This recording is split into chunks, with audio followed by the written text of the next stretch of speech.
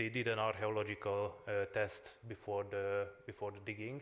So metal detector research was done there, and these purple objects were indicating where they did the research, and where they found the hoard was pointed with green. So this is an overview of where they found the hoard. And here we can take a look inside. This was a ceramic pot, a vessel, containing the objects. And because it was damaged during the unearthing process, or it was disturbed by the agricultural works, we grouped them into 3 different groups. First one was the in situ, where we found the objects inside the pot. The second was items found in a 5-meter radius of the hoard, and the third group was when the items were found in a 200-meter radius of that hoard. So here are the 14 different objects what was found in situ on the vessel during the unearthing process. And we found that these are intentionally damaged artifacts. So when they buried together, or before they buried these objects, they damaged them intentionally. And from the aging, we calculated that this is a late Bronze Age manufactured items. So here are the here are an overview. Here are an overview of what those objects could have been. Like 5 sickles, they are tangled sickles, 2 axes, 1 socketed, 1 could have been a flange hinter, and so on and so on. And later we examined the other objects from the class 2 and class 3 groups. So altogether we found 24 different fragments, and they were partly matching together with the objects from the in situ assemblage. And altogether we found 4 socketed axes, fragments of 9 different sickles. One is belonging to the sickle from the in situ assemblage, 1 fragment of an ignot, 1 unidentified hemispheric object, and 1 unidentified small bronze fragment. When the preliminary examinations were done, we found out most of the tools showed traces of use or usage, and many traces of preparation for the use, but they are not heavily worn, especially in this situation where 1 socketed axe, like here, which is the one side of this axe has shown traces of hammering or some sort of sharpening, but if you take a look on the other side, those marks are completely missing. So this was an interesting side effect. Also, we saw worn on the surface of the upper inside of the ring. Therefore, maybe a handle was supposed to attach there. Also, we characterized some casting defects on these objects. There were some minor defects, and they were not hindered the use case of these objects. But in other cases, like on this sickle, they were so big, they making or rendering the sickle completely useless. So it was broke instantly when they would like to use them.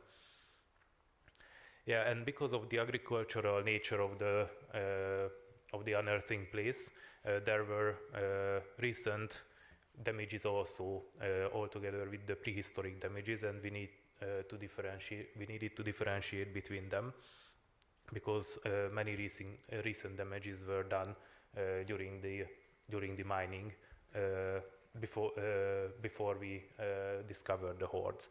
So, like here you can see some of the recent damages on a socket or on a socketed X. So in all together, we decided to group them into different groups, like the socketed axes, the cyclofragments, the ignots, and the lumps, and we carried out a full-blown metallography investigation where we used the portable energy dispersive X-ray fluorescency, some optical microscope from Zeiss, SEM and EDS analysis from also with a Zeiss machine, and we had the possibility to travel to Oxford and carry out a neutron diffraction analysis together with Antonella and the two Francesco, and I'm very happy to include them also in this presentation. So it was done in Oxford, the ISIS and Ines laboratory. So because of the short time, we only decided to include 4 parts in this presentation. The metallography and other analyses were done on the other artifacts, or in case of the other artifacts too, but I will just now focus on these 4 objects. And also the goals and the questions was to determine the chemical composition and the microstructure of each object, the differences and the similarities, and we were trying to determining the production technique and production technique of these artifacts. Sorry, it's still in morning. So here you can see the 2 main non-destructive analysis techniques we employed. The first was a handheld X-ray fluorescence spectroscopy, and the second was took inside the Ines laboratory. Here you can see we put those objects into an aluminum foil, and therefore we carried out the investigations. And from the X-ray analysis, we had a chemical composition from the surface, and from the neutron analysis, we had chemical composition from the inside, and also we had values for the microstructure and for texture also. So here you can see the different spots we used for the neutron diffraction, and I collected together the chemical compositions from the XRF data and from the neutron data. Here you can see there is no structure or no texture on this first case, but I have reached out these tables and compared together with the metallographical results. So here you can see we were able to cut small samples also from the surface, and we did a full metallographical investigation also. So here you can see the differences of the chemical compositions. If you take a look on the surface data from the XRF analysis, you can see the tin content got enriched, and also the copper content was a little bit lower than the results. But if you look together the neutron data or the XRF on the metallographical sample or the EDS of the metallographical sample, they are almost close together. So we were able to characterize the chemical composition without sample cutting, but we then later cut the sample anyway to reassure us that these are good results. So here you can see on the metallographical images, we showed or we noticed that there is a hammering, shown hammering on the edge, but not in the case of the socket. So we also find recrystallized microstructure on the edge, and we also found out there is a higher lead content, which here you can see on the XRF on the surface results, because lead was as an impurity on the surface. And we also found out high antimony content because of the tetrahedric form or the tetrahedric ore with higher nickel content. And because we notice there is slight deformation on the grains, then we can assume these samples were used.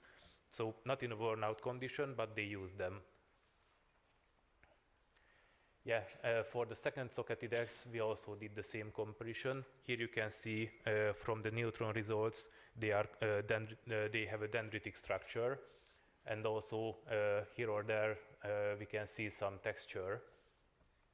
But if we also take a look on the metallographical results, or we see those 4 different types of analysis for the chemical composition, we see that on the surface data of the XRF analysis show us a bit differences. I mean, also the tin content got higher, and the copper content was a bit lower on the surface than all the other cases. But all the other cases, they were moving together. So we are able to characterize, we can see that we can characterize the surface enrichment of the tin without sample cutting. So I will talk about the tin enrichment, but if we take a look on the surface or on the metallographical cuts of these samples, we can assume that this is a little bit lower tin content. And we also shown some inhomogeneous segregations on the surface, and some low amount of lead contamination. And the dendrites shown by the microsegregation pattern, this was signaling us this sample was casted, and they left as a casting on a casting state, or in a casting state, yes. We saw that fine recrystallized grain structure on the edge, so they tried to hammer and then later annealing those samples, but there are no traces of the use cases on this, or no traces of use in this case. Okay, so let's go to the first sickle. Here we also can see from the neutron data there is a small texture but no dendritic structure, and from the chemical analysis we can also see this is a really interesting result, because on the surface we measured as much tin as copper, but if we take a look inside, it's still over 10%, so it's high tin content in this case. We measured a little lead, and the arsenic content was higher than the antimony content, so the nickel content was the highest among all the examined cases, or all the examined samples. And here we can also see some sort of microsegregation, which is signaling us the rapid cooling process after the casting. Yeah, and for the last sample, we also did this analysis, but the metallographical sample was so small we cannot really did an XRF analysis on that. But if we took a look together for the neutron and the EDS data, they are still moving close together, and we can see the tin enrichment on the surface also. Yeah, on the metallographical results, those were partially recrystallized structure, therefore signaling us the casting, hammering, and then the annealing process. And this was also a low tin bronze with a higher than medium arsenic and antimony content, and a little bit of a nickel content. And for conclusions, we can say that main manufacturing technique was casting in this situation, but on the edge of the axis and the sickle, we saw some recrystallized structure, fully or partially recrystallized grain structure, and this proves the plastic deformation and the annealing in this situation. At the microstructure of the objects, shown traces of the microsegregation, which assumes a rapid cooling process. many complements of the alloys. The main complements of the alloys are the arsenic, the antimony, silver, and some tin. We also detected nickel, smaller or a larger extent, and the high arsenic and antimony content assumes that the tetrahedrite group as the main ore for smelting. And from the neutron analysis, the neutron revealed us the bulk chemical composition close to the EDS and the XRF results from the metallographical preparations, and combining the surface XRF and the neutron compositions, the structure and the corrosion of the surface can be measured without sample cutting. And thank you for your attention.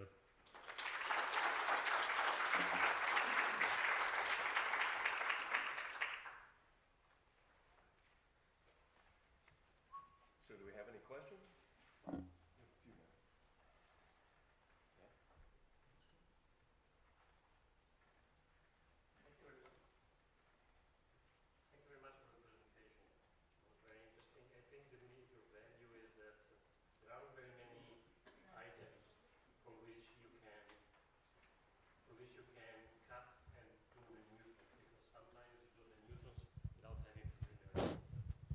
And sometimes, you do micro sampling without having the possibility of the neutrons.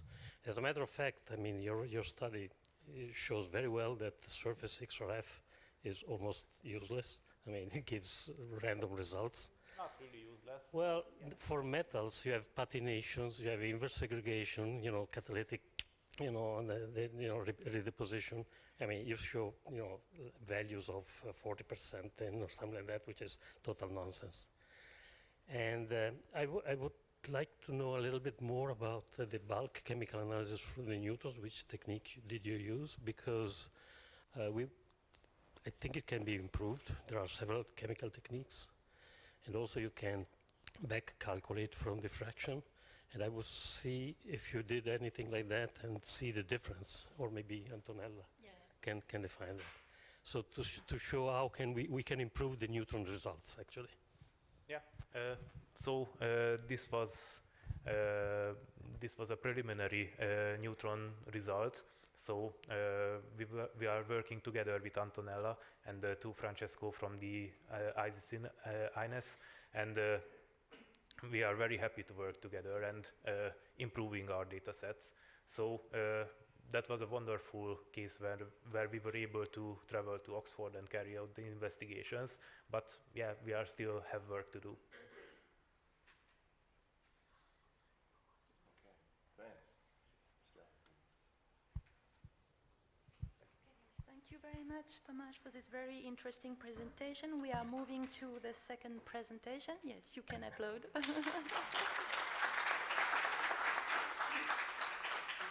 So we welcome Eleni Papadopoulou, Noni Maravielaki, and Nikolaos Kallikrakaskontos, who will present us characterization of bronze object from the Maroulas Minoan Cemetery, Retimon, Crete. Good morning, everyone. Thank you for the introduction. I'm Noni Maravielaki from the Technical University of Crete and the School of Architecture. And this is a collaboration work between myself and the Ephorate of Antiquities of Chania and the director, Dr. Eleni Papadopoulou, and my colleague from the School of Mineral Resources Engineering, Professor Nikos Kallikrakaskontos. In this study, we acknowledge the contribution of Dr. Griparis, Mrs. Christodoulacou, and Mrs. Sargetaki.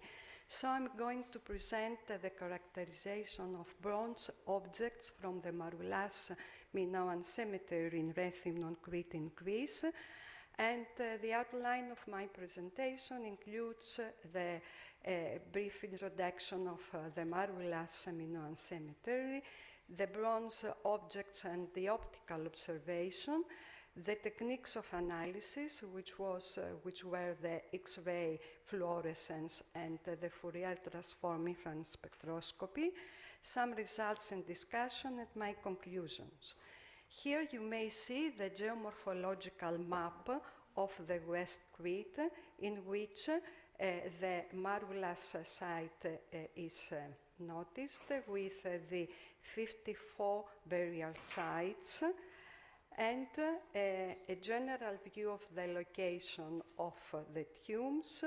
Here, a topographic map with the location of the 13 here chamber tombs. And in this image, the view of the excavated chamber tombs with a representation of the finds and the offerings inside the tombs, which were very rich offerings and with particular significance, as you may see. So here is a general view of the analyzed samples in which the fragments that were analyzed belong to, from bowls, from swords, from other fragments and swords, as you may see here, beams, rivets, and so on. The techniques that were used was the benchtop energy dispersive X-ray fluorescence with this device, another mobile XRF spectrometer with the mini X-ray tube here. The advantage of this technique is that it has the ability to analyze elements of medium and relatively low atomic number. And not only that, but another mobile EDXRF spectrometer with americium radioactive source, which provides elemental analysis of heavier elements with a very good sensitivity, such as tin, antimony, and many of the rare earths. But one of the disadvantages of this technique, as you may see here, is that we have this shield of lead that could have some interferences in the final results. And again, here we have the input of the low sensitivity for the lower atomic number elements. Let's go now to the presentation of the analyzed samples. Of course, we have to mention here that the analysis applied was a surface analysis, and as mentioned before, this is a limitation. So we consider this as a preliminary study with the first results that we have obtained, and this could be served as a first attempt to go deeper then and to see which will be the results after the thin section study and the removal of this surface contamination layer. So the first sample is a 100 shallow bowl. You may see here the fragments that were analyzed under the fiber optic microscope, which evidenced the presence of different corrosion products on the surface. And the qualitative analysis of this sample evidence copper and tin, in quantity copper up to 49% and tin up to 2%. Moreover, we have detected other 22 elements in this sample at various concentrations, and copper has a concentration up to 61.3%, and tin ranges between 1.3 and 1.8. The second sample, which is a cleaver fragment, shows here again under the fiber optic microscope the corrosion products on the surface, and these samples has a quantity of copper of 55.5% and the tin is lower comparing to the previous sample, up to 0.4%. The next sample, which is a part of this needle, evidenced the corrosion products on the surface under the digital fiber microscope, and here again the existence of copper with tin under the XRF analysis. The next sample, which are fragments of a cross-shaped sword of the die type, you may see here that we have in these fragments two surfaces, one which has a base coloration and another one which is green. So we have analyzed both surfaces, and here are the corrosion products on the surface, and more details of these products and the crystals under the dinolite microscope. Again, the XRF analysis evidenced the presence of copper, calcium, sulfur, chlorine, tin, iron, vanadium, chromium, and lead.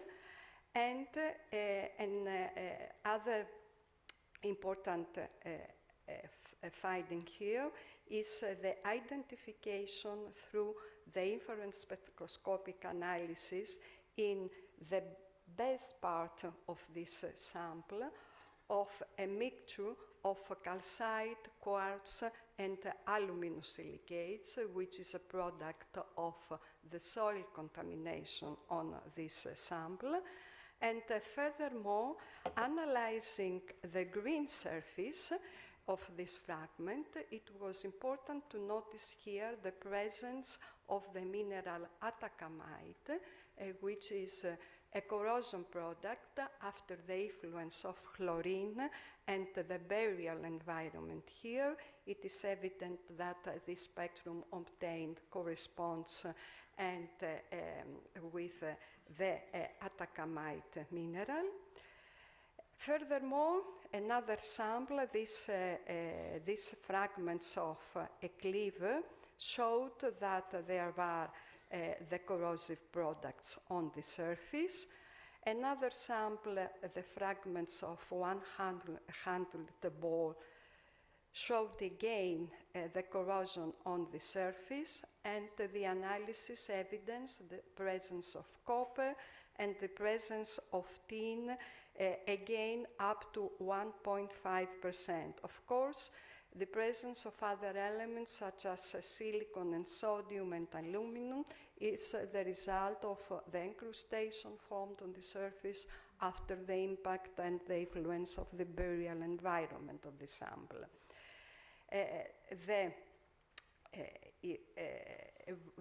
The rivets of this knife handled showed again the contamination on the surface, and this particular beams under the microscope with the analysis with the presence of copper here in a quantity of 73%, and tin again in the range from 0.5 to 1.3%. Another sample, which are fragments of those decorative bronze objects, evidence different corrosion products on the surface, with the presence of copper and tin under the XRF analysis. Here, the quantification of the results of the XRF, in which copper has a quantity of 43% and tin has a quantity of 3.1%. And finally, in these fragments of the bronze object, we may again observe the corrosion products on the surface and their magnification under the dinolite microscope, with the elemental composition of copper up to 65% and tin between 1.2 and 1.9, along with the other elements that were observed, like calcium, sodium, aluminum, and chlorine. Again here, the infrared spectroscopic analysis evidenced the presence of aluminum silicates as a result of the surface contamination, with again the formation of atacamite, a common corrosion product from the burial environment of those objects. So, my conclusions. It is important here to mention that the X-ray fluorescence is a surface analysis, and often it reaches a depth of 1 millimeter. So, there may be significant variation in surface composition in relation to the bulk of the sample, mainly due to the contamination from the environment in which the sample is located, from the influence of different processes and mechanisms like oxidation and electrochemical phenomena. So, in the analyzed samples, the lead content was very low, and no one of the analyzed samples belonged to the category of leaded bronze, leaded copper samples that were mentioned in another publication, similar publication, for the analysis of Minoan finds in a sanctuary peak in Kythera. Is this publication in the Journal of Archaeological Science report. Concerning tin, we have to say that we have a tin content of less than 1% in one sample, so this sample can be considered as a copper sample. The rest of the samples were bronze, with 3 of them having a content of tin between 3 and 4.5%. There is a sample with a concentration of tin up to 6.5%, and another one, the X6, the ball, in which we have a higher concentration of tin up to 9.4%. Regarding the iron content, we have to say that almost all samples have an iron content less than 1%, and only one sample had a higher concentration. Also, comparing with the results of the publication that I mentioned, even in those samples, they had revealed that the iron concentration was less than 1%.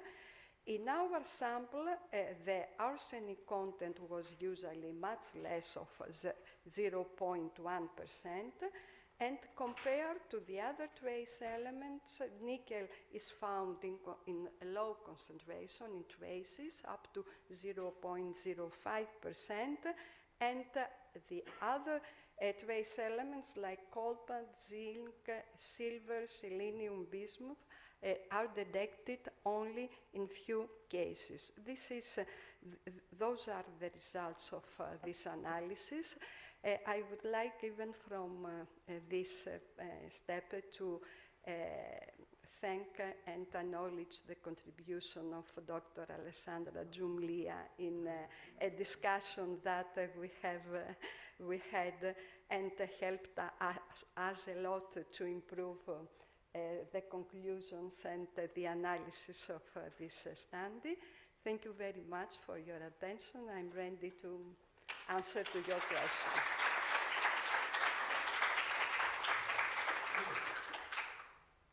I think we have time for one question.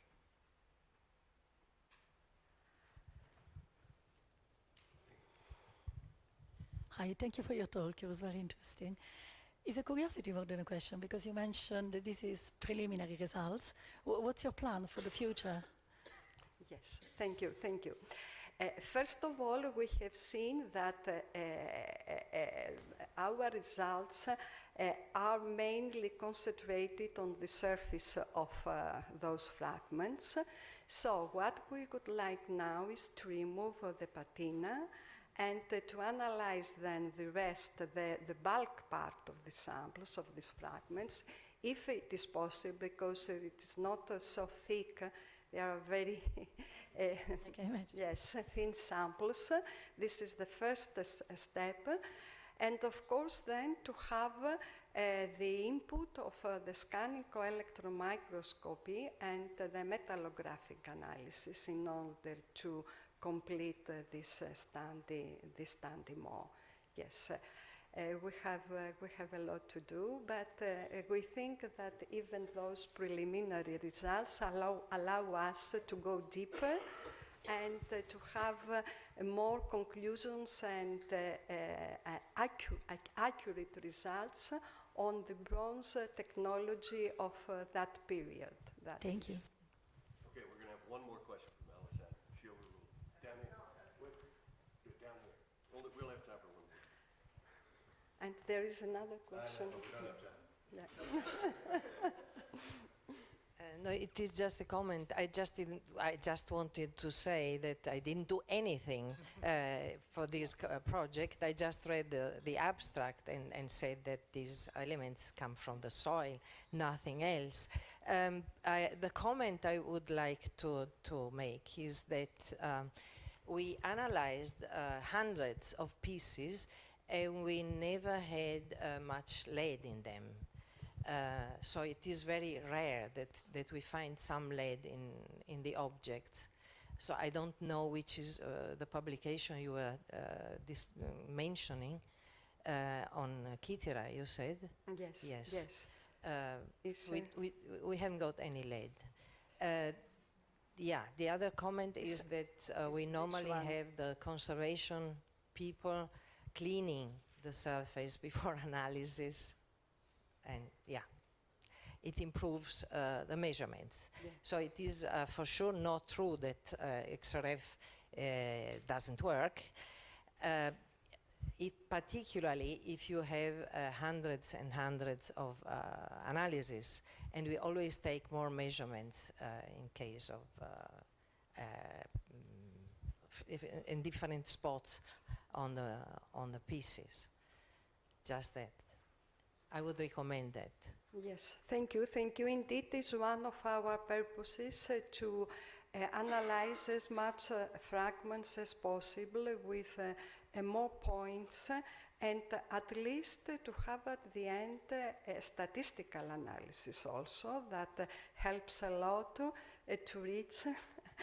I see that not everybody agrees to that, but anyway, I think that it may be of help and contribution to the final conclusions. Okay, Estelle, I think we got to keep going. Yeah, thanks. Thank you.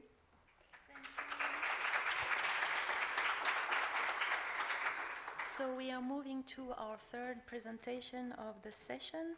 We welcome Giorgia Di Lorenzo, who will talk about coinem metals in Crete, the case of the Peschiera daggers.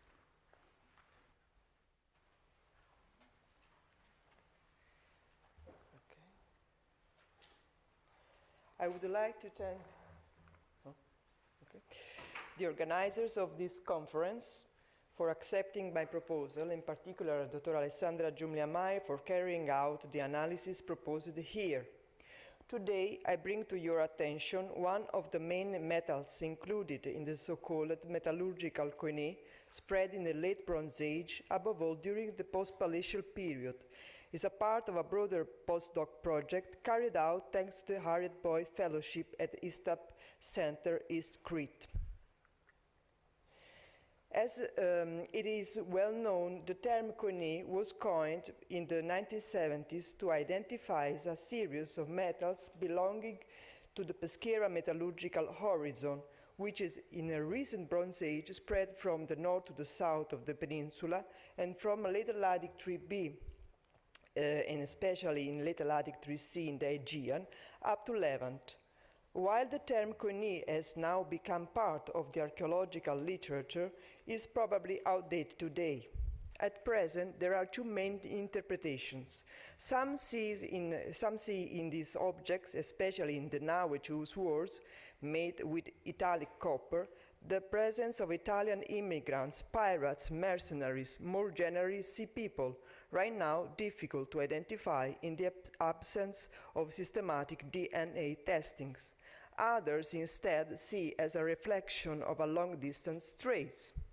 The working hypothesis followed here through a detailed analysis of the context in which these metals are found believes that the phenomenon is more complex and that people, objects, copper, and know-how moved, with the possibility of obtaining local productions of alloctonous models with the hybrid solution, symbolic manipulation, etc. For Crete, it was possible to analyze 15 sites with the presence of italic-related metals, including the Peschiera daggers found in the necropolis of Zafer Papura and the Psychro cave. The Peschiera dagger within the now-choose world is one of the most characteristic elements of the Peschiera horizon, with ancient presence as early as late Helladic 3 B2 in Nemea Zungiza, and then in Teikos di Maion, made with Cypriot copper. With regards to the specimens in the Psychro cave, Bettelli had already drawn a parallel with what was attested in the Pertosa cave in Campania in relation with the water rituals, proposing common ritual dynamics and the mobility of italic components on the island. The aim of this paper is to analyze the context and the chemical composition of two Peschiera daggers to understand the technological and production similarities and differences, and to place the alloy composition within the framework to our knowledge. The first context is the necropolis of Zafer Papura Knossos. It begins in late Minoan 3A, when the so-called warriors' graves of Mycenaean tradition spread, according to a new funerary custom, up to late Minoan 3B.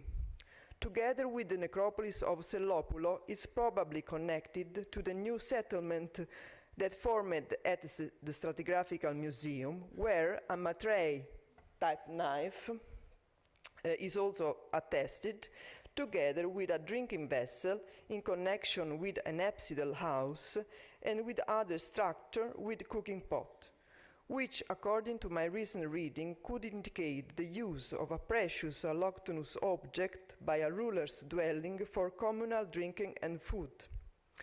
It's the largest necropolis with 100 burials, including pit graves, shaft, and chamber tombs, so a privileged observatory compared to the few chamber or tholos tombs of East Crete of the late Minoan 3C, for the analysis of the demographic sample, also with regards to the possible presence of foreigners integrated into the community.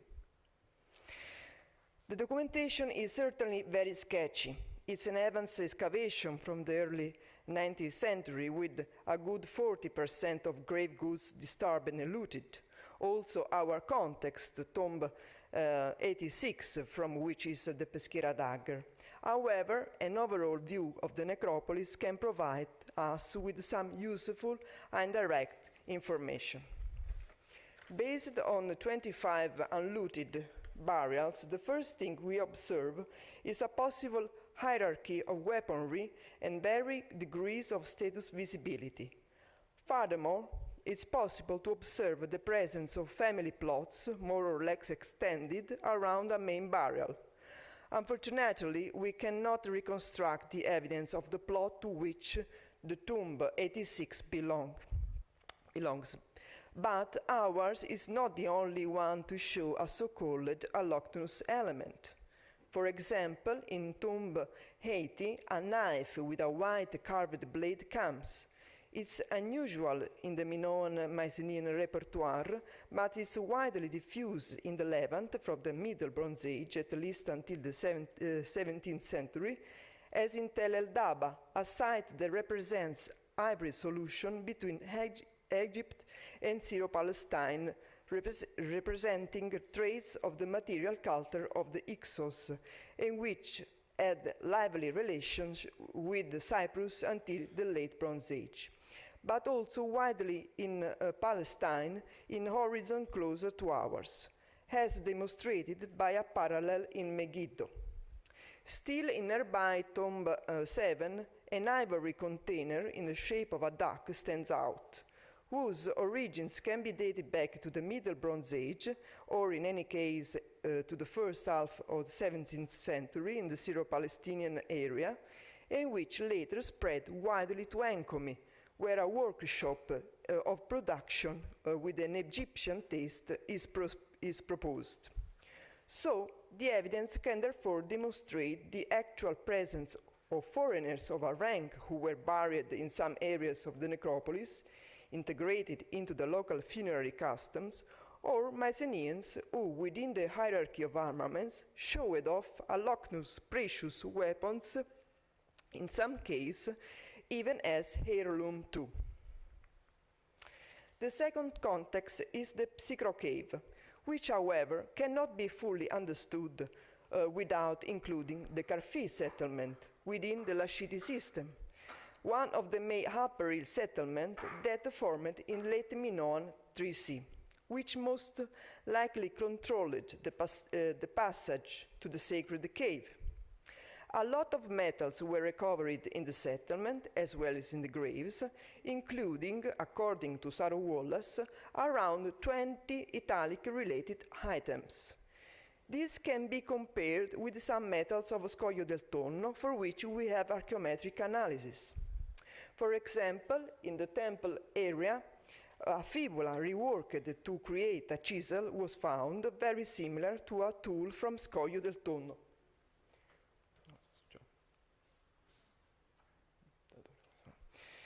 Comparing the chemical composition of this and of knives and fibulae, it reveals two different technological and production traditions.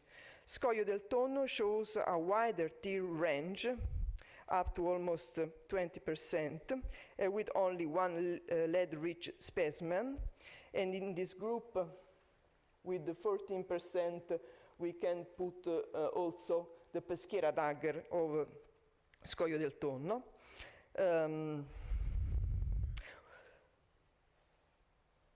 While Carfi presents alloy poorer in tin, but with a tendency towards a little more lead, suggesting controlled melting. In the Psychro cave, we find a series of peschiera dagger, Matrei-type knives, similar Fontana di Papa knives, and fibulae that now find comparisons with the Carfi material, seemingly confirming its role in controlling the passage of pilgrims and probably in production. However, comparing the knives for which we have archaeometric analysis, it appears that both contexts produce classic copper tin bronzes with tin around 8–10%, optimal for cutting tools.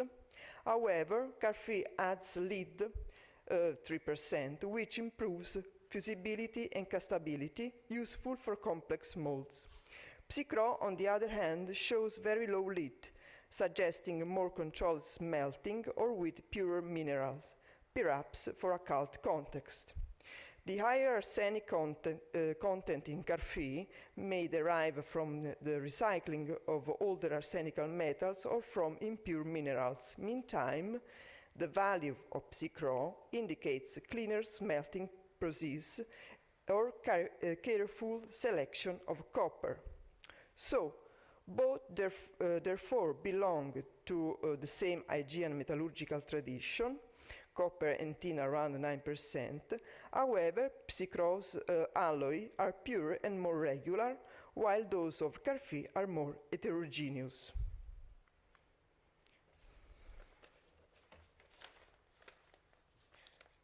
Moving on to the XRF analysis of the two peschiera daggers by Alessandra Giumlia-Meyer. Dagger A, it has a good but not excellent quality with a relatively low tin content but well finished. The traces of arsenic and antimony may suggest the use of a reduced copper from Faller's-type ores, whose use has been known in northern Italy, in the Alpine and pre-Alpine areas, since the early Bronze Age. It is a most corrodic example, as you see from the microscope photos. And the high quantity of iron came from the soil. Dagger B is an excellent quality with a high tin content that makes the blade harder and more durable, well finished. The high percentage of tin and presence of lead facilitate casting by lowering the melting temperature of the alloy and making it more fluid. So they have different technological qualities. In the absence of lead isotopes, it's not possible to trace the origin of the two daggers for sure, but we can hypothesize some comparisons with the alloy compositions.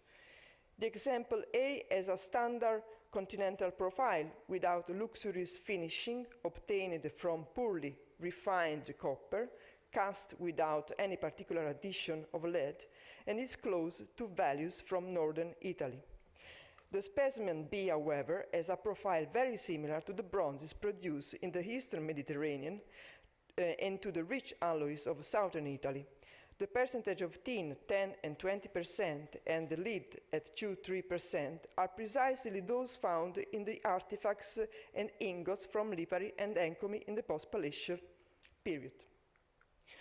To conclude, while we are aware of the impossibility of proposing an origin for two daggers and of having an exhaustive picture of the production of the Cretan daggers specimen, it's nevertheless possible to propose some general lines of interpretation. A good production variety and material culture emerge from the sites analyzed. It's highly plausible that the two daggers were not cast in the same center. Dagger A exhibits all the hallmarks of the northeastern Italic composition. Dagger B falls within the parameters of eastern Mediterranean alloys or southern Italian one. If this line of interpretation were confirmed, we could say that the Italic metals appear in the late Helladic 3B, too, as evidenced by the nauchus sword from Mycenae, the probably dagger from Zungiza, and now the Zafir Papura specimen, and then Cypriot Eastern Aegean, or at least a wider productions of alloctonous types follow. The metals from Cartier and Psychro follow the same production tradition, but we have no evidence for the production of our dagger at the first site.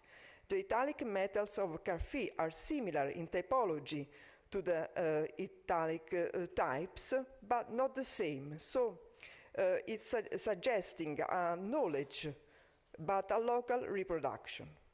A further explanation for the differences between the two daggers may be linked also to the context. On the one hand, funerary, where the functionality linked to the objects pertaining to the deceased emerges, and on the other hand, sacred cultic, with the presence of refined offering as a possession intended to be offered. Thank you for the attention.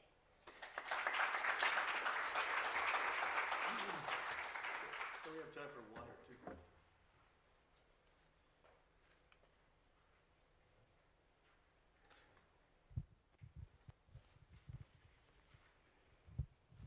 Thank you very much for the interesting presentation. I would be a little bit cautious in going further in interpreting the trace, elements that you're getting. I mean, there is no doubt that there is, a bronze with 10% in, roughly. But even interpreting the 3% of lead and arsenic through fathers and other things, we have seen also in the previous presentation that there is 100% variation of these elements from the surface. I would be very cautious in interpretation. Yes. What is emerged is a different in production. This is, for me, is important right now at this level of interpretation. We have a different point of production is not the same. So because we find a peschiera nugget or nauchus word, we can say, oh, this is Italic one. This is a more complex, so we need more analysis to improve the variety of production in it, because we have north, south, but an eastern production very different, very specialized in it to copy and re-elaborated these items with a different secondary elements. Arsenic, antimony. Okay, Estelle, let's go. Thanks.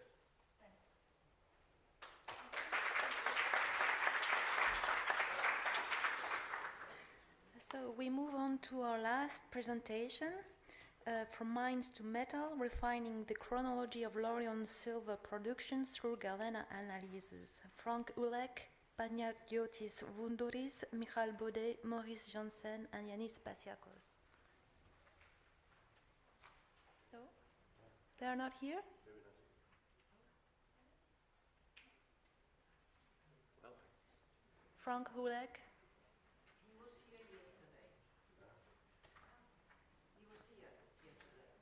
Okay, so apparently they are not here now. You don't have the presentation, so we have a coffee break. are they ready for coffee? Is it too early? Are they ready for coffee yet, or is it too early? We're always ready. No, I agree. What are they? Well, I guess we take a break and it's a double coffee. I probably we should stick to being on time. Come back 40 minutes later. So the last speaker's not here. That's what else happens. But they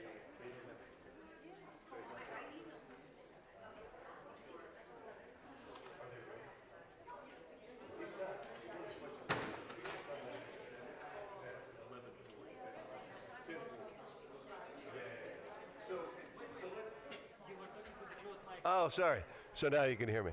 So I guess we should come back at the scheduled time so that people online can continue to catch so let's meet again at 10:40. So you have, we have 40 minutes. Really? What else can you do? All right. Yeah.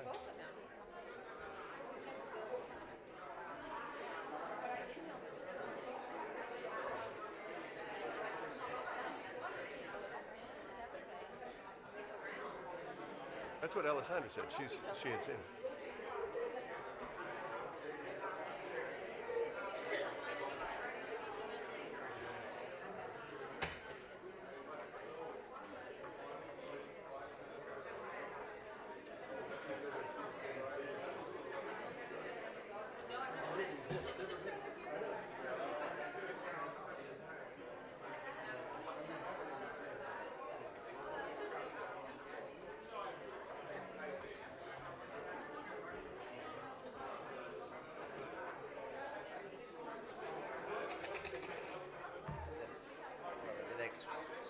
We are here.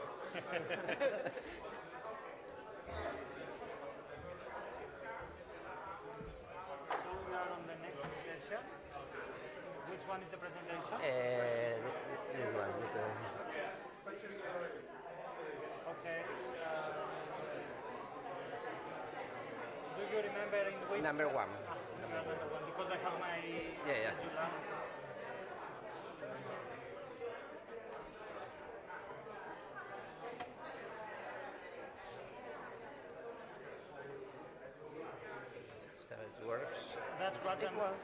That's what I'm checking in every presentation right now, because no, we know that yesterday changed the layout. The layout is, yeah. But in this case, yesterday we so changed. So I'm removing the stick, or you have anything else? Oh, no, it's okay. It's yeah. Fine. Oh, finish, and we finish with this. Thank you. Thank you very much. Esto es lo que se usa Para pasar, that's sí. To go forward. Yeah, and forward. This is the pointer. But Pero it doesn't. yo no lo veo nunca. It doesn't work. Yes. It is, but also I will enable the virtual pointer so you Okay. can touch. Okay. With a mouse. Yes, exactly. So I'm enabling this Ah. so you can touch. It's a pointer. I That's saw very this morning nice. this, but Yes. yesterday That's I nice. did it was not ready, but now it's much better. Thank you. Okay. Thank you. You're welcome. Good morning. I'm Aura Pichoni. I'm talking in the next session. Do you remember which row? You are the third Yeah. or the fourth one? The third. Okay. Conference. Chania. Yeah. This one.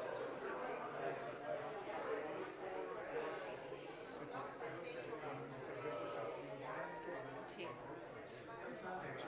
No.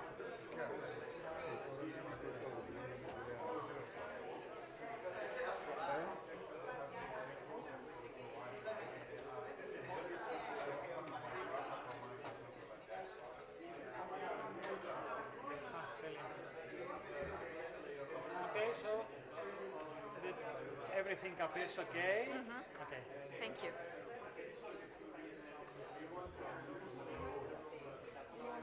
Ευχαριστώ. You're welcome. No, it's my No, colleague. because if you have a bit of time, can I adjust mine quickly? Unless someone else needs the computer. Just because, yeah, I don't know what happened again. I'm sorry. I have no idea. It was a D, but in session 2. Yeah, it was 2. No, sorry. So session perhaps 1, 3, maybe. I don't know. So this one. So it's session B, not D. Ah, B. Yeah. So, because you remember there were a bit of. This one? Yes. Sorry.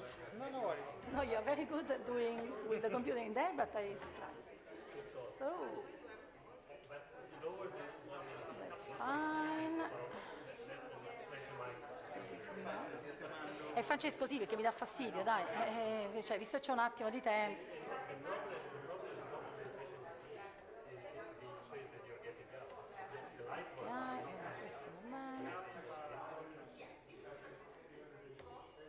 Sorry, can I ask you something? Because I mean, I think this is animation, yeah? Correct. This is the animation, yeah? No. No. Animation is here. Okay.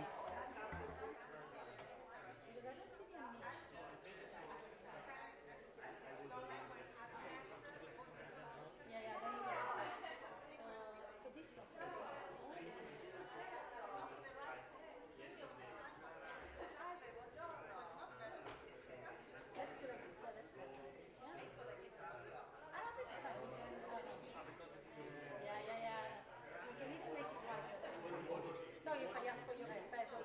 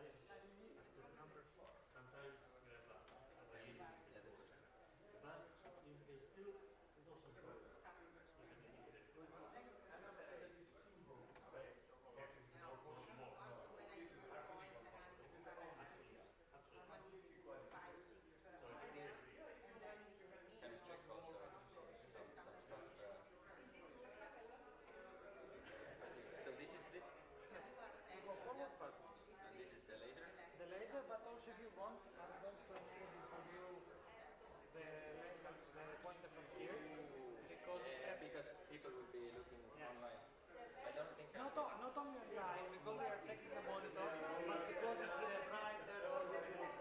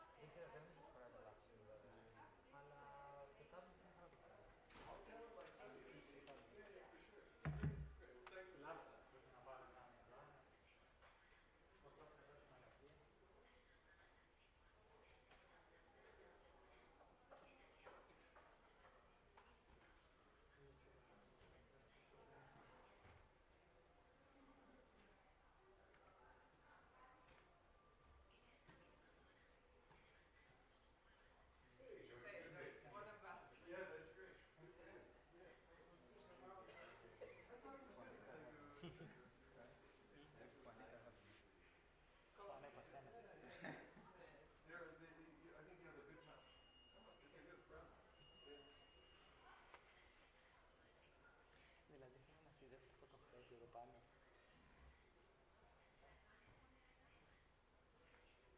Αυτό είναι monitor. Άρα κανονικά αυτό θα πρέπει να παίρνει εικόνα από πάνω και να μην έχει καν πισίνη. Που γίνεται. Αντί να παίρνουμε εικόνα, να τη φέρνουμε πάνω, μπορούμε... By the by.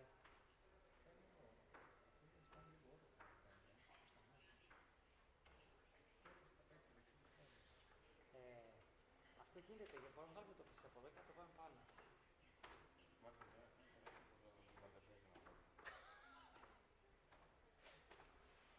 Δεν ξέρω τι μπορούμε να κάνουμε με το που θέλουμε. Τίποτα κάναμε, αλλά και τα βάλουμε. Νομίζω ότι βλέπουμε η πρώτη που θέλουμε.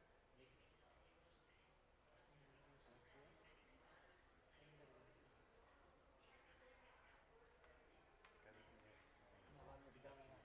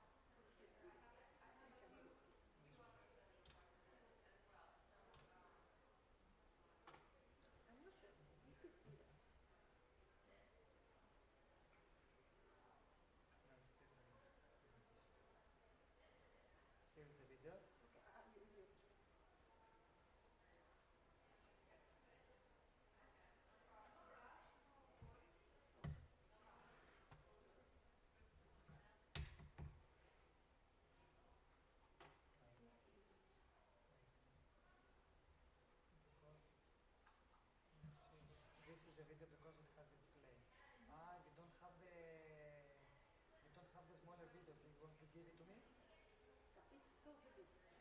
We need this video. Yeah, that's why it's not playing. The videos are missing. If you copy to me these 3 videos, it can play. Yeah, we don't need the second presentation. Yeah. This is the video, this is the image, so I'm deleting the image. This is the image, and this is the image. We keep the videos. Yes? Yeah, I need, okay, I need these 3 videos. Tuba.hpg, okay. And also, okay, okay.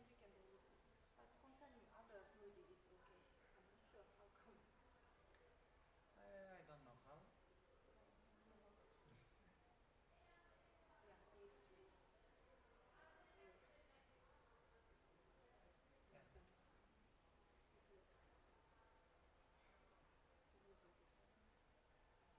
Yeah.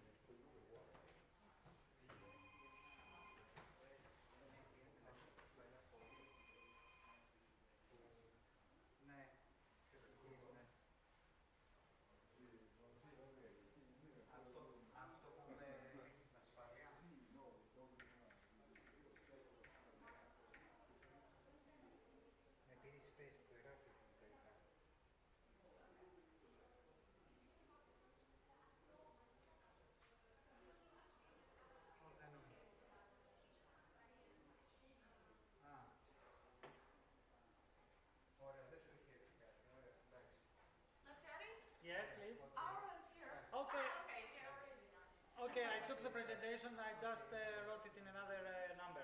Okay. So I have it. Did you find Ignacio's or no? I don't know who Okay, Ignacio is. I'll go look for Ignacio.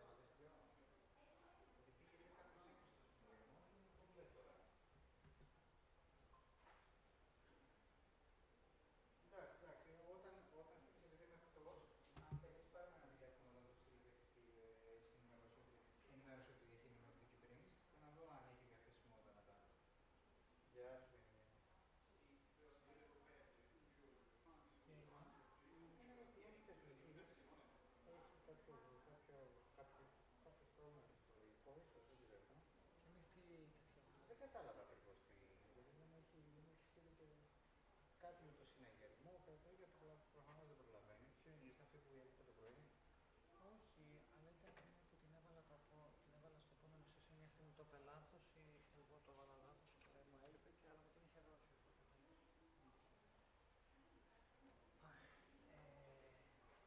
Και τι θέλω να κάνω εμείς?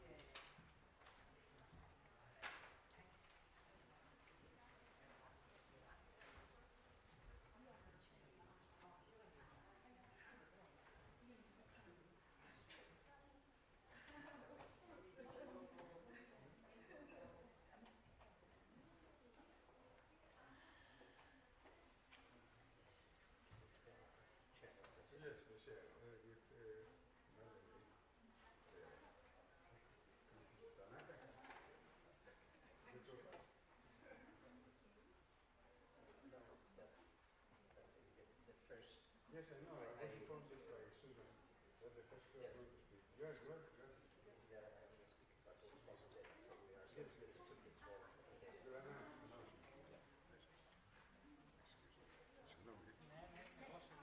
Δεν πειράζει, δεν πειράζει.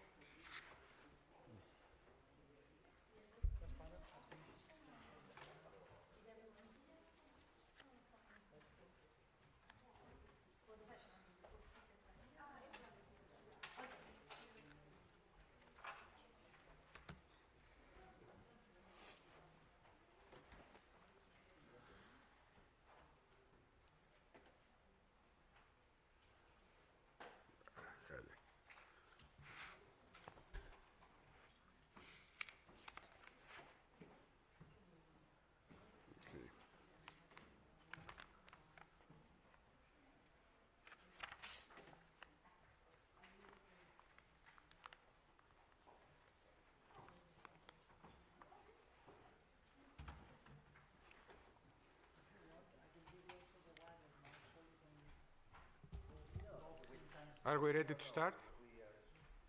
More or less. 5 minutes more?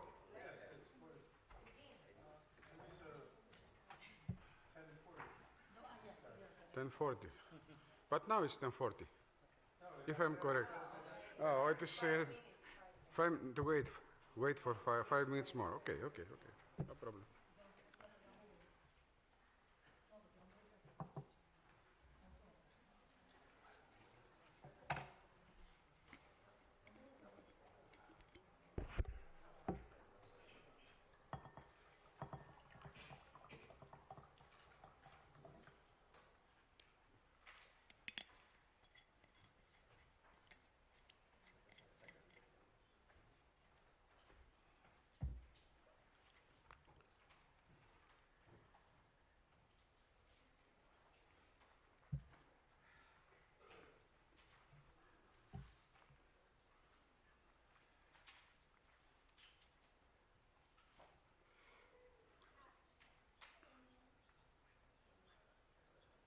Αρχίσω.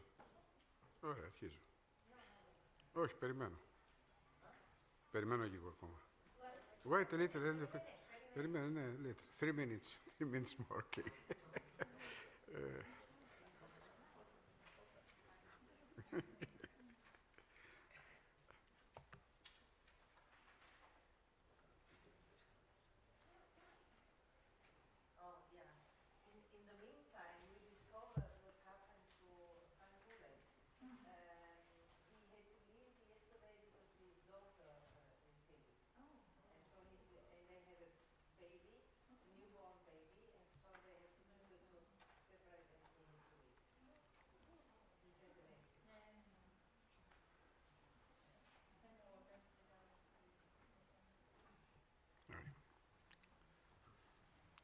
Συμβαίνει.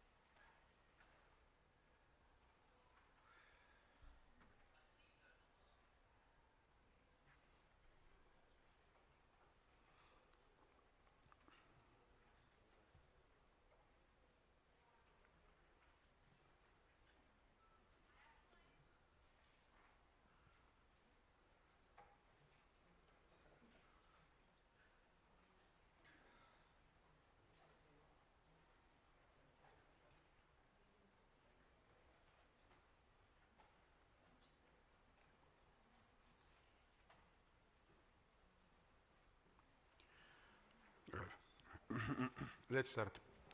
We are continuing on metals again, the second part of the morning session, with a paper titled Goldsmithing, a Crucible of the Second Iron Age from La Campa Torres, Gijón, Asturias, Spain.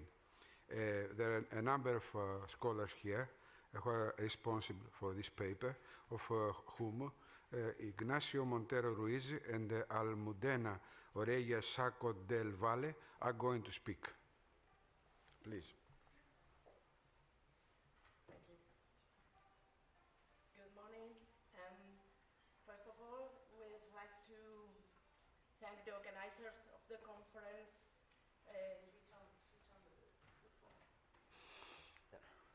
Now it's okay? Yeah. Good morning. And first of all, we'd like to thank the organizers of the conference for accepting our paper, the museum for the hospitality and the chairs of the session.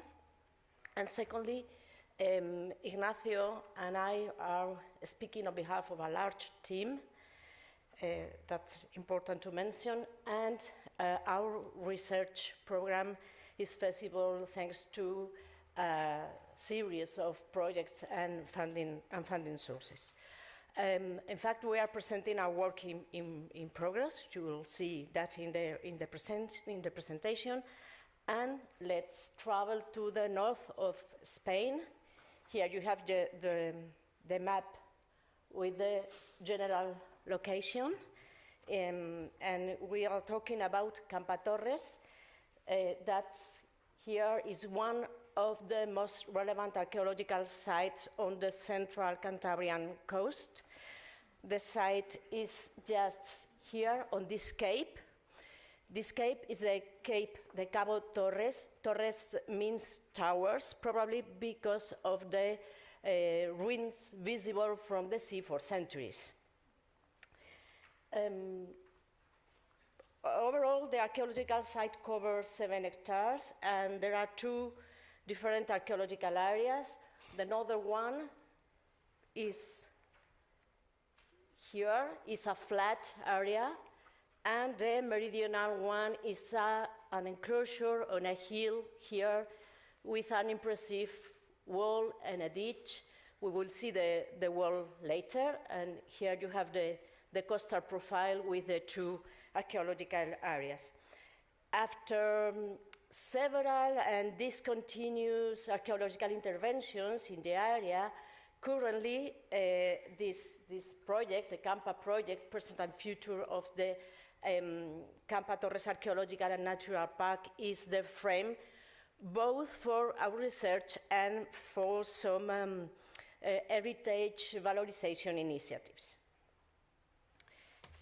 Here you can see the diverse phases of the project. I'm not detailing them. We are now in the phase 3. But what's important is that among other things, this project is allowing the revision of the archaeological materials coming from older and newer excavations in the site. And one of the most interesting research is concerning archaeometallurgy, of course. In the last decades, the metallurgy of the Campa Torres has been considered as exceptional. It is, and we are seeing some data and some perspective later. And we have an interesting series of metal objects, copper, bronze, iron, gold and silver, as well as evidences of metal processing. For example, this matrix, this mold, and we have also crucibles, ceramics used as crucible, slags, metal scraps, well, a lot of evidences. And we have a very interesting set of crucibles. You can see them on the slide. And these crucibles have evidences of processing gold and silver.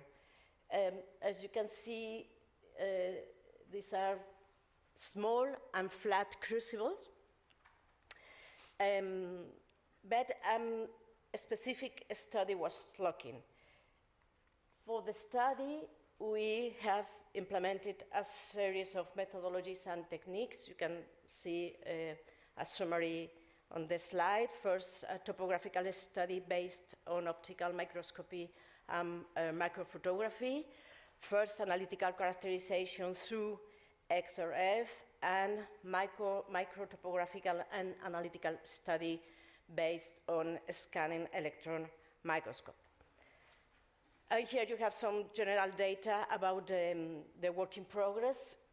We have more than 30 new crucibles and hundreds of analysis in process.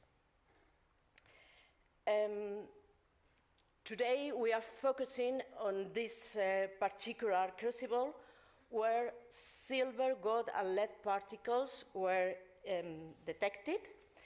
But before detailing the characteristics of this crucible, just a few words on the archaeological context.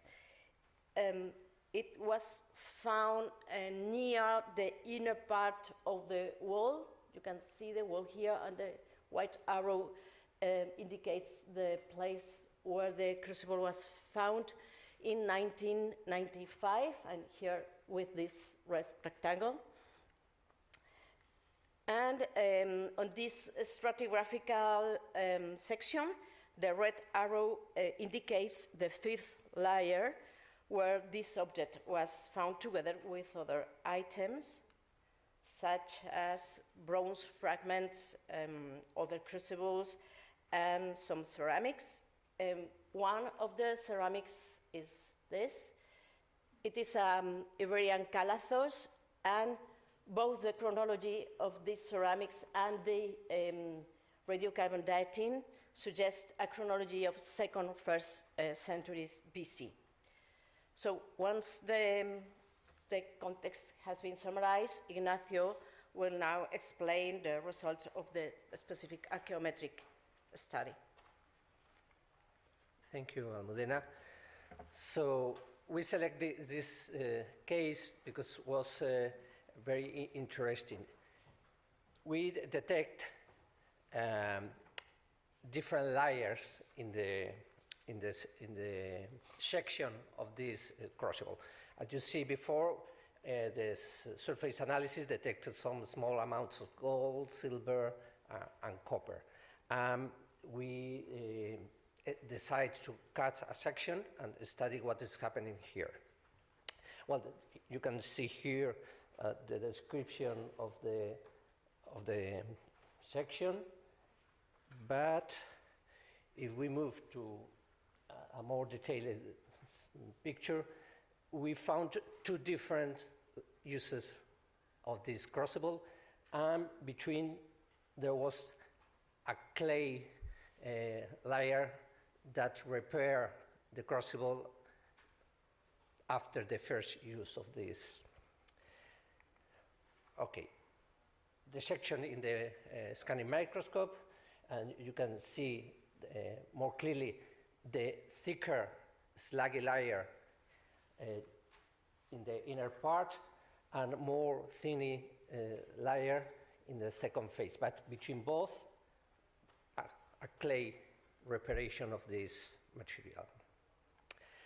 Well, the analysis gives us some information. This is a surface image, and you can see small droplets of metal, and you can see that most of them contains, or the slaggy area better, contains high amount of lead. So this slaggy area in the surface contains lead in a big amount, all right? But the globules, the metal, show this composition with very high silver and copper. That's important. And of course, the amount of each prill is different. Well, it's a surface analysis. Remember, we are not in a section. But in general, the main characteristic is high copper and high silver with the gold, all right? If we go to the section, we see that the clay that cover this sluggy inner interior is a different type of clay used in the crucible. So the crucible was made with a type of clay, but they repair with a different type of clay. You can see, for example, the aluminum values. You here the mean, and the bulk of the clay of only 14. So there's a big difference in the type of clay. I am not going to go deeper in this, but in the middle, this vitrification layer, you can also detect lead. You can see there are a big amount of lead. And here are, it's just the vitrification layer, but okay. So if we move to this part of the layer, we detect mainly silver, no gold in this part, and a small amount of copper. That was typical. The silver usually contains a small amount of copper. But also you see in the area lead, a big amount of lead still in this silver. And you find globules. That means that the metal was melted, but other irregular particles that was not melted or not fully melted, and so on. So it's some strange things here. But what you can see in these second particles in this area, see, is mainly silver. You can see the amount of that is low, but we don't detect copper in these particles, right? And the first use, the vitrification layer, contains lead. You can see the amount of lead. So lead is involved in this process. We don't know exactly what they are doing, copulation or something like this. But gold is not involved in this first layer.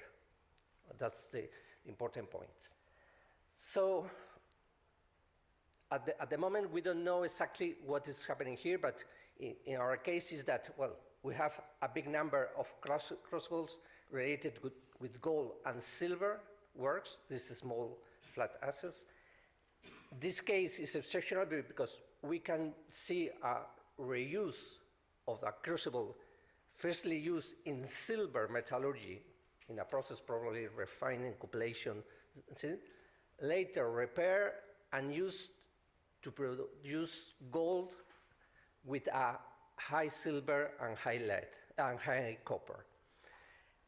This high copper and silver alloy is common in the metallurgy of the Castro culture. So they are producing these objects, the torques and other personal ornaments, with this strange alloy, because they are adding silver, clearly, but it seems that the copper is also intentionally added to the alloy, because the silver we detect in this first layer contains very small amount of copper. It's not possible to introduce the copper through the silver alloy. So that means they are working with the three elements together to obtain this alloy. Obviously, we need more work to understand what is happening here, because some of the crucibles contains only gold, some of them silver, gold, and copper. So we have several cases, and we need to go further to understand what's the type of work they are doing here. But what is clear is that Campa Torres offer us a quality archaeological record for this research. And we will continue in the next years with this topic. Thank you very much.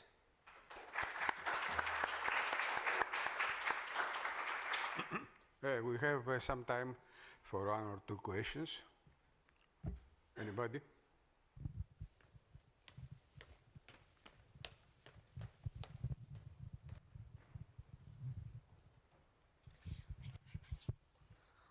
Thank you very much for a very interesting talk. How often do you find this kind of very clear evidence of gold refining or gold melting? Is it common, or it's like a very rare case? No, it's not common. We are working with several sites in the northwest of Iberia. We are beginning to detect some of gold working related, but they use different types of pottery. They are not use these specific crucibles typologically are very defined. So in other cases, we found common pottery with a slaggy surface that contains gold or silver in different contexts, but the amount of crucibles of this type is just particular for this site. Alessandra? I'm not sure about the date. The chronology is just this pre-Roman times between 2nd and 1st century AD. Well, BC, sorry, BC. Before Christ, yes. Mm-hmm. And do you think these crucibles were used to obtain different kinds of alloy? Most probably, if you have just gold. Yeah, but probably because, at the moment I think we are 15 with clear presence of gold. 15 crucibles. 15 crucibles with this, but at least 3 of them only contains gold. Okay. But the rest contains gold, silver, and copper in different proportions. Because the surface analysis don't let us know exactly what's happening.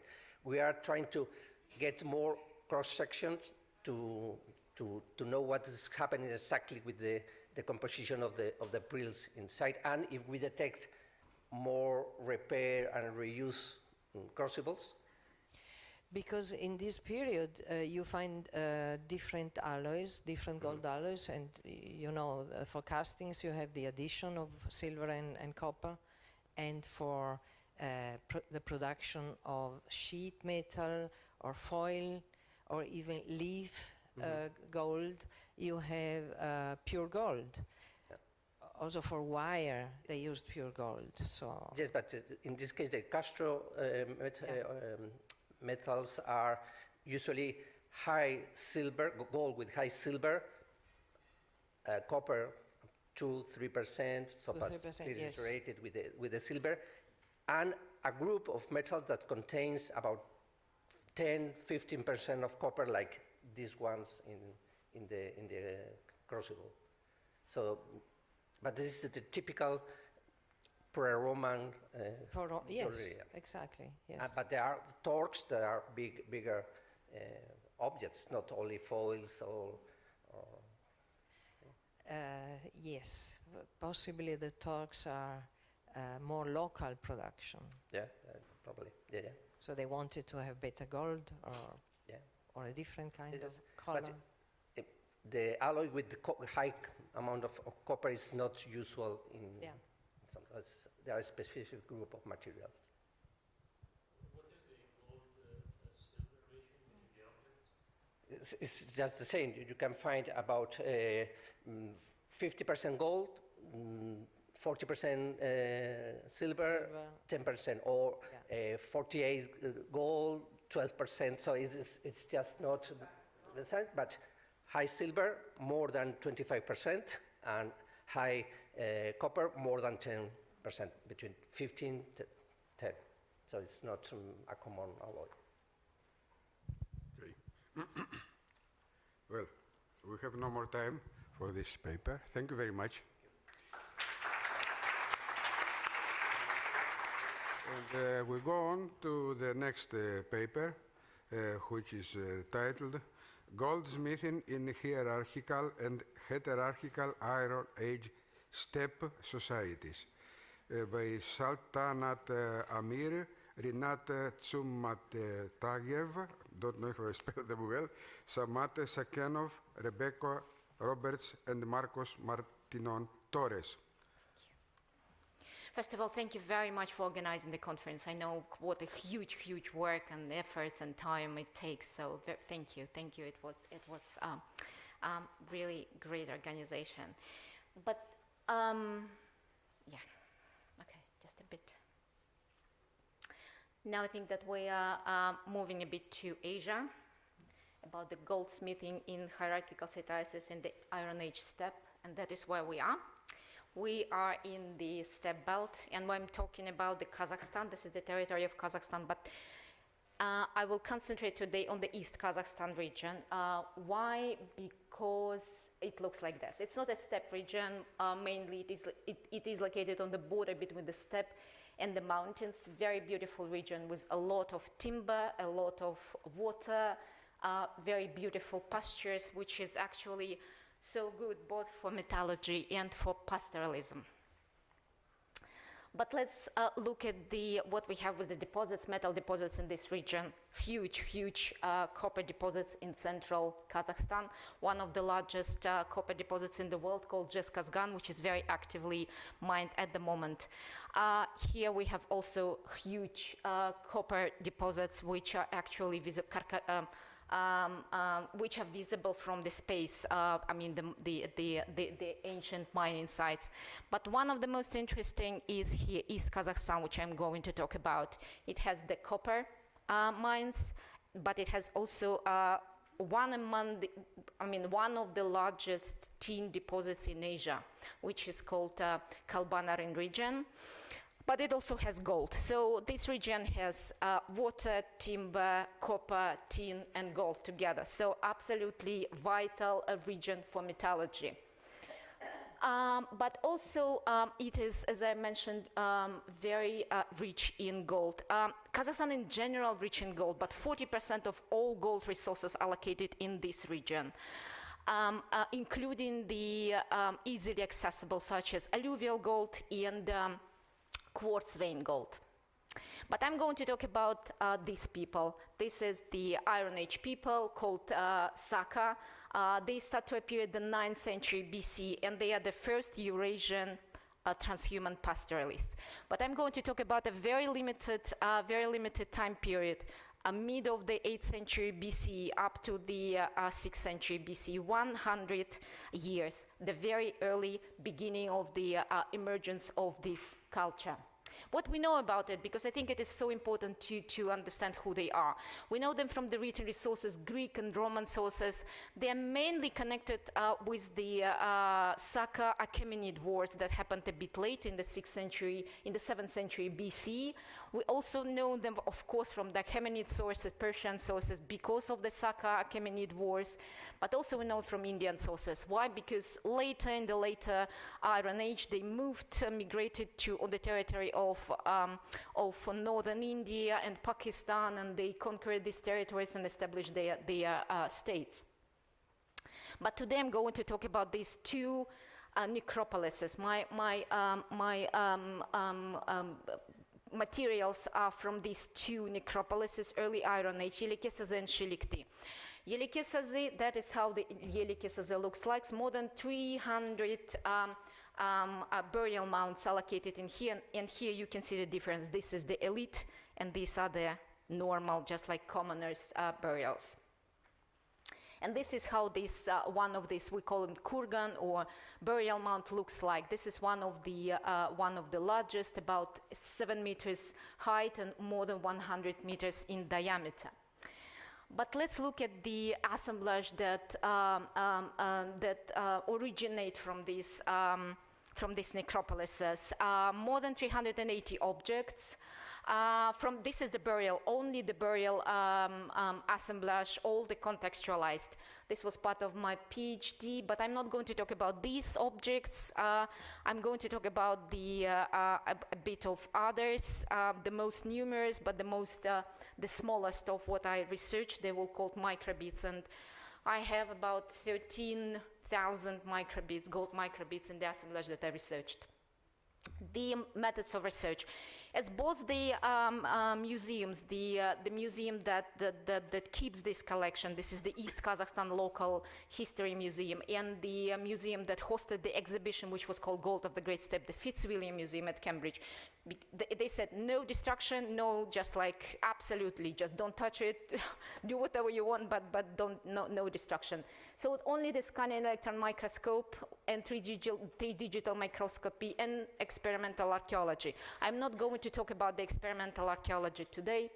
But before we start to the results, let me just very, very briefly talk about the theoretical framework, because I think it is important to understand the results.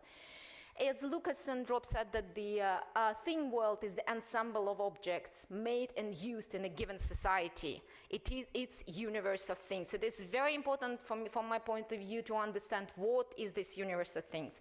And for nomadic tradition, thing world requirements are very, very, I can say rigid. They are very, they're much more non-flexible. They don't let the craftspeople to use excessive materials, because it should be portable. Portability, they should be small, they should be light, durable. That's why I think that if you, for example, the nomadic inventions were accepted by the sedentary population, but the sedentary population inventions were much less applicable for the nomadic people because of this. Is this like in sport? You can use the sport equipment in your everyday life, but you cannot use the everyday equipment in your sport. This is the same logic.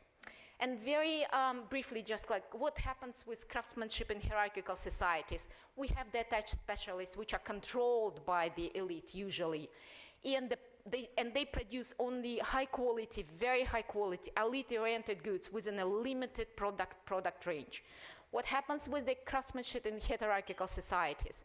They start to produce the goods of the expedient quality, so they just drop a bit from the very high quality production to a more like, let's say, low quality, but just like low quality and they also produce the high quality objects, but only for two cases: for gifts and for ritual purposes. And multi-crafting. Of course, they cannot anymore just to be specialized. They start to use the multi-crafting. Gold microbeads. This is the grain of rice, 7 millimeters in the length, and that is how the Saka gold microbeads look like in comparison with this grain of rice. They are absolutely, absolutely miniature, and they were produced in thousands. How they were used? This is the Argent 2, Tom 5. They were used for the decoration of the trousers and shoes. For example, this is the man, this is the woman, and this is the man, and this is the woman. And only for the woman, for the men's microbeads were that were noticed, 250,000 of them, 2 kilograms. And that is how this is a small reconstruction for you to see. And this is how they look and how they look in situ. This is the earliest gold microbeads in the region at all. This is the date. They're chronologically dated, so this is the mid, somewhere the mid of the 8th centuries BC, and they're already very complex. They consist of two parts. This is the cap, and this is the loop, and they are connected with, they're joined with the high temperature technique. This is a very long tradition of using the beads for the decoration of the shoes, of the trousers. But in the Bronze Age, it used in the same territories, but they used the bronze instead of gold. And in the 8th centuries BC, they started using gold massively. By massively, I mean the tomb that I showed you. The total weight of gold is over 20 kilograms. But what happened with the Saka microbead during the time? Here you can see that the 8th century BC up to mid 7th century BC. Here we see the increase of the range of the produced microbeads. In the mid of 7th century and end of 7th century BC, we see the range increase substantially, and in the 6th century BC, it completely disappears. What happens next?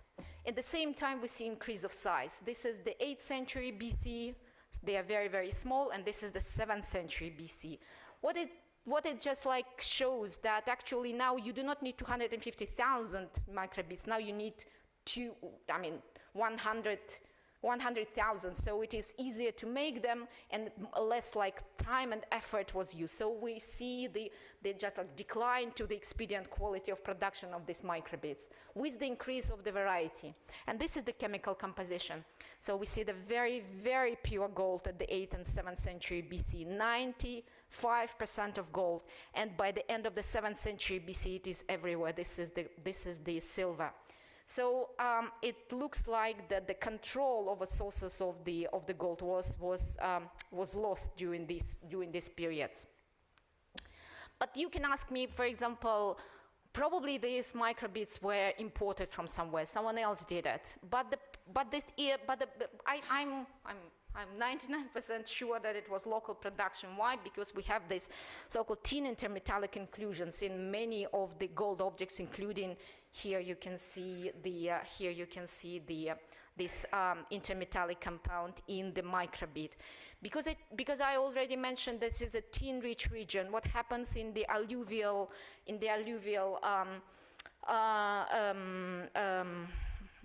the river sources, that the gold, alluvial gold, it intertwined with cassiterite, and then when you melt it in the reducing atmosphere, they become the tin, and then they are just like stuck into these gold objects. But what happened with the technology? This is the, as I already mentioned, is the earliest one, and this is the chemical composition. We see very, very pure gold, but most probably the alluvial one. This is the cap, and this is the hoop, and this is the joint. We already see from the texture, from the structure, from the surface texture of the joint that it was the joining what happened when one of the metal at least was still in the hard, was not melted yet. But what is interesting is the presence of tin. Tin present only in the joint area, nowhere else. And why it is important? Because if we see to the gold tin phase diagram, and we're interested in exactly this triangle, we see that this is the 100% gold, this 100% tin, and what happened that the tin is soluble in gold fully soluble in gold. It goes to the lattice up to 4.5%. After that, if you add more tin, then it starts to form this tin-rich intermetallic compounds. But what is also interesting, when you add tin, the melting point drops up. When you add tin up to the 4.5%, melting point of the alloy drops up to the 700, 400 degrees. But what is the problem when you add more tin, more than 4.5%, that these intermetallic compounds, they make the whole alloy brittle. So in order to make this joint non-brittle at the same time just drop the melting point of this alloy, you have to add only 4.5%, up to 4.5%. So if you remember, I'm just like, sorry. If you remember from the previous, it was 1.5% in average. So they kept this technology very, very tightly. What happened in the 6th century, at the end of the 7th century BC, they start add more. And when they add more, what we see the cracks. So they stopped following strictly to this technology, and they just like started to do this in much lower, not much lower, but a bit lower quality. And what happened also in the 650 is we see the change of the assemblage. So we see the warrior military statues and horse gear decorations start to appear. So definitely something happened with the elite, something happened with the society. But if we combine all this together, what we have, 750 up to 650 technology. mass production of very standardized, technologically sophisticated microbeads with control of gourd sources. And this is definitely, from my point of view, the sign of the highly hierarchical society. And what is interesting that we do not see the military objects. We can say that this was ideological, probably religious elite. For these 50 years, we see the increase of size, so shift to expedient quality production, and they lost control of gourd sources. And I call it the transitional period, still the hierarchical society, but it seems to me that the military elite started just to catch the power. And they were most probably less interested in control of gold sources at that time. And then in 6th century BC, they disappear. They disappear, and they only appear in the ritual context in the altars. And I think that this was the collapse, this was the shift to the hierarchical society. What is interesting, I actually discovered later on that according to the theory of Peter Turchin about the overproduction of elite, he says that exactly 100 years you need 100 years to the overproduction of elite, 4 generations, when this elite becomes just too much and they start just to have these inter-elite conflicts. And it seems to me that then it was a crisis for 50 years. Turchin also says 50 years it is required for this crisis, when the military elite just captured the power and become very powerful. And then we have the disintegration or the social collapse, and we have the hierarchical society. But also what is interesting is that at the same time we have the Saka-Achaemenid wars, geopolitical events happened, so it also probably influenced the region as well. Not directly this East Kazakhstan, but probably refugees were some, I don't know, whatever, some turmoils, it could happen. But what is interesting that what happened with this tradition, because as I mentioned that it this tradition of production and use of microbeads, they emerged here, East Kazakhstan. What is interesting that it didn't die out, so it moved to the West Kazakhstan, to the Sarmatians, and then to the Scythians. And they used these microbeads, actually these mushroom microbeads, the same way for the decoration of the trousers and shoes. But these two types of societies were highly, highly hierarchical. And it seems that this kind of craftsmanship is able to thrive only in highly hierarchical societies, no any other was, not in heterarchical. Heterarchical societies are not able to support this kind of highly specialized production. And it also, this tradition also moved to China. We can see this after the 6th century BC in the Qin tombs, also elite tombs, and also they use these micro beads. Thank you very much for your attention.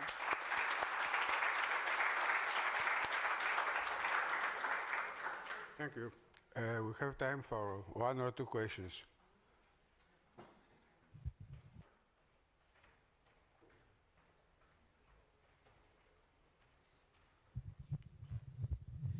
May I ask how it was applied on the shoes or to the textile? It was on a strang or? They were threaded.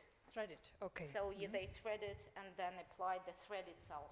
There was no pressure on the loops because the loops were just like, they are almost pure gold, they're quite fragile. So only thread was attached. Thank you. Another question? Yes. Well, thank you for your talk. It was really interesting, really impressive. I have a side question. I'm curious because you mentioned that there were also some microbeads made of copper. Yes. Can you give some details about size and more specifically about the thickness of these microbeads made of copper? Yes, I can. They are larger than the gold ones, of course, but they're quite small. So if these ones, for example, 2 millimeters, the microbeads that I have in the collection that I research at the moment, but unfortunately they're quite covered by the patina and all this. So I think that they were about 4 millimeters. Sorry? 4 millimeters. They were about 4 millimeters, something like 4, 5. but they were still quite small. And there were three, what we know from the archaeological context, these bronze beads were about 3 different types, including the ones that were made of the bronze wire, but others were just were quite simple. But others were just like consists of 2 parts that were joined together. So it was just like this. Yeah, I personally think that it was much difficult to do the bronze microbeads than gold ones. I'm just like sure, unless it was just. Have you an idea of the thickness? By thickness, you mean the thickness of the sheet? That's what I'm just like have problems to understand, because what I have in my, it is heavily corroded, just like heavily. And I do not know. I just don't know. I can't just. Okay, thank you very much. Thank you.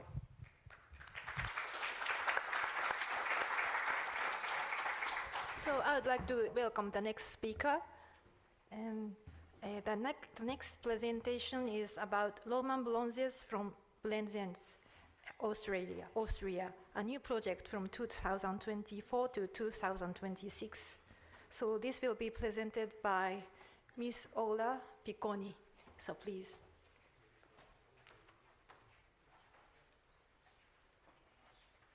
So, good morning and thank you very much for this kind introduction.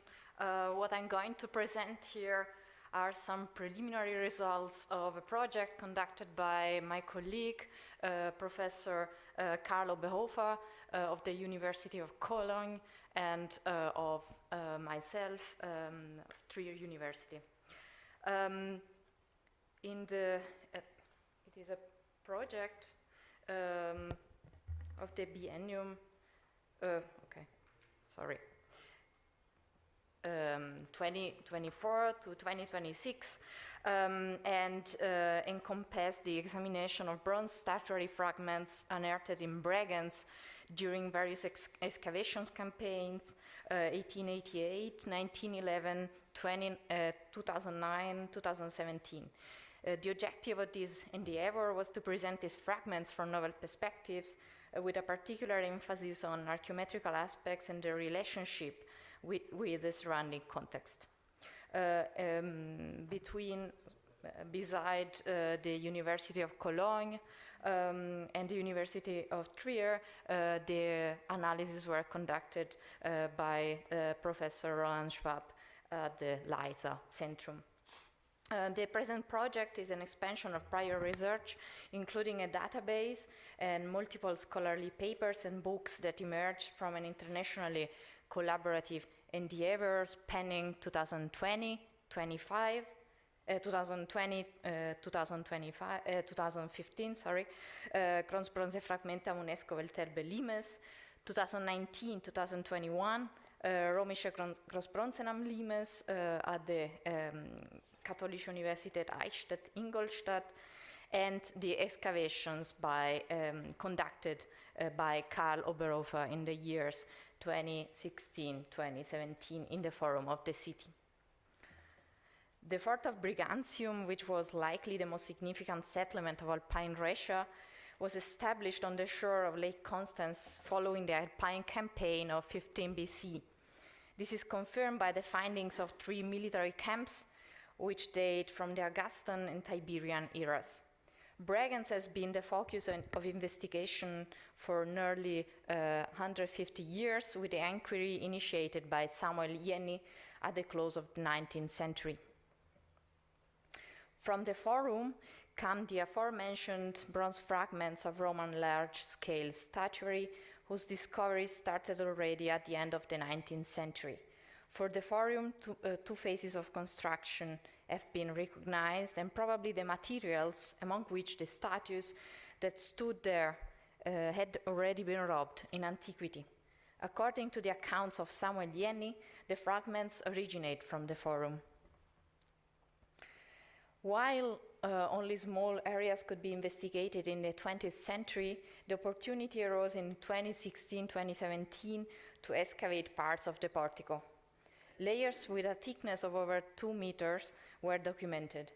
New fragments of large bronze statues were recovered in the process. The present project involves a re-examination of such fragments. A subset of these samples have undergone chemical analysis to ascertain the composition of their alloy and to obtain information about their lead isotopes. Out of 30 fragments analyzed in total, I'm going to present a small sample here, a small sample group, 2 fragments of a patera, which was not cast, but and of the remain border and omphalos of this patera, and a corn, probably pertaining to the crown of a bigger than life statue, a wing discovered over the course of over excavations in 2016-2017, which probably belonged to a Victoria statuette coming from the Forum, a sauroter from Yenis excavations, very similar to that of Germanicus from Amelia, a spearhead, and in this case as well, for this fragment as well as the sauroter, if they belong to realia or to statues, a shield boss as in the other cases, a saddlecloth fragment which underscores the presence of equestrian statues along the limes and in the province of Rhaetia, and 3 fragments of hands and hair cap fragment. The analysis of the fragments indicates their primary classification as lead-tin bronzes, accompanied by substantial variations in lead content.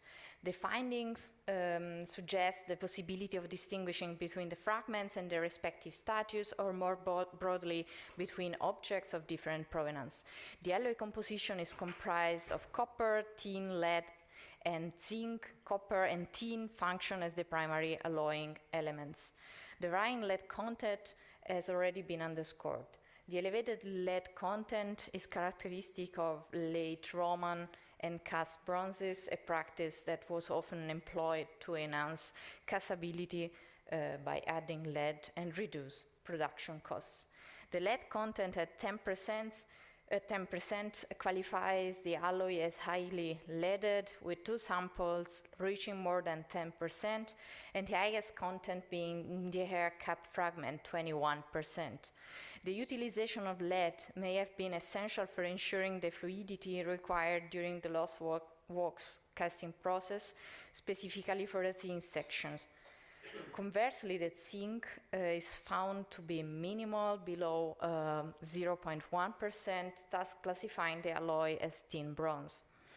Certain fragments, as the hair cap fragment, exhibit the highest lead content, which can allow the hypothesis that lead was deliberately added to aid the castability of large or complex statue parts using the thin wall casting technique.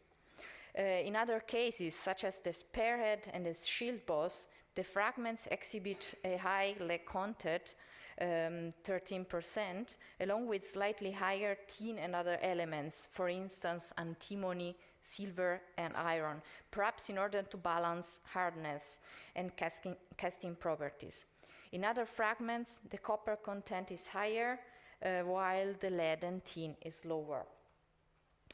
The analysis of trace elements can ascertain the provenance of an alloy.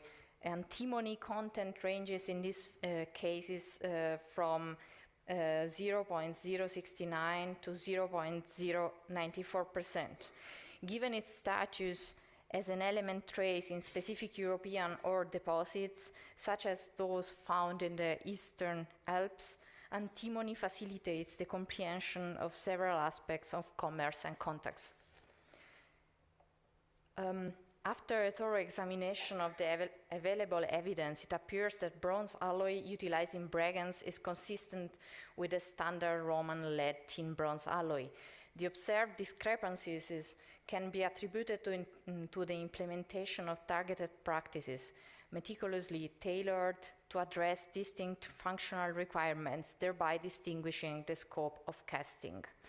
For instance, a monumental status versus military equipment. A comparison with alloy compositions of Rhaetia can be mentioned shortly.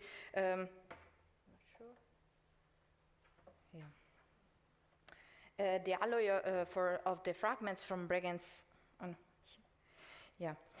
the alloy of the fragments from Bregenz can in general be inserted into the chemical situation already determined for the province of Rhaetia. Roland Schwab has previously analyzed the chemical composition through ADXRF and the stable lead isotope ratios of approximately 160 fragments of Roman large bronzes from Rhaetia.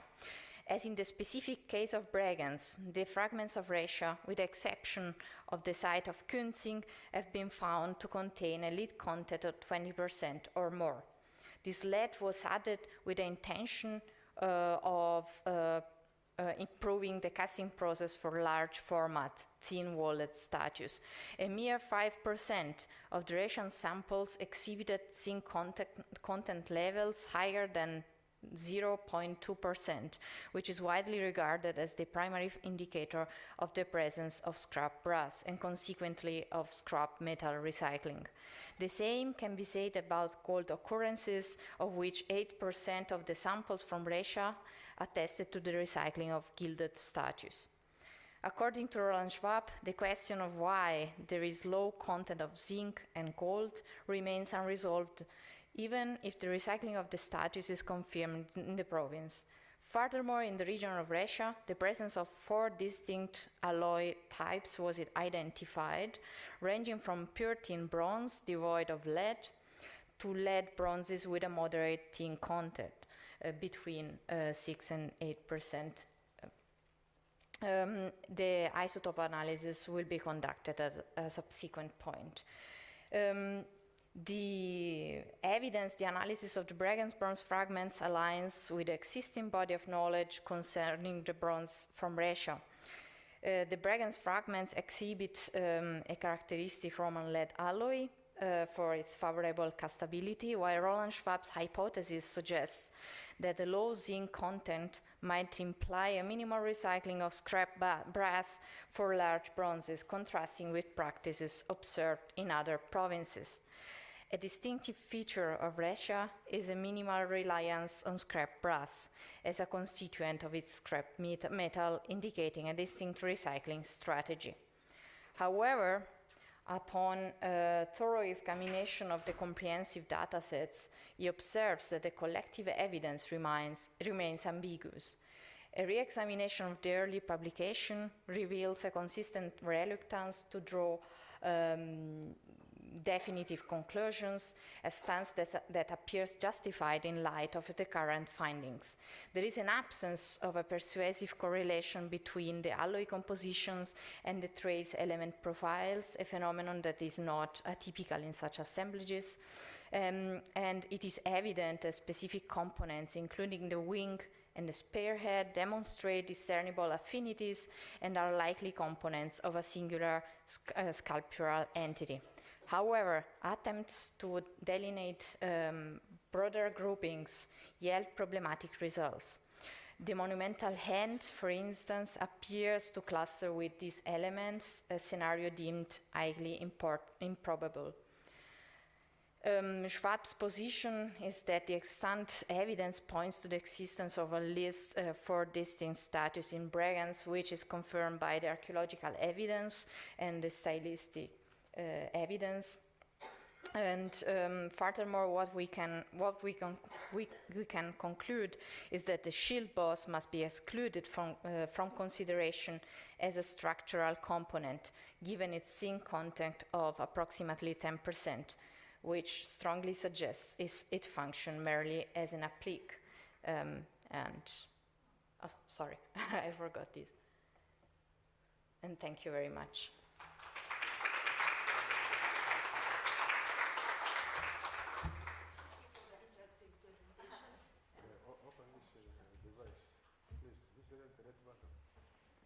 Thank you. Thank you for the wonderful presentation. I think we have 4 minutes, so do you have any comments or questions? Yes, please. Thank you very much. It's very interesting project and presentation. Maybe I miss some of the sentence that you say. So I do not understand which is the limit of the zinc content that you use to say it's addicted. Because as you surely know, if you have chalcopyrite with sphalerite, you could have 0.2, 0.3 or 4 of zinc in the copper. So I miss which is the limit from the origin from a recycle with respect to the possibilities to have zinc ores together with the copper sulfides as usual in some areas. Yes. Thank you very much. No, sorry, I didn't mention it perhaps. The zinc content is mean 0.08%. The maximum is 0.35%, and the minimum is 0.01%. I don't know if I could answer. So the next question is why you exclude the possibility that this low quantity comes from chalcopyrite mixed with the sphalerite in the source of copper? I only think it is unusual. It would be unusual due to comparisons with previous analysis in the province of Resha, only due to this, actually, because Resha constitutes an exception in comparison to the other Roman provinces in the north. That's why there are just a few publications on this among these mine and that of Roland Schwab 2023. And there, of course, I'm not an expert, and Roland Schwab could explain it better as me. I think you can find an answer to this, but it is a work in progress analysis right now, and some elements are still lacking. But thank you. Thank you. Any other questions? Is it okay? So it's almost time. So let's thank the speaker again. Then I would like to welcome our next speaker. And next presentation is about neutron resonance transmission imaging, a new tool for elemental mapping with enhanced contrast for ancient artifacts. And this will be presented by Antonella Scherio. Sorry. Hello, hi. Thank you very much to the organizers of this meeting. It's very interesting, and I appreciate very much that you included the book of the Chania Museum in the welcome bag. And today I'm going to talk about the work that Julia and I are doing since about 5 years or more about neutron resonance transmission imaging. That is a new tool for elemental mapping with enhanced contrast and isotope sensitivity for ancient artifacts. I'm sorry Julia is not here, so I have to present the work in her place. So just briefly, I would like to start to describe the interaction of neutrons with matter. Because I realize, listening to the other talks, that very few of you have experience with neutrons or an understanding somehow of the technique. And I think this is really what makes neutron different with respect to any other probe. Neutrons are neutral particles. They are slightly heavier than protons. And since they are neutral, they interact only with the nuclei of the atoms that are present in the sample. For that reason, where a neutron goes to an object, it fundamentally sees most of the area that is void, because in order to interact with the sample, the neutron need to arrive very, very close to the nucleus. The reason is that the interaction is not an electric field or anything of the sort, but is the strong force. The strong force is a contact force, so the neutron really need to go very, very, very close here. Yeah, needs to be very close to the nucleus in order for the interaction to occur. So this is a curse and a benefit, because the interaction is weak. This means that, again, you don't have massive probability, but you can penetrate very deeply into artifact. So you can penetrate centimeters of metals and ceramic, and this is pretty unique. X-rays, for example, are very different, of course, because they interact with the electrons that surround the atoms. So there is a very high probability, of course, for this interaction to occur, especially for heavy elements. And for that reason, you somehow usually stop the X-rays in the first microns of a sample. The other thing is isotope sensitivity. Again, since the interaction of a neutron is with the nucleus, and an isotope at the end of the day is simply the same element with the different number of neutrons inside the nucleus, intrinsically neutrons are always sensitive to different isotopes. So it's a probe that is always isotopically sensitive.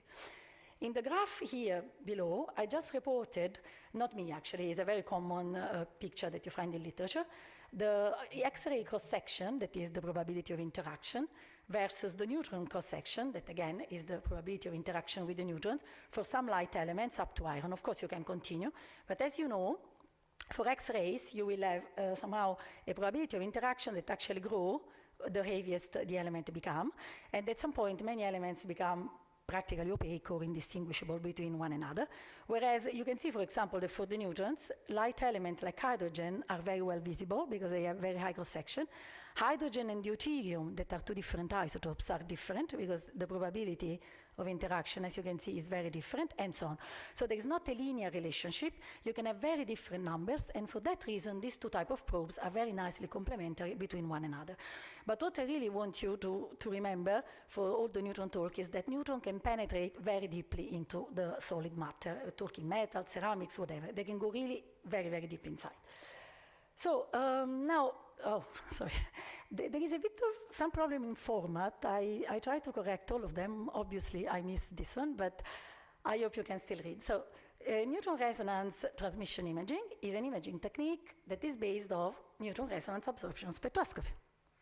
Neutron resonance absorption spectroscopy is a method that exploits the presence of resonances, and we will see in a minute what the resonances are in the cross-section curve, again, so the probability of interaction of a neutron with different elements.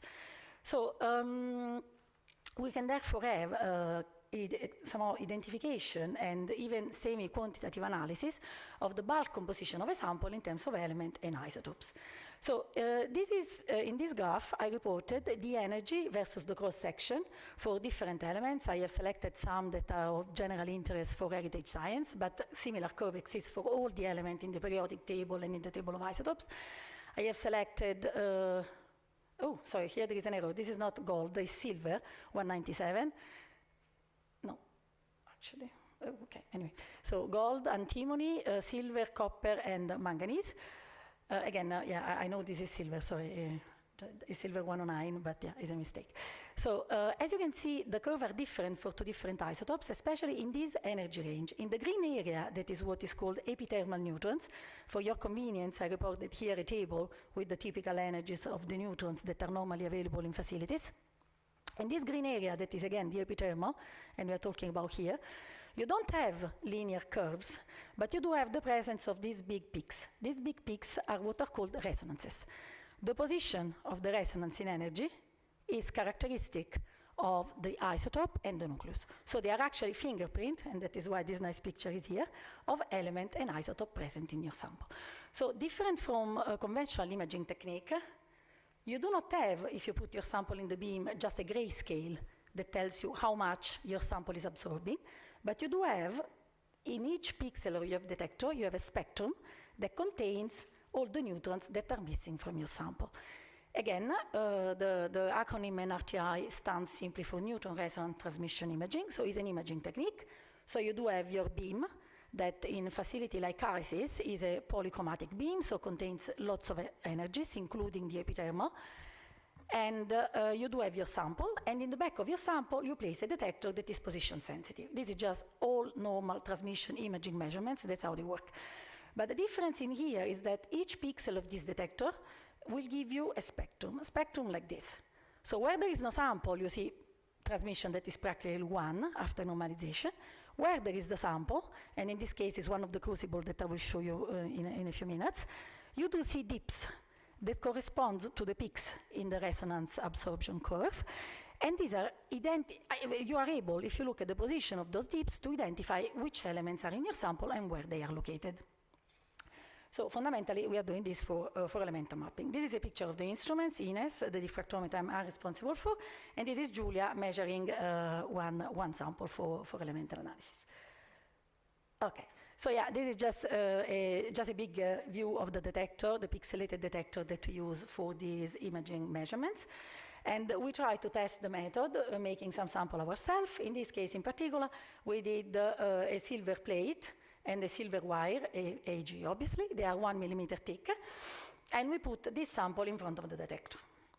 So, I mean, if you're curious, these are some detail about the detectors in terms of resolution, both spatial and time resolution. Again, the spatial resolution at the moment is not great. Okay. The moment is not great, but we are trying to improve it, to improve the setup. So we put this sample in front of the detector, and we have 2 different areas that we wanted to investigate. The area, this one, the white one, when there is no sample, and the blue one, where there is, of course, the sample.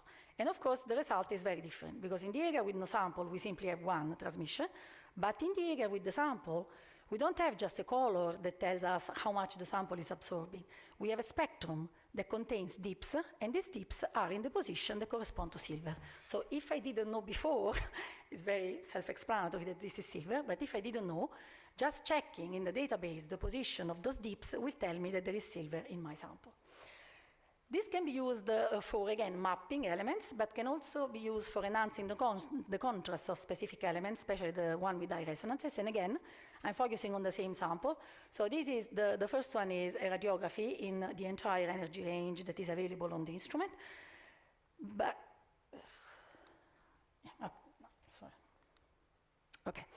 So again, these are the 2 spectra that you've seen before, just bigger. If I now, post-processing, select the energy of neutrons that correspond to the silver resonances, so to this dip here, you can see that the contrast for silver is greatly enhanced.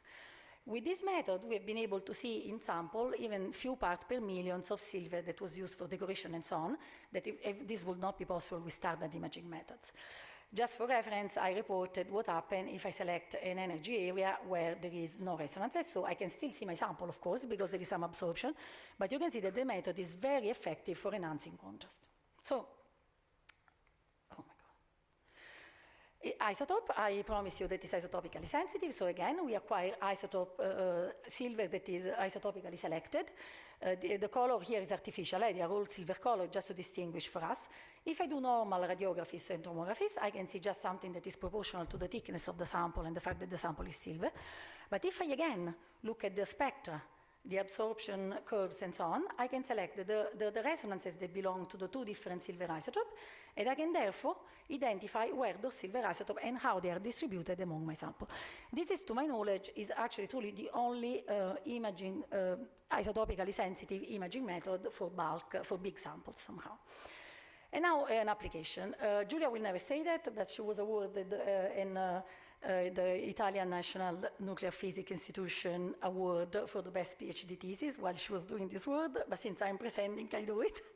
So the example I want to talk about is Roman crucible. So these were excavated in northern Italy, in Mediolanum, nowadays Milano, and some of them, of course, in some of them was evident that there were traces of metal deposition. Some of them were cleaned, as you can see here in particular, for example.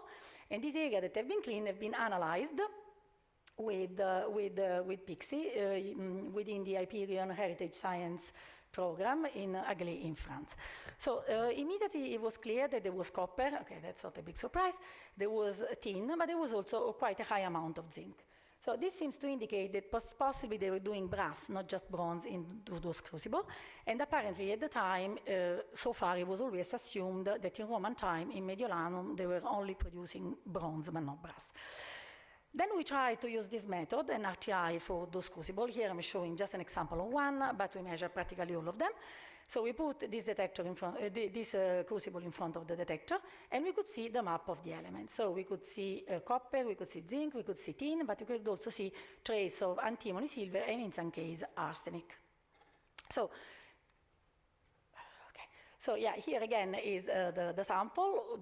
So this is the bulk of the sample with all the elements that we have identified by the position of the resonances, and then we selected specific energies to map where those elements are located. So Most of it, of course, where there is metal, there is fundamentally copper always, as you can see here, but this is not a big surprise. We have been mapping silver and antimony that seems more or less distributed everywhere. But tin and zinc are perhaps more interesting, because tin is actually not everywhere. It's concentrated in these two areas here. Okay. Yeah, here. Whereas there is an area on top that contains mostly zinc. So we concentrate the analysis on this area to try to offer a semi-quantitative determination of zinc. I say semi-quantitative because the geometry of this sample is complex, so there are a lot of corrections that one in theory could apply. So we estimated that the zinc is in the order of 27%, which is reasonable for brass production.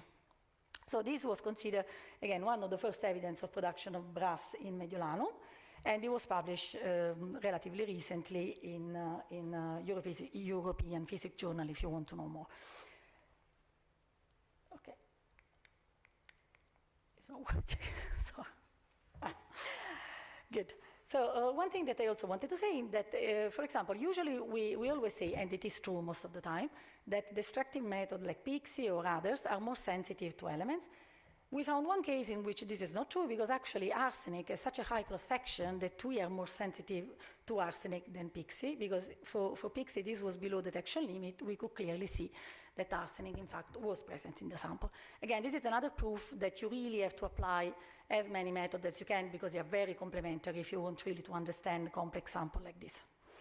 The other example, I will go very briefly on this one, is a non-destructive characterization of meteorites, and in particular one stony iron meteorite that is called pallasite. Now, the reason for what we wanted to try to develop a non-destructive protocol is because some of these meteorites were kept in museum, and they were not happy to do further sampling, further cutting, obtain further surface for the samples. So again, we did an RTI, so the resolution is of course not great, but what is very nice is that, again, if you look at the area where the metal deposition are and the area where, for example, the olivine is, this sort of inclusion of olivine, you can see very clearly that there is a different composition. That's not a big surprise. And in fact, the metal is an iron-nickel cobalt matrix. Iron-nickel, in fact, with a small percentage of cobalt that has such a high cross-section that is, in fact, if you want to follow the metal in the meteorite, it's probably more convenient to actually try to map the cobalt instead of the iron, but they are located in the same place. So again, if you select the energy corresponding to cobalt, you can very nicely see where the cobalt and therefore the iron-nickel is located. And we try to go for full tomography. This is complicated because each of these radiography takes several hours. So again, this was a very long measurement, but we managed to have a tomography. Unfortunately, I don't have a movie that works, but this is a full 3D reconstruction of the cobalt distribution in the meteorite. You can do slicing and so on. So again, I'm quite happy about these results. That is also now available for users on INES. This is also a complementary method to study meteorite with respect to diffraction, because, for example, texture measurement can help very much to understand how a meteorite, of course, is done and so on, and same diffraction to see all the phases. So yeah, at the end of the day, again, we can now offer to the INES users, so if you're interested, please contact me for more detail. This isotopic imaging method that is completely non-destructive is reasonably effective for bulk sample. And if you really have the need of 3D imaging, we can discuss, because it depends very much on the cross-section and on the time that it might require. It is semi-quantitative because errors sometimes are in the order of 20%, again, when the geometry is very complex. So I don't want to give you promise very accurate numbers. We are working towards it. But at the moment, it's semi-quantitative. So thank you. Thank you for the wonderful presentation. We have 5 minutes, so do you have any comments or questions? Yes.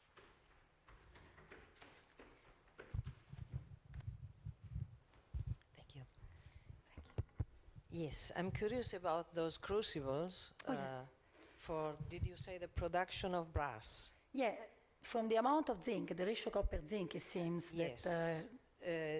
I'm wondering if you are talking about the working of brass or the real cementation process.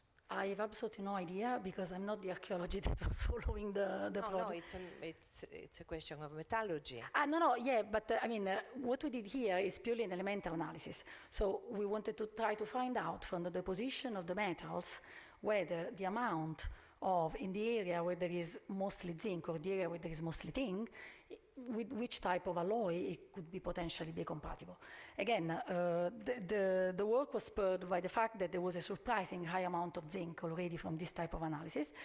And again, this seems to indicate that possibly they were melting copper zinc alloys into the crucible. So it was how much zinc was in there? Again, in the area, is a preliminary number, but in this area here, where there is fundamentally mostly zinc and copper, it was endured 27% perhaps?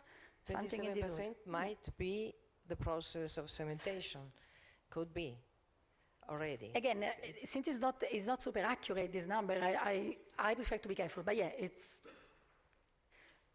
Okay. But again, okay. I leave the interpretation to people that have a somehow bigger picture in mind, but yeah. Is in the order of 27%. I would like to confirm with other methods, to be honest, to be more accurate, but yeah, this seems to be the number. Actually, I think I can answer to Alessandra's question, because if I recollect it right, those crucibles are supposed to be for brass cementation, but indeed it's not the first instance we have in Milan of such metallurgical process, because from a different site not far from that one, the one I studied for my PhD, I have evidence of brass cementation from early Imperial Roman age. First, second century AD. But yeah, again, just for purely elemental analysis, that's not very easy to say. So what we really wanted to stress here is that you can have a reasonably quantitative methods that can help you somehow to map, trace, and spatially and semi-quantitatively somehow identify. Go further than that with these numbers, I would be a bit careful, to be honest. But yeah, it could be a reasonable, convincing information. Not very much lower, but for example, could be 25. So I will not put my hands on fire on 27. That's so not much lower, but can be a bit lower. Yeah. Because it is again a case of a 3D shape where the quantification is not super easy. So an error of 10, 15%, even 20 could occur. Not maybe I'm pessimistic, but it could be. So. Okay. Hi, I have a question about the texture. Yes. What is it? Oh, sorry. I mean, this is not for texture work.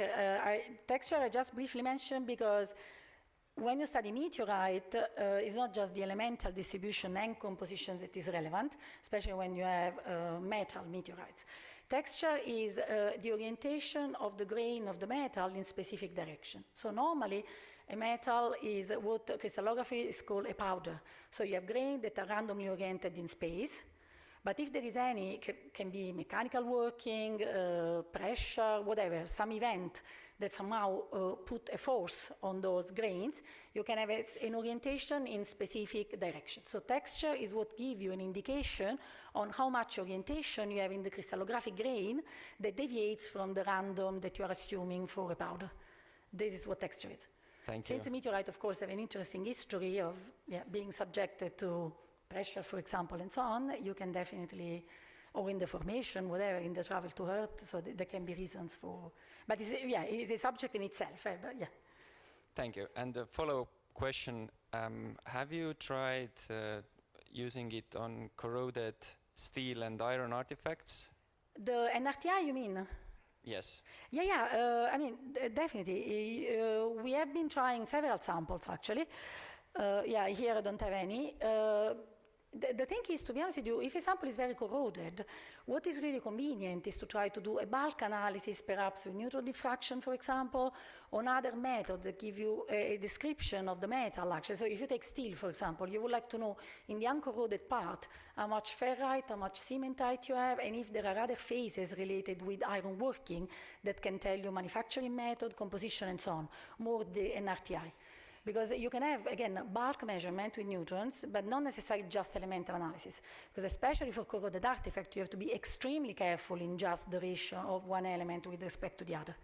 So it's better to try to to really study all the crystallographic phases, so you know what belong to corrosion and what belong to the actual uncorroded alloy that is probably still existing in the center of your object. So we can do it, but it's not the method that I would select for having a description of a corroded sample, to be honest with you.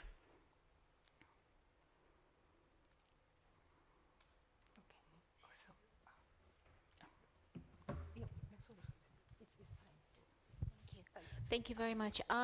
Small question about, are there any limitations for the research of the gold objects with this technique? No, actually gold would be a perfect sample because gold is a massive cross-section. So, for example, the example that I did here with silver, so it's not working very well. Yeah. I did something similar with the gold wire, much thinner than that, because again, gold has a massive cross-section. So gold is one of the elements where we have the highest sensitivity. So even when it's not visible anymore by the naked eye, you can still see the trace of gold in the object. So yeah, gold would be a perfect example. In fact, I was thinking about your sample. Gold would be perfect for studies with this method, actually. So unfortunately, the time is up, so we would like to close the session. Thank you for the speaker again. So we will have lunch and we will start at 1:30. Yes, 1:30, yes.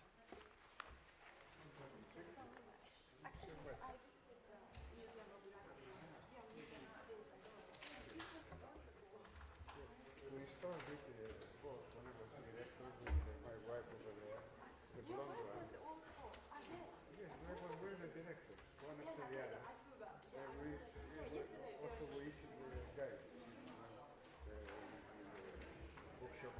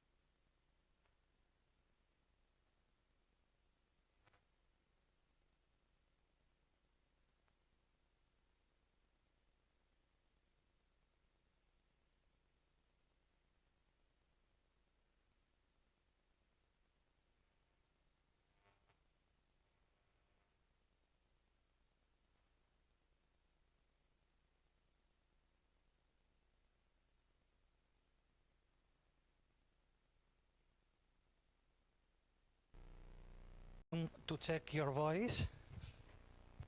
Okay. Okay. Can you hear me? Yes. Yeah, I can it hear you. works. Yes, loud and Perfect. clear. I want you to speak a few sentences to check if you hear your voice back. Yes. I. Also, you can try to put your presentation so we can check with the projector the presentation. Okay. Okay. I share my screen.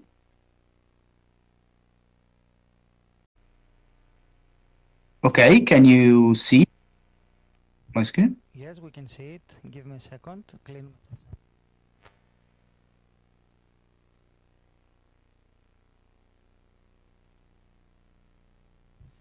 Okay, we can see your presentation very well, as you can see on the camera image. Please, can you start talking? So please pay attention if you hear yourself. Okay. I think I have a little bit of delay. It will be, surely you have a bit delay with the camera because it's streaming. Okay.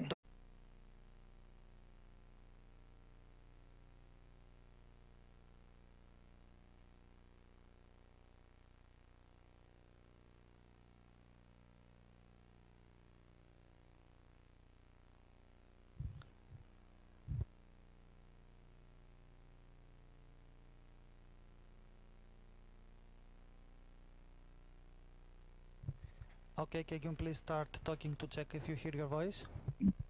Perfect. Okay, for instance, good morning. Today I would like to talk about non-invasive neutron-based characterization of 28 Gilded monument statuary fragments from Parco delle Renaissance in Florence. Do you hear me loud and clear? Yes, we heard you loud and clear, and I think that from the microphone you didn't hear your voice now.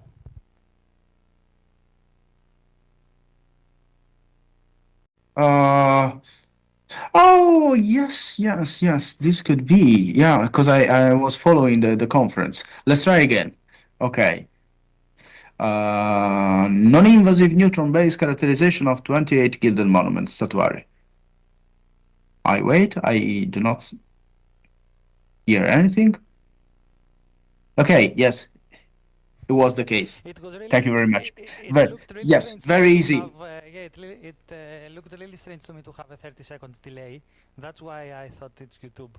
Yeah. Exactly. Thank you. Easy and clear. Perfect. So in that way it works. I try to go to the next slide. Where is it? Here it is. Exactly. You can see the Yes, fake laser pointer. Yes. Okay. Yes. We can see the other window you opened, so please put it outside. Okay. Okay. Just to let you know See? that there is a chance there is a question for your presentation after you finish, so everything from the microphone will come to you and you will answer like we are doing right now. Perfect. Absolutely perfect. Okay, so I can use this this link at 12:30.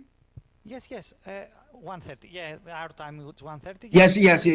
1:30 your time. Yes. You can stay inside until 1:30. Okay. Perfect.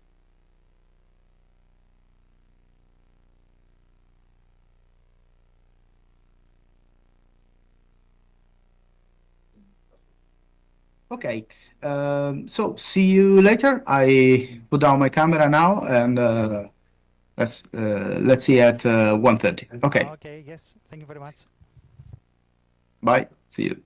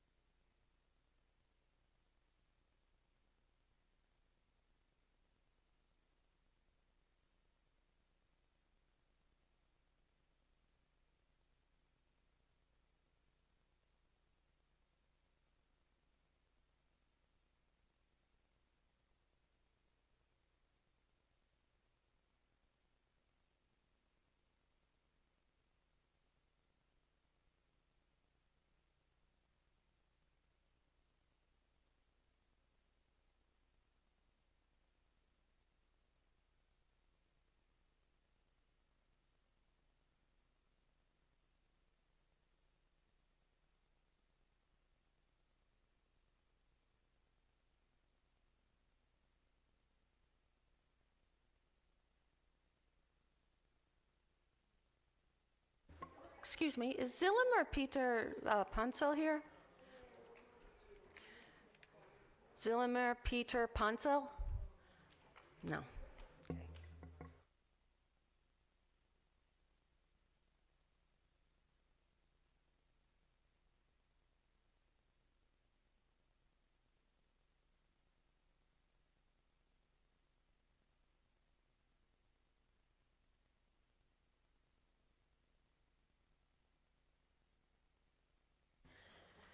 Before we start the next session, I'd like to just make a couple of announcements. I'd like to draw your attention to the slide on the screen. It's the location of our dinner tonight at 8 p.m. We will gather at Tahalkina. And I hope you all have also received an email about it with the links of the map location of where to go, the same information that's on the screen. So check your emails, check your junk folders, check your spam. And we're going to have a lovely evening tonight with the conference dinner, Cretan feast. And also, at the beginning of the next coffee break, we would like to take a conference photo of everyone who's attending. And the plan is for everyone to move close together in all of these seats. And our good friend Sepp is going to be down here, and he will take a photo of everybody sitting in the seats. And I think we'll hopefully get the the poster for the conference someplace here too in the photo. So then let's continue with the next session. Okay, good afternoon. So we start with the first speaker, who is Francesco Cantini, who will present a talk entitled A Non-Invasive Neutron-Based Characterization of 28 Gilded Monumental Statuary Fragments from Parco dei Renai, Signa, Italy. Hello, everybody. Can you hear me? Yes, I think. Okay. Yes, we can. Yes, we can hear you, Francesco. Sorry, I start. Good afternoon, everybody. I'm very pleased to have the opportunity to present my work at this conference, and at the same time, of course, I'm truly sorry that I cannot be there in person. I would like, first of all, to thank you, to thank the organizers for allowing me to give my oral presentation online, by the way. So, let's start. In this presentation, I would like to show you part of a broader study devoted to the characterization of a group of monumental bronze statues fragments described. These bronzes do not have a clear archaeological origin. They were not recovered from a controller excavation, but they were instead seized by the police in 1960 in the area named the Parco dei Renai area. Therefore, they represent a mixed group of ancient bronzes, probably gathered together in a deposit. Many of them were some pieces of a sort of frame, and others that represent and depict human parts or parts of a horse. So we can refer to this group as fragments of monumental statuary in bronze. As I said, some of them show very stunning example of craftsmanship, like these two parts of legs, or that immediately recall the majestic group of Cartoceto bronzes. So we are in front of some fragments of very precious and valuable statuary that, from a stylistic point of view and from the perspective of archaeological scholars, those are considered Roman bronzes. The amazing work of restoration that was conducted at Opificio delle Pietre Dure in Florence was the opportunity for a diagnostic study, and I want to acknowledge in this regard Giovanni Rotondi, the restorer that you see in the picture, that single-handed conducted restoration of all 28 pieces, reveal wonderful details, and in some cases an amazing, a stunning gilding that we have underneath the corrosion patterns. The study of this group was, of course, a very broad and a complex combination of multi-technical approaches that try to take in account all the aspects that came from this object. We have to focus not only on the alloy, but of course on the gilding, the corrosion, the characterization of the surface, but there were involved also mineralogical and petrological, macropaleontological study for casting core sediments and the residuals part of terrains that we found inside, just to have more information as possible to try to understand if these pieces are somehow related. And of course, a technological study arises from all this information.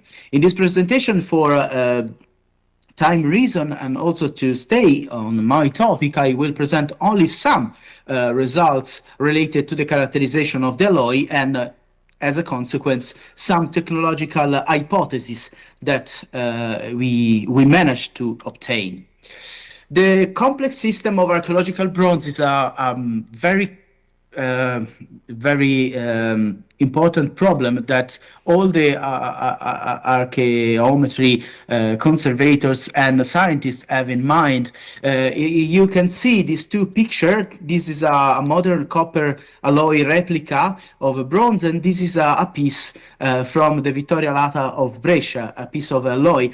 And when we say that also of the bulk of the metal alloy, and you intercore in a problem that is known as decuprification, that can lead to an overestimation of the alloying elements, because you lose a lot of copper due to the mineralization products, and what remains appears to be more dense in alloying agent. So elemental-based techniques cannot guarantee a reliable alloy quantitative analysis if the sample is in this condition. On the other hand, in this case, we have segments pertaining to life-size or monumental-size statue, and we know that in most of the cases, the large bronzes are made up of multiple parts that were cast separately and may have different alloy composition. In this case, also the set of artifacts and fragments belongs to unknown statues, so we do not have any idea of the correlation of the pieces. And we have another problem, of course. Single fragments that we have here, for instance, the drapery pieces, are made of complex assemblage of small independent casting parts. And also we have to take in account the presence of repairs, patches, cast-on, dowels, etc. And thus it means that the analysis of the alloy is complex and cannot rely on a single point measurement, and must instead aim to characterize the overall bulk composition. Studying the bulk of metals is not simple. This is an overview of the main use techniques. We came from optical microscopy, metallography, to ECP mass. Those techniques are invasive. We can only collect small samples. Of course, in modern days, we try to avoid as much as possible the sampling of important statues. But the important things I would like to highlight is that with these techniques, you can obtain very precise information, but they are punctual information. And only sometimes you can have information from the bulk. With XRF, if you use the XRF in a non-invasive way, you can only see the patina, and in the case of archaeological bronze, you're under the risk to do not see the bulk at all of the metal. For imaging perspective, X-ray again fail, because if you have enough energy to pass through the metal, you probably do not have any contrast. So neutrons are the method of choice for the study of the metal artifacts. Neutron imaging allow for a complete morphological characterization, dimensional analysis, and microstructural information can arise from that. And then neutron diffraction is a non-invasive techniques that allow for phase quantitative analysis and alloy characterization, and also is very powerful to obtain microstructural information. Of course, these techniques are only complementary to the other. So at the end, we decide, I was part of the group that organized the analytic campaign of this sample to combine the most of the techniques we can. Also because not all the fragments were available for to be transported to the neutron facility and to be analyzed with neutron. So we found a combination to have fragments only for the samples that remains in Florence, and these fragments were analyzed by SIM ADS or XRF, and the other fragments were brings to the facility to perform neutron diffraction. We choose fragments that have matching edges, just to be sure to have a comparison method when we come back and go back to look at the data. And for only one fragment, this wonderful hand here, we have also the opportunity to perform neutron tomography. Briefly, the techniques, neutron diffraction allow for measurement of unprepared samples. You do not have to do any preparation, and you can measure select areas of the sample ranging in size from few millimeters to few centimeters. At the end, you analyze very small volume without any preparation. You can repeat the measurement all around your object. It is allowed to quantitatively determine the concentration of crystal phases. The method is the ritual method, that is a procedure that allows to describe the position and the intensity of the diffraction peaks. And because the integrated intensity that comes from a particular peak is proportional to the quantity of the phase you are analyzed, you can determine the weight fraction of the phase that composing the sample. So you can have quantitative multiphases analysis. But most important, to have a comparison with other techniques, the elemental one, you can obtain elemental composition of a single phase metal alloy. This is of the alloy in your sample. But another very important aspect is that you cannot only obtain phase analysis, but you also perform peak shape analysis. And from that, you have double-headed peaks. And for the other case, you have a single peak. And in this case, as suggested by this picture, was involved a thermal treatment, because this is a sampling from a soldering. And another powerful information, it came from a parameter to establish if these stress are present or not. And last but not least, we can also give you information about the texture. That it means that your crystal 50% of the grain of the samples are oriented. It works with a spherical harmonics expansion, so you can go on, and with this number you have an idea of how textured is your sample. For a strong contrast for metals, because you have contrast in between metal phases, copper, tin, lead becomes transparent, and also very important, hydrogen, that is a light element associated with other light elements that are present in corrosion patterns, is very strong information from the end. Let's start with these three fragments that came from the site of the horse. And here you see one of the fragments on INES, the Italian Neutron Experimental Station at ISIS in UK, where we perform neutron diffraction. And those are the volumes that we measure non-invasively with correspond to a repair patch. And this repair patch appears to have an high melting point, a low tin content. And yes, we see from a morphological and visual inspection that it's similar to a recast repair, but we want to understand more. Using the texture index, as I say, the texture index is an indication of the orientation of the grains. So we see that we have a very high number. That it means the process that was involved in these cases. For all the samples were made this kind of analysis, and we obtained this kind of distribution of composition. Because we do not know anything about this object, we have to start with simple comps. Yes, 2 minutes, I run, okay. Yes, you see that the samples have a very widespread in lead composition. Just to focus on 2 groups, the first one is part are pertaining to each other, and you see fragment 17 and fragment 16 are almost in the same area. It's interesting to notice that the lead is very, very widespread for the end, because the lead segregates and is not uniform in the alloy.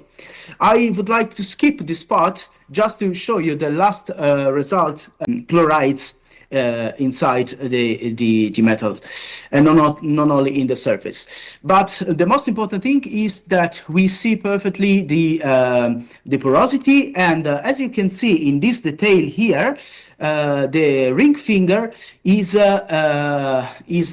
soldered with cold working with a chisel, and so we slice the sagittal section in 3 parts, and this is the surface. When you see in black the cavity of the S, that came from different contexts. We do not have any correlation information. There are fragments of larger status, so with a very complex situation, we proceed with a multi-analytical approach, and we are able to obtain elemental. We try to reconstruct also the manufacturing process and the relationship in between these objects.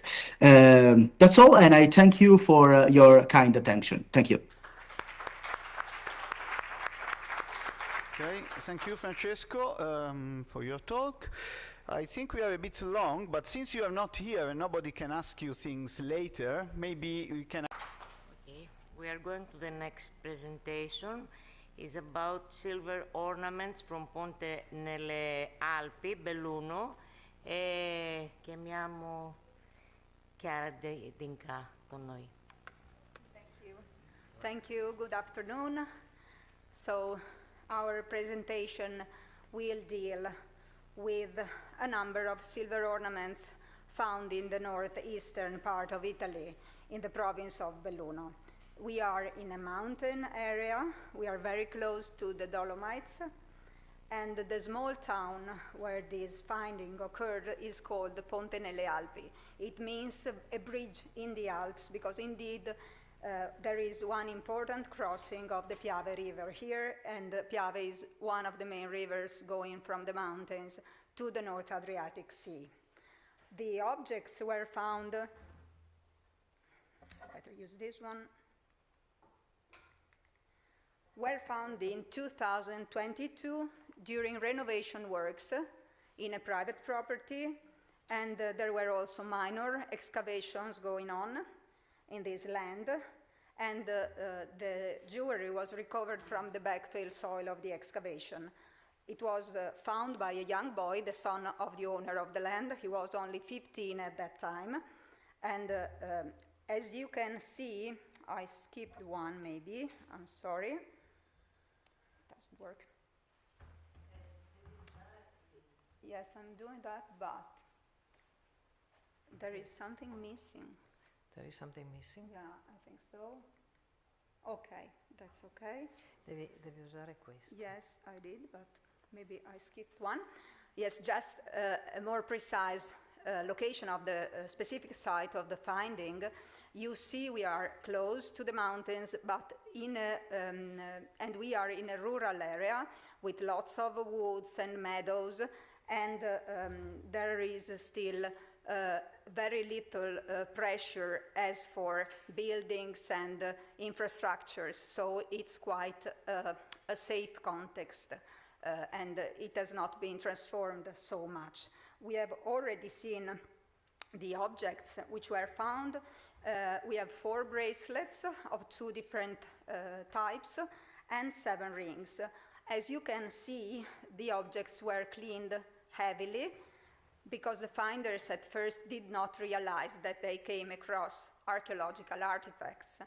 And so they cleaned them, probably using heavy brushes and abrasive pastes.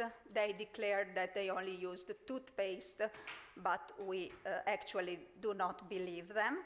And when some acquaintances of the owner of the land told them that probably they were in possess of ancient objects, they decided to hand them to the Soprintendenza, which is the public office in charge of protection of cultural heritage in Italy. The young finder, the son of the owner of the land, was quite disappointed, but here we are. So all the objects were examined through, of course, visual examination and microscopic examination, and then they were analyzed using non-destructive methods. So let's start from the 2 bracelets with zoomorphic terminals. They have a quadrangular rod, and then they were casted in molds, and finally decorated by punching. They were analyzed with non-destructive X-ray fluorescence spectrometry with a modular system composed of multiple connectable units. As you have seen, there were no patina problems because the metal is blank. Probably when the finders came across these objects, patina, a dark greenish patina, was much widespread on the surface, but then we have quite a clean surface, so the interpretation of the elemental composition poses no problems. And the XRF analysis revealed that the 2 bracelets have almost the same composition. They're made in silver. They contain approximately 5% copper, 1% zinc, and then traces of tin, lead, gold, and mercury. This means that fire-gilt silver objects were melted down and then diluted with a quaternary alloy. There are also traces of iron, but they are to be connected with post-depositional processes, and the iron comes from the soil where these objects were buried for centuries.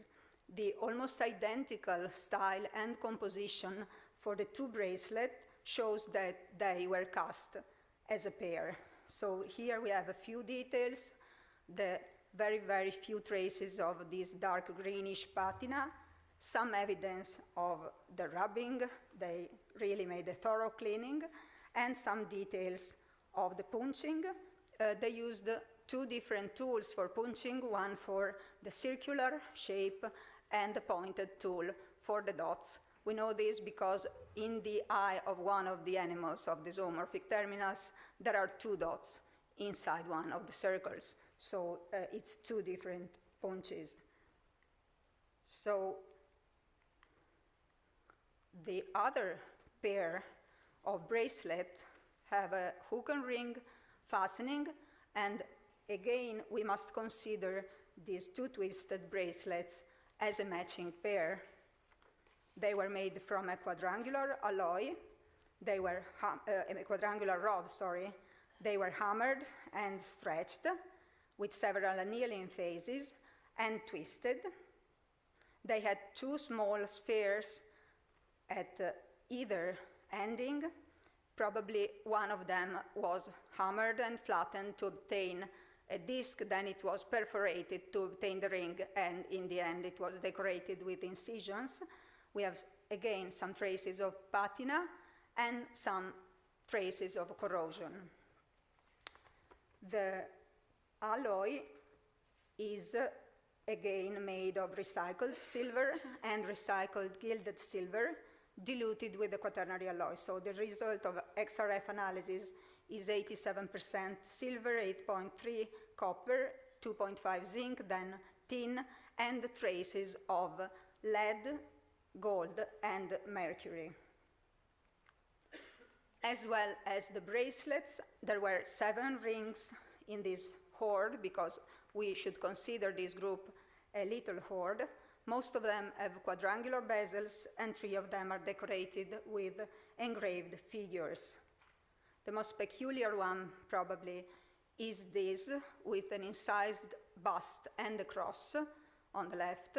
It's more likely a cross, and less likely it could be a sword, but we think this is an image reconnected with Christianity. This ring is made of the best quality silver alloy among the objects of the batch which was found in Ponte nelle Alpi. The percentage of silver is high, is 93% of silver, and the amount of quaternary alloy used for diluting it is small. And also, differently from all the other objects, we have no traces of gold and mercury here. So let's go to the other decorated rings with figures on the bezel. They are very similar to each other as for decoration. Both have a quadrangular bezel depicting a bird and a vegetal element. One of the birds is accompanied by a branch or maybe a plant, and the other one is accompanied by a palmette. As for the composition, though, analysis showed that one of the rings used a better quality alloy. It's silver with 10% copper, then zinc, tin, lead, and gold. The other ring contains 20% copper, and as well zinc, tin, lead, and traces of gold. So the higher content of copper for the second ring may have produced some oxidation even when the ring was new, and the surface would be probably result less bright, a little darker, and for sure anyway it was very resistant, sort of scratch proof. So we are getting to the conclusion. Oh, I forgot, there are again details of patina and details of craftwork. The border of the bezel is obtained with a chisel.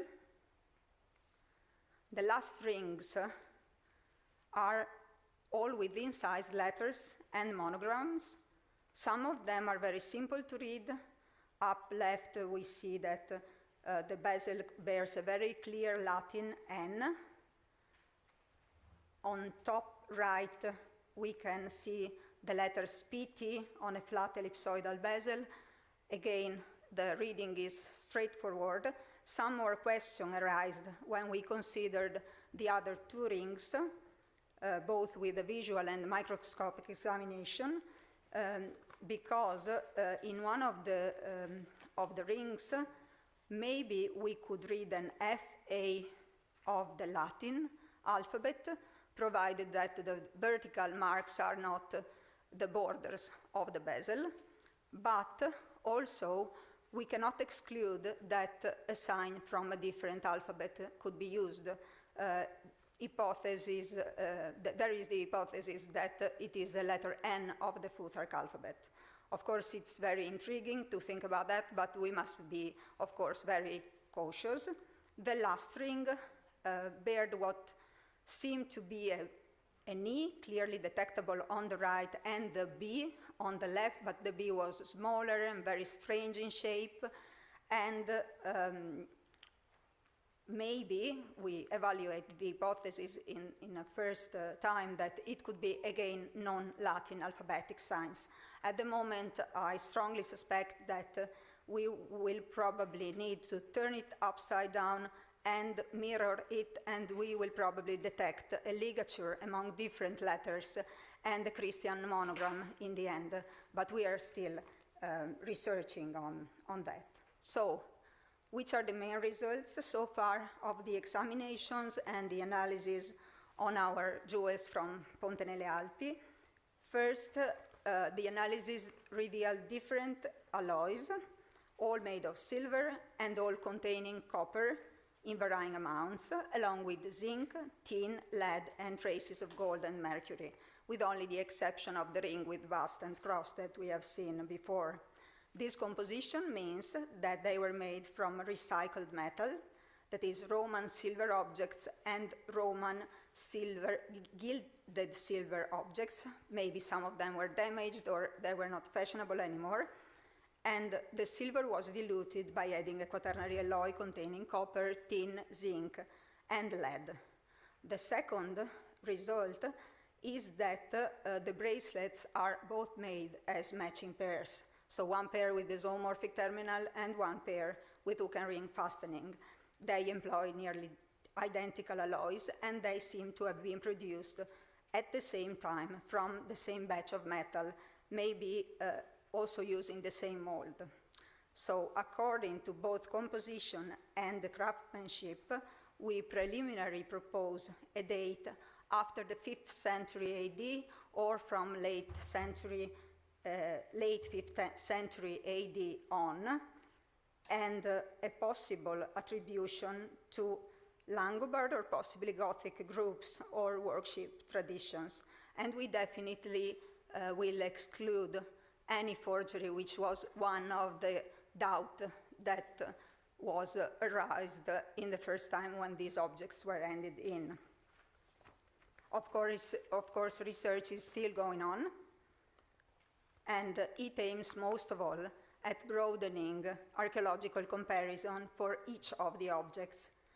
Also, we need to go deeper in the epigraphic and paleographic study to better understand the letters and the monograms on the rings.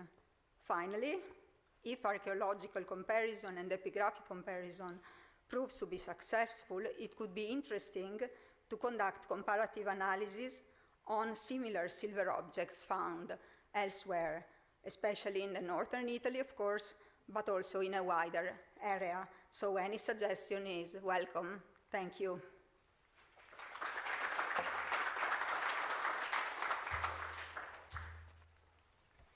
Thank you for the presentation.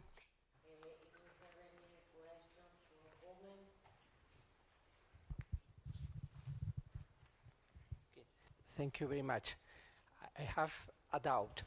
Are you sure that you are detecting mercury or bromine? Because usually most of the portable X-ray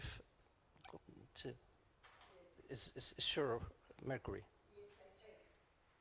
Good, good, because I know that many people are publishing now objects of silver containing mercury, and in most cases are bromine, rest of the, okay, good.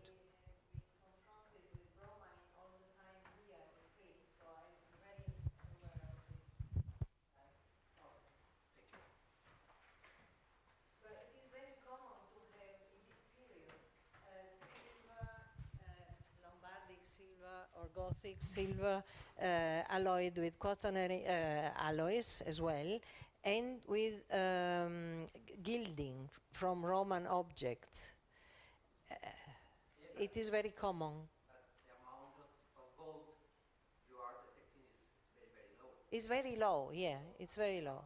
But it lower than the gold. Yes, yes, but it does have a strong.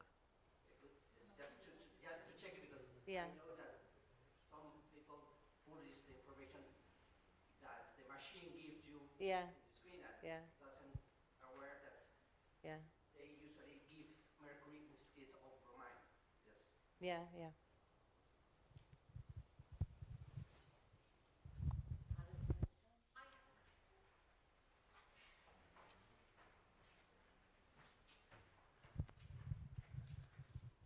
Thank you very much for a beautiful presentation.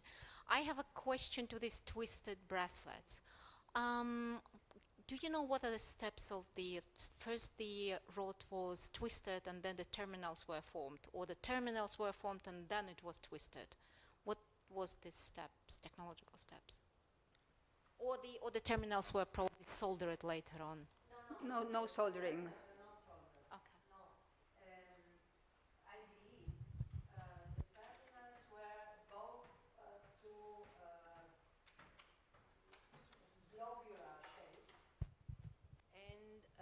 Twisting was made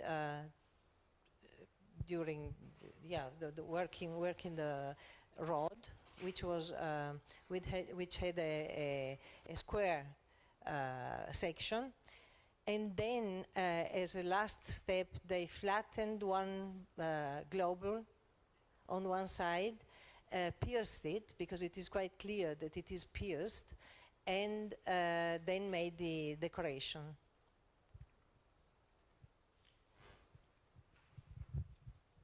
So they are casting a quadrangular rod with two spherical elements at both ends, and then work to get the twisted decoration of the rod and all the other elements for a hook.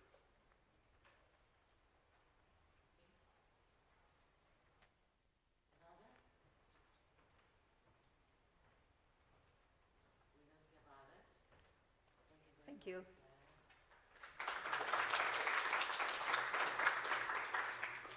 Okay, we go on with the session. So next talk will be given by Estelle Ottenwelter. The paper is co-authored by Ludmila Bartsakova and Guillaume Sarrat, and the title is an archaeometric study of silver elite jewelry from grave H82, Lumber Garden Cemetery, Prague-Castle. Thank you very much. Good afternoon to all. First, I would like to thank the organizer for giving us a chance to present our research in such a wonderful environment. So our talk is dealing with a set of early medieval elite jewelry from the Lumber Garden Cemetery. Prague Castle was, at the beginning of the 10th century, the seat of the ruling Prehistoric dynasty. It was established, as you can see here, on an elongated spur above the river Vltava. It was a fortified area divided in three parts, the Acropolis, as you can see here, and two other enclosures forming the outer ballets. The family members and court of the ruling elite from Prague Castle were buried in the cemetery of Lumsgarden, which represents one of the most significant early medieval cemeteries in Bohemia. It was located in the vicinity of Prague Castle, in front of the royal garden, as you can see here. The cemetery was excavated in the 70s by Zdeněk Smetanka from the Institute of Archaeology in Prague. A total of 148 graves were uncovered. 51 graves contain extraordinary finds, among which were elite jewelry. One of the richest graves in the cemetery was grave 82, where a young woman aged 25-30 was buried with a particularly complex silver metallic necklace made of triple segments of chains, open filigree beads, and a granulate amulet container, as you can see here. A smaller amulet container, richly decorated with filigree work, was also found in the neck area. You can see it here on this photograph in situ, but it does not seem to have been attached in any way to the necklace. It was more probably part of a second necklace assembled with 500 beads, which were also found around the neck area. In addition, 12 matched pseudoglobular granulated silver earrings were found around the temple on each side of the skull. You can see them on the photo in situ. The jewels have suffered from long-term burial. They were affected by severe intergranular corrosion, as you can see on these two micrographs. They were therefore extremely brittle and in a high state of fragmentation, in particular the pseudoglobular earring. Again, you have here a photo in situ where you can see that the body of the earring have collapsed. The objects were restored shortly after excavation. They were cleaned by immersion in an aqueous solution of alkaline cyanide, which have leached out all the corrosion products, but also the copper present in the alloy and the solder areas. Additionally, modern sheet metal and modern solder have been used as physical support or gap-filling material. As you can see here at the back of the captorga, there is a sheet of modern metal, and here on the corner of the lid of the captorga. Furthermore, the objects were covered by a thick layer of tarnish, as well as remains of decayed adhesive, as you can see again on the back of this captorga. The objects were re-restored and studied. Tarnish layers were removed, as well as layers of decayed adhesive, and identification of modern material was done prior analysis to avoid bias in the results. Fragments which could not be joined back to the object were used to make metallographic examination. All the elite jewelry from the cemetery, including the jewel from grave 82, were studied to identify their construction, the step of manufacture and manufacturing processes involved in their fabrication, the material used as substrate, and the solder. Semi-DS analyses were performed on both surface and unavailable cross-section to identify the alloy and main technology used. In parallel, replication of the main types of the jewels were made by a professional goldsmith to understand the different steps of manufacture and evaluate the time of manufacture for each type of jewels. Let's see now the result obtained on the jewel from grave 82. We shall start with the set of pseudoglobular earrings. These earrings are actually called pseudoglobular earrings because, unlike the original Greek Moravian prototype, they are not made of several threaded globes on a central wire, but as you can see on this drawing, by two embossed shells, one of them featuring a semicircular extension on the top. These earrings bear a rich decoration of 0.4 mm diameter granules arranged in triangle pattern forming Malta's cross motif, as you can see on the drawing.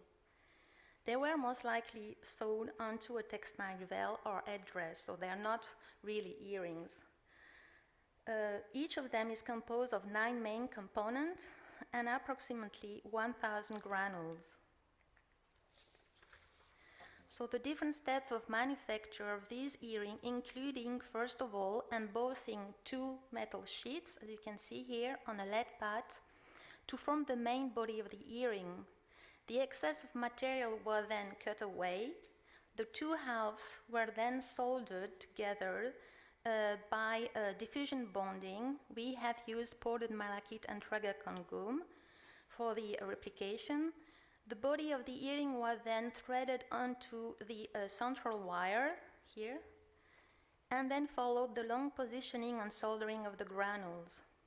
The manufacture of the whole set of the 12 earrings required 30 grams of silver, approximately 35 days of work, if we consider that 1 day of work is 8 hours, and approximately 144 cycles of soldering. Electron microanalysis performed on the surface of the best preserved earring, that is 80-5, and 3 police cross-section, showed that high purity silver with a small amount of copper from 4 to 6.3 was used to manufacture the different elements of the earring.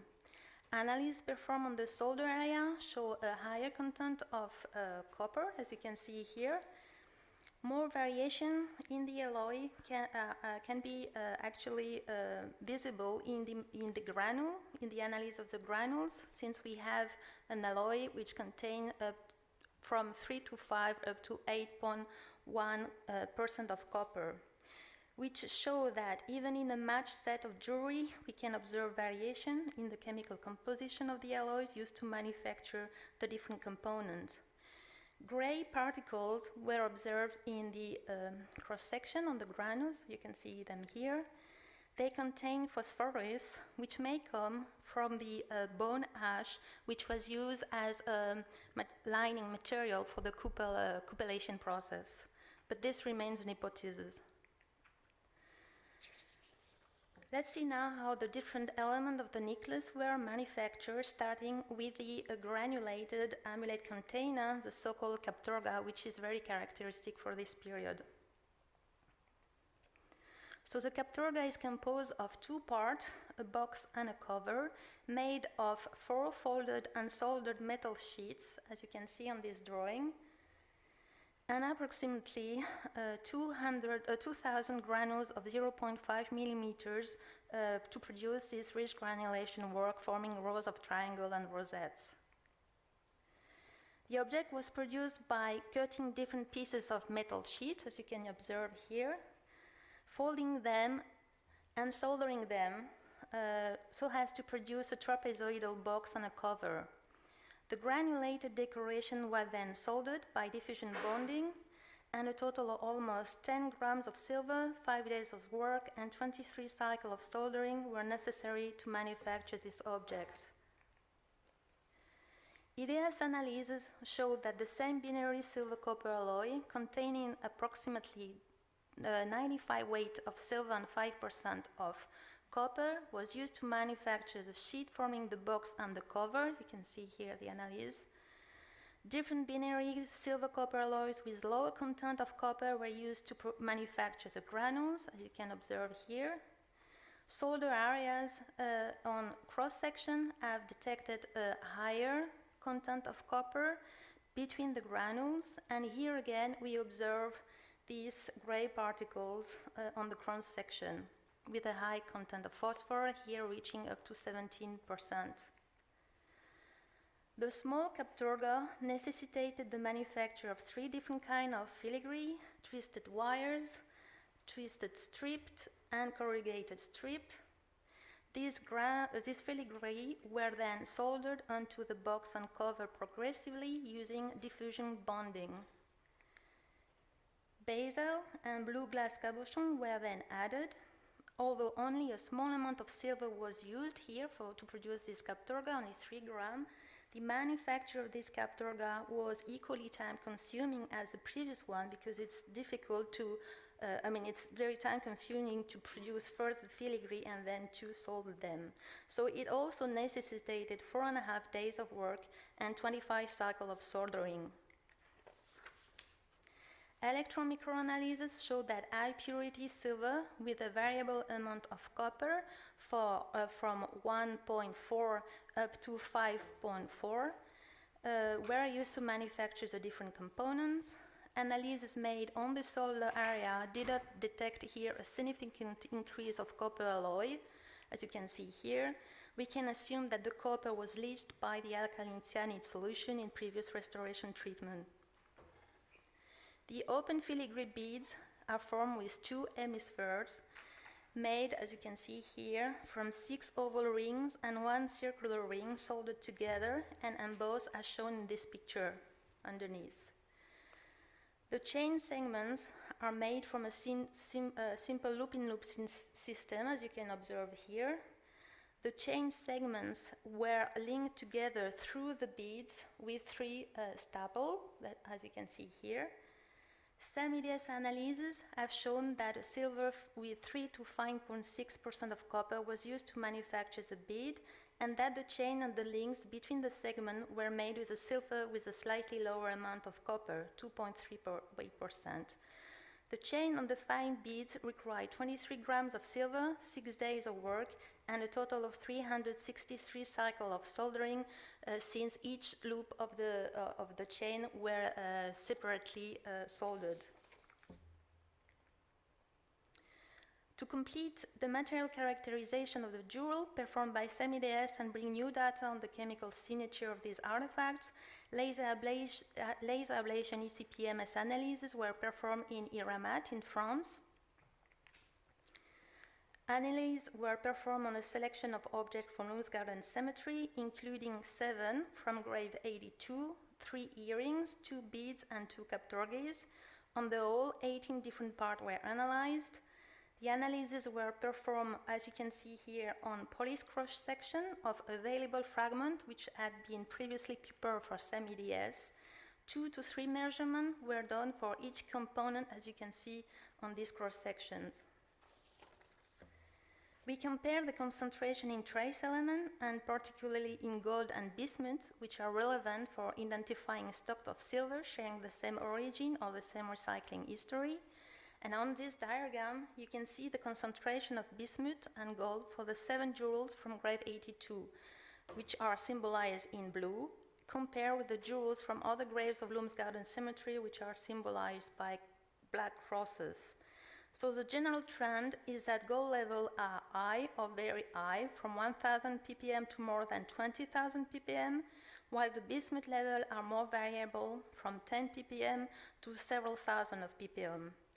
So it's clear from this diagram that the jewels from grave 82 share the same variability in the trace element concentration as the jewel from Lumsgarden Cemetery taken as a whole.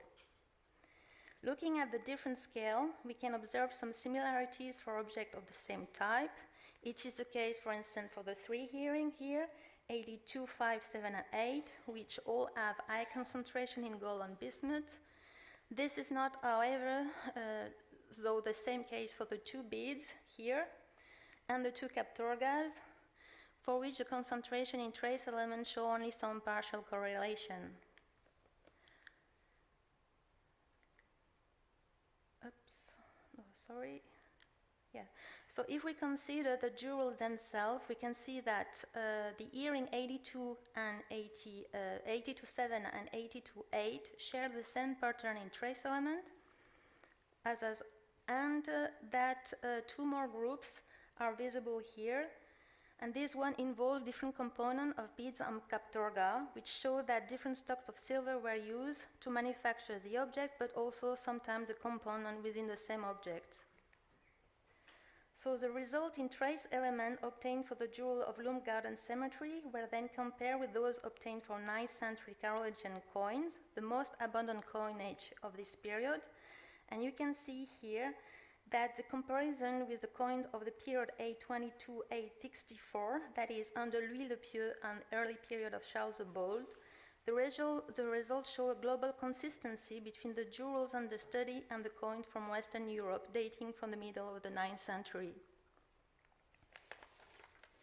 If we had the coins dating between 864 and 900, that is during the second part of the reign of Charles the Bold, and under his successor, a different trend can be observed, showing less consistency with the jewel from Lumgarden Cemetery.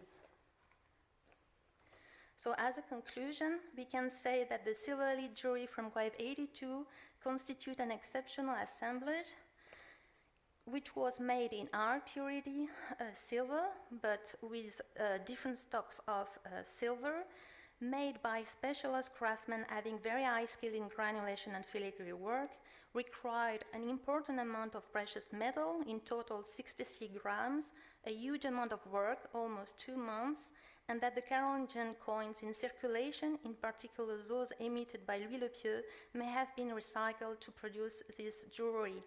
However, this remains an hypothesis and must be checked by lead isotope analysis, which will allow further confirmation, further comparison among the jewels, and comparison with the trace element and other jewels and contemporary coins, and finally with geological referential.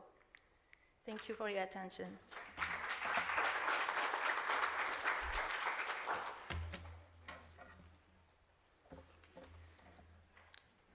Thank you so much. Are there any questions?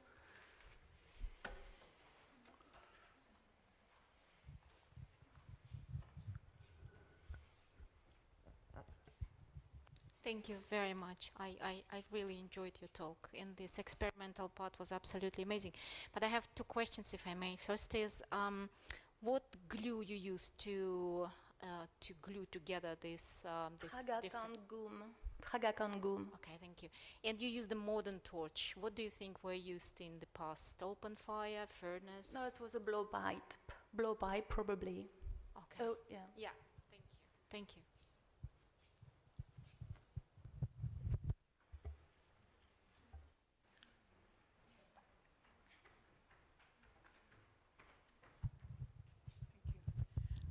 Estelle, thank you very much. It was very important speech. So I've got one question. Were you also thinking about the dirhams or the Arabic coins as a source Yes, of the of silver? course. Actually, I have a picture here because I was sure I would have these questions. But since it's only preliminary results, I didn't want to show it unless I had this question. So here are the comparative with the referential that we know for now with the Islamic dirham, which are the other coins in circulation in the area for the period. And you can see here that there are less consistencies with the jewelry from Lumgarden Cemetery. But of course, it remains one hypothesis. Okay,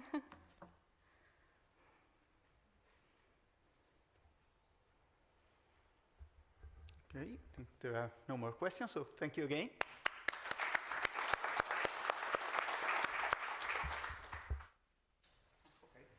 Then we go to the last talk of this session from Ragnar Sage and Marianne Blenner, Metallographic Insight into Early Viking Warfare, the Sound Ship Burials. I go on the other side.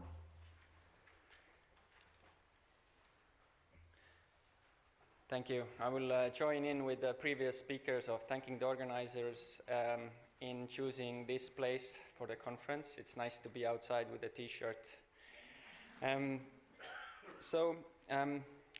Let's get on with some insights into early Viking warfare. So we have a team that already has been working quite along on the Salme material. It's been led by Jüri Peets.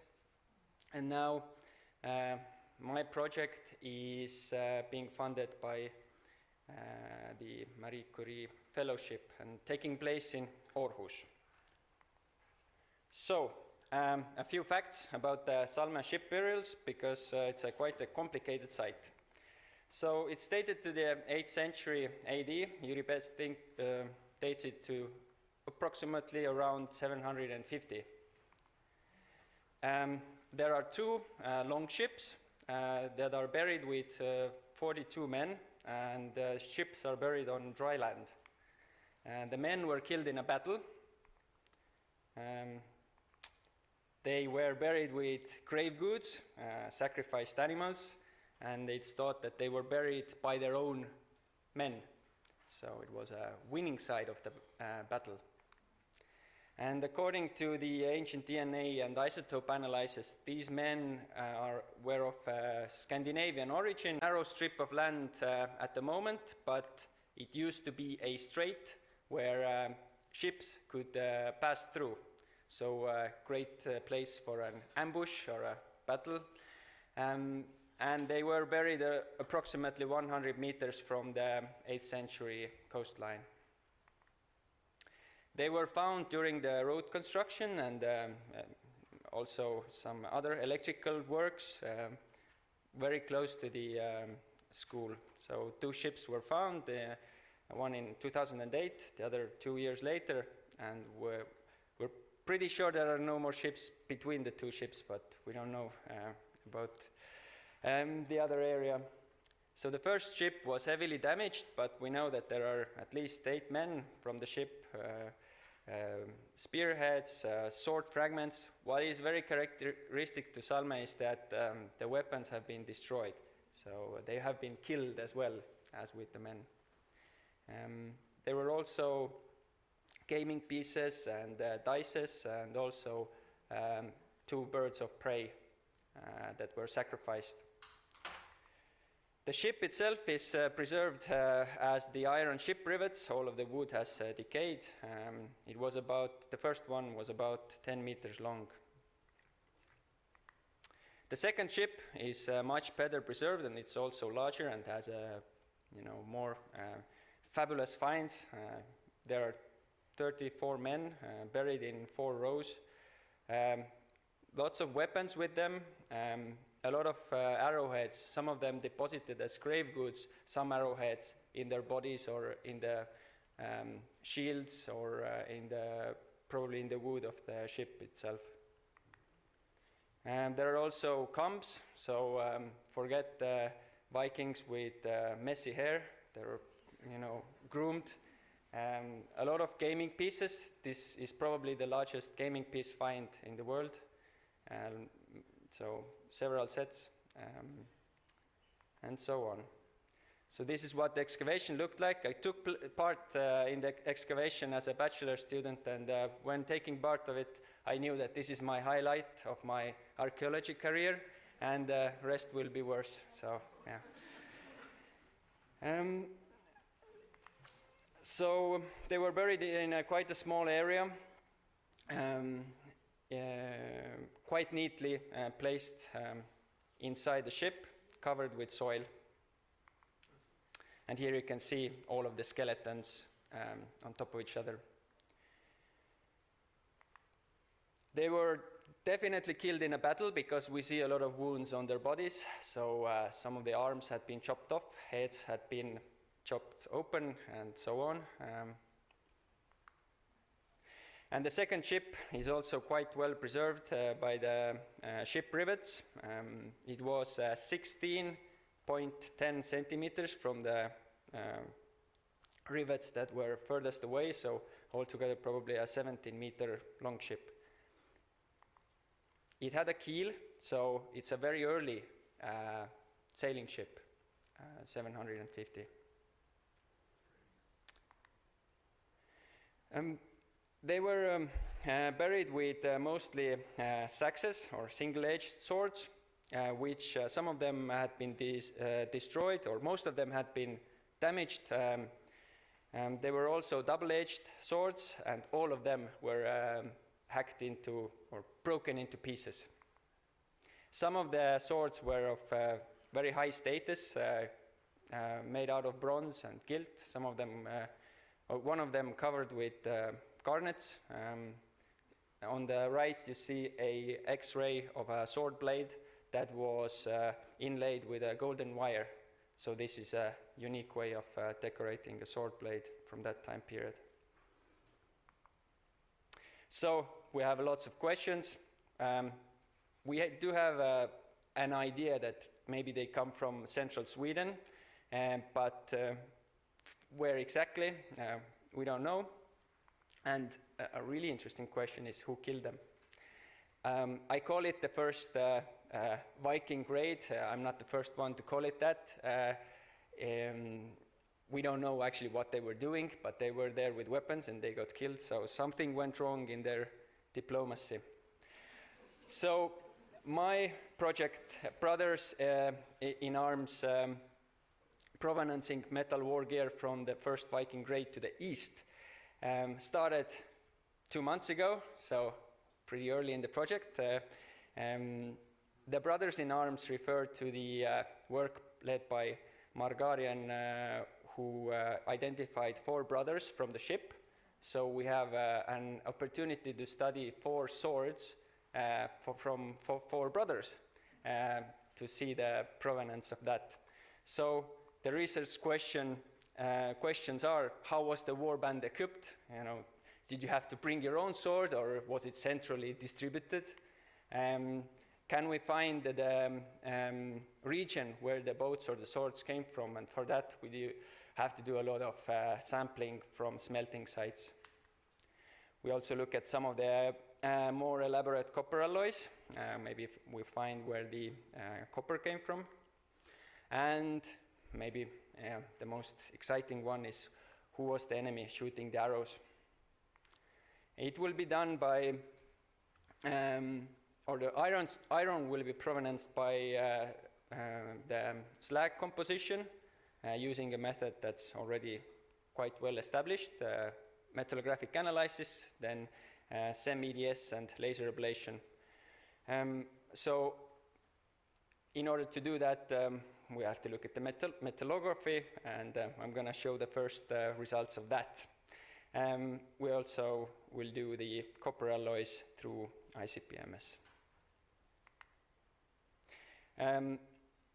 So I've already visited a lot of, visited Latvia for their slag and sent a lot of letters, but I'm not going to talk about slag today. We will look at single-edged swords and double-edged swords, shield pieces, and especially the ship rivets, knives, and arrowheads. And I must say that the samples I'm going to present today were already prepared by Yuri Betz and Waldek Mikli, so these are not actually like new metallographic analysis, but I had to re-examine them. They were corroded, and so you will see the microstructures. Firstly, the ship rivets, they come from the first ship. They are really badly corroded. So this is what the ship rivets were used for in a clinker-built ship. So I'm going to show rivets that held together 2 planks. The microstructure of the first rivet was something you see in bloomery iron, so heterogeneous carbon content. And what I was especially looking for was welding lines. So in order to tell if the material, how much it was processed before it was forged into a ship rivet. And we don't see a welding line here, but it can also be masked by the corrosion. But we do have slag inclusions, which makes me happy. The second rivet also looked like heterogeneous bloomery iron, quite a lot of pores and slag inclusions. This definitely looked like it had not been folded. And the third one, there we see a nice welding line, so we know that the material had been processed more than the last previous ones. So it was quite surprising to see only compacted iron with the previous cases. The first weapon was a single-edged sword. It was the bent and broken tip side. It showed a nice carbon content on the cutting edge and quite a lower carbon content on the sides. If we look at the central part of it, we can definitely see some welding taking place. Surprisingly, this sample was in like 2 pieces. So I would say this is like a sandwich pattern we see in knives of that time. But I don't know what happened to the central piece that was forge welded between the 2 iron sides, because if we look at the scheme or the microstructure, we don't see this high carbon content on the back of the knife. But we do see the same welding lines. So maybe the central piece was carburized. Carbon was put into the piece like separately. So that's interesting.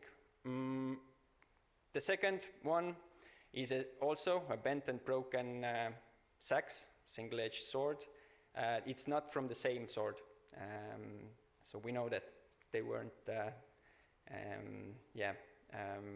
it's not the same sword broken in 2. That had a totally different microstructure. So we see a nice hardening structure at the tip. It's not the best polish, I'm sorry.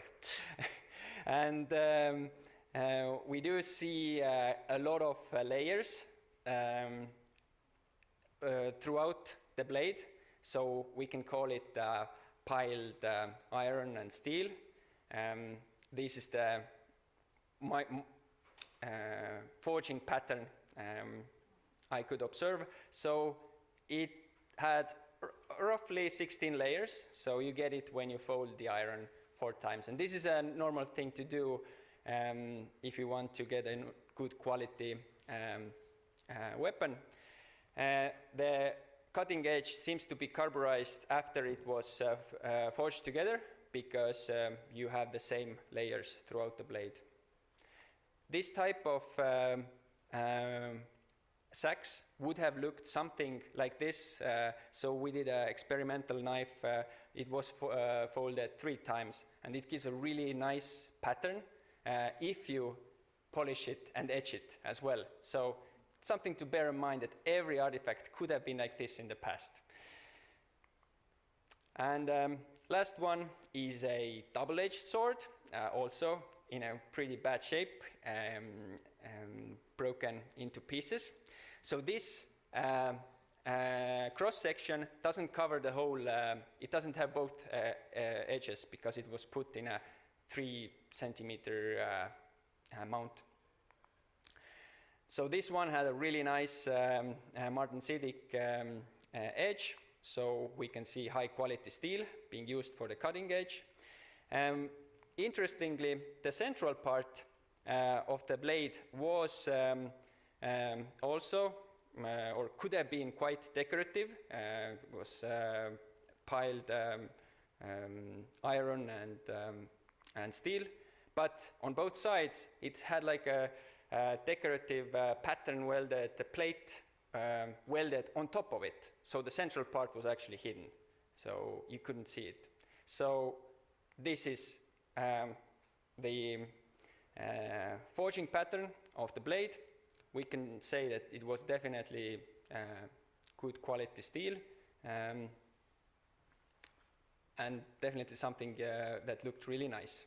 So the conclusions: some shipwrecks were made from compacted but not folded iron. You know, you take the iron, you press it, hammer it together, but you leave it as it is with all of the slag inclusions inside it. Some of the forging patterns we can see from the saxes. They were simple but functional weapons made to kill and not really show off, which is different from the double-edged swords, which represent the high-end weapons of the time. They were both complicated but decorative, but they were definitely also made to kill. So yeah, that's it from me. Thank you.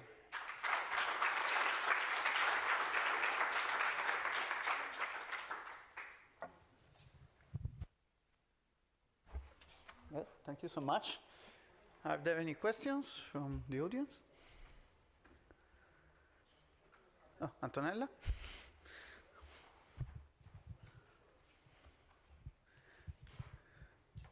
Thank you. Thank you for your talk. It's really, really very interesting. Also, the findings are super interesting.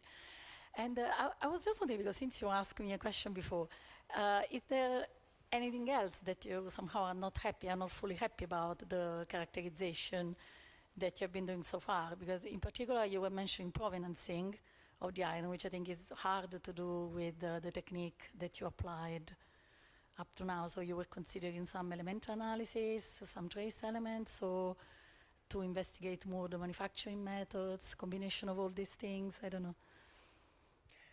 My previous question to you was because some of the swords are quite corroded, and especially the ones belonging to the brothers.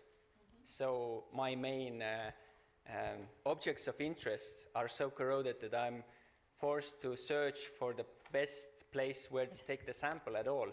So in order to find the smelting slag inclusion inside the iron, I have to separate it from the slag pockets that are formed during the forging.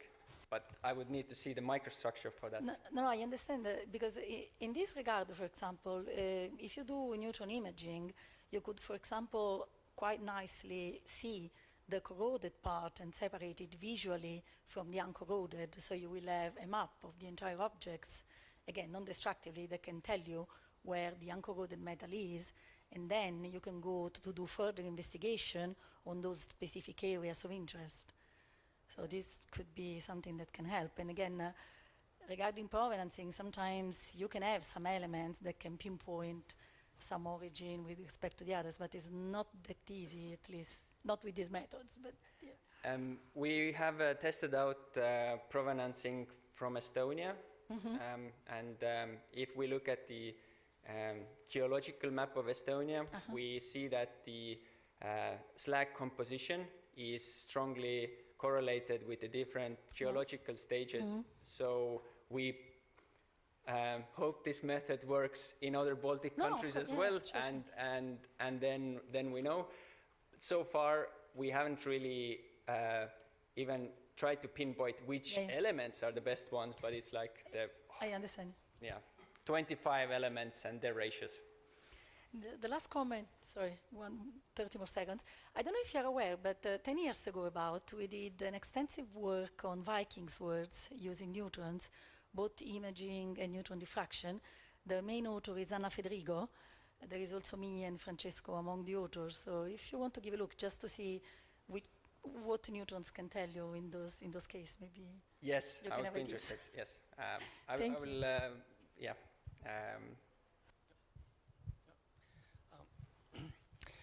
I have a question, just very simple question, but do you think also about osmium analysis because when you have corroded objects, you can use osmium analysis to provenance your objects. So you mean osmium from iron, not slag? Osmium from metal. Mm-hmm. So currently we are going for slag, and I don't think we will have the resource to do both, because yeah, we could do osmium from the Salme samples, both slag inclusions and osmium, but in order to get the map of the Baltic Sea and all of the countries and their levels of osmium analysis, we would need the metallic iron from all of these countries, which is I think harder to get than slag samples. Yeah, yeah. No, well, yeah, just the osmium, it's isotopic analysis actually, I didn't say it, but osmium isotopic analysis, and it's very useful because you can actually take sample from corrosion. It works very well also on the corrosion. So in this case, it would be very useful, I think. Yeah. And one more question. When you are thinking about the analysis of trace elements and your slag inclusions, are you sure you will be able to do it on source? Because the slag inclusions are usually very small. And do you think that you will be able to analyze them properly? I know it is possible because it's done in France. I don't know if you are in touch with Tobias Hill. He does this provenance analysis on Merovingian swords. So just if you are sure you have good equipment to do that. So the analysis will be done at Aarhus Geosciences, and I think they have a really good setup there. So especially, I know what you mean, because when doing laser ablation, you need something that has a really good optics, because you need to, even if you find it with a scanning electron microscope, you need to find the same place with laser ablation. But they have a really nice setup, which is, I'm not gonna explain it, but we will find the slag inclusions there. Yeah. Yeah. Okay. Okay, I have a question. Well, actually, I have two questions. I know it's a bit borderline with respect to your main goal of the project, but my question is, if you foresee to do X-ray analysis, at least X-ray imaging of the long swords to check for pattern welding, complexity and shape and profile. And the other one is if you foresee as well the Vickers hardness testing on the cross-section to check about the distribution of the hardness and thermal treatment, microstructure and this stuff. Yeah. I didn't include hardness testing in this presentation, but I have a hardness tester and I do it regularly. I also like to have numbers, the data that, okay, this is 700 HV. So yeah, definitely we'll do hardness testing. There has been quite a lot of X-rays already done on them. Some of them display the pattern welding quite well. It depends on the pattern, because when it's inlaid on both sides, then it kind of disrupts the image you see. But otherwise, you will see if it is pattern welded or not using that. Yeah. Thank you. Yeah. Okay. I think we can close the session, and yeah, please remember to not flee and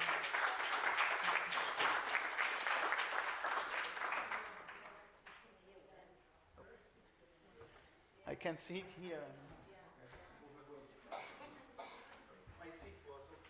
Everyone, I think we'll do the photo at the end of the coffee break in hopes that a few more people will be here. And I'd also like to remind everyone that if you have an accompanying person and you paid the fee for them, they are more than welcome to join us tonight for the dinner, the Cretan feast at Ta Halkina. So we look forward to that tonight. And we will do the conference photo here. So when you come back in at the end of the coffee break, everybody sit close together in the center so that we can get everybody in the photo. Thank you.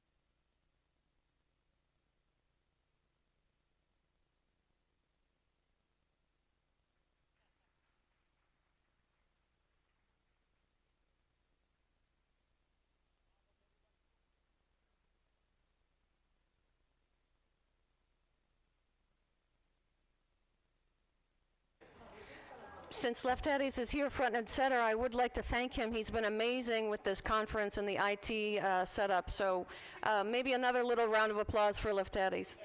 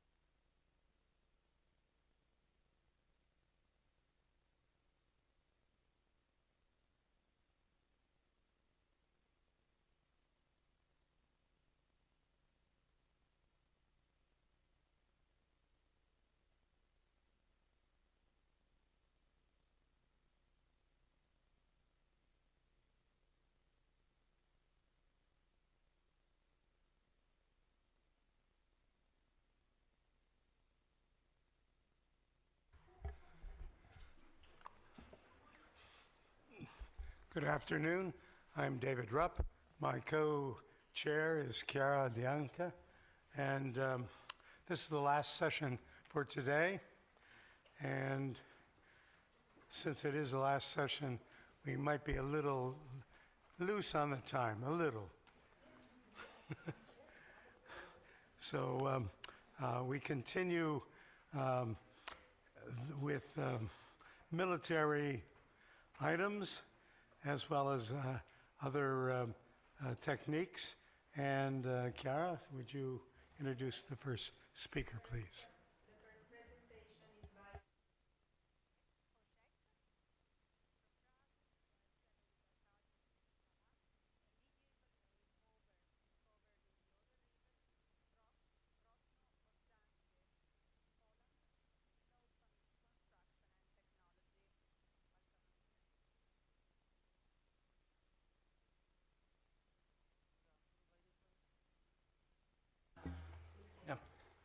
Well, good afternoon, ladies and gentlemen. So my presentation is about mail Hauberg. It's sort of coat of mail, and it's this strange things, which is right. Yeah. Okay. We move on.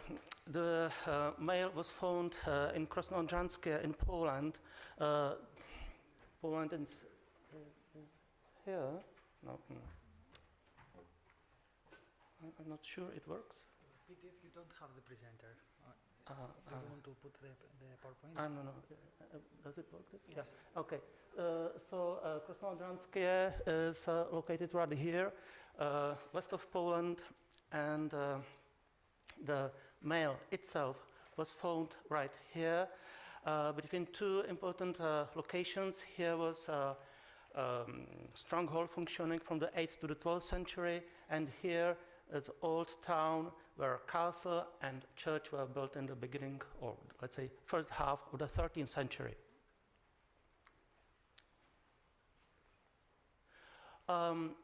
It was uncovered by excavator during dredging old channel of Odra River, and immediately after the find, archaeologists came with metal detectors to check the area, hoping to find something that could be connected with the mail to help with dating or understand better the archaeological context, but they didn't succeed, actually. So this is the mail which was found in the Odra River. And actually, when we are thinking about mail or coat of mail, we are thinking about something like this. The mail looks like that when it's worn by soldiers. But when it's not worn, it was rolled. First, during the rolling, you can remove some dirt, and you can obtain something more compact that you can store safely in a case or bag, and it's easier to transport a mail in the state. So it was prepared. Actually, it was lost during transport. The whole piece, all the mail, weighted 3.5 kilograms, and it contained more than 700 fragments, each containing 2 or more links, and 37 fragments were made of bronze, the rest was iron. Here are some more details about the measurements and so on, so if you are interested, I can tell you about it later. This is how it looked like before conservation, so individual rings, so small fragments, bigger fragments.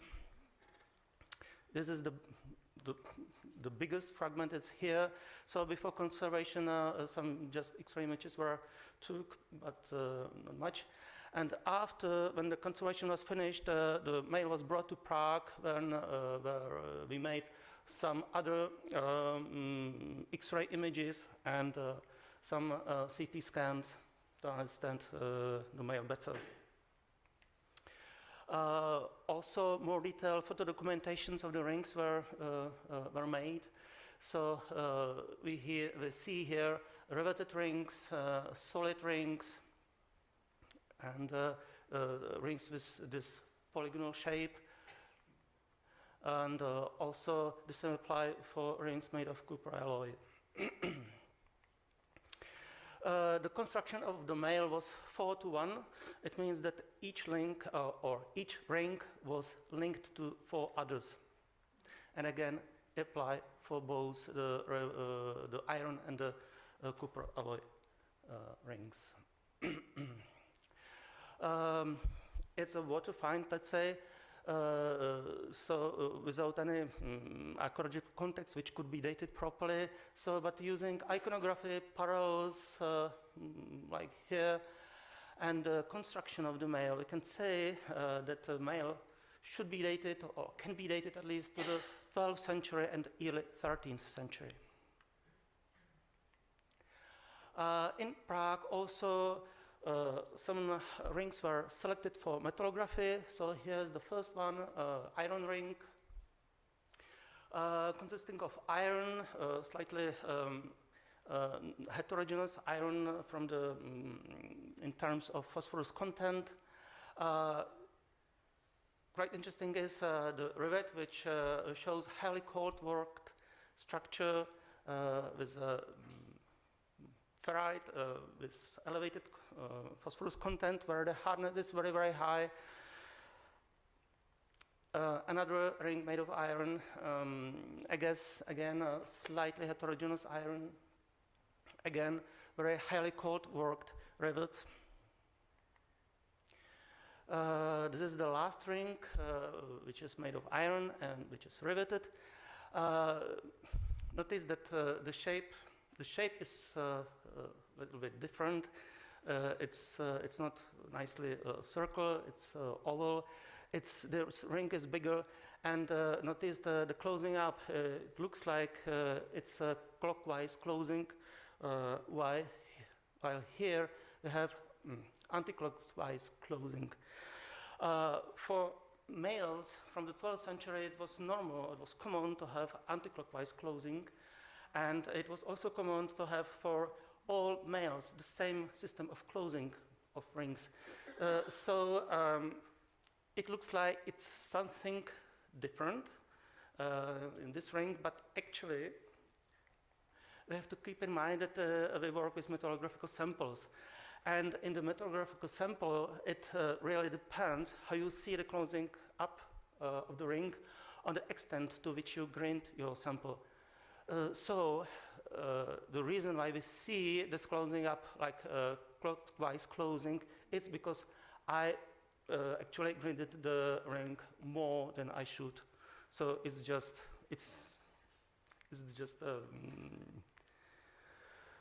some metallographical problem.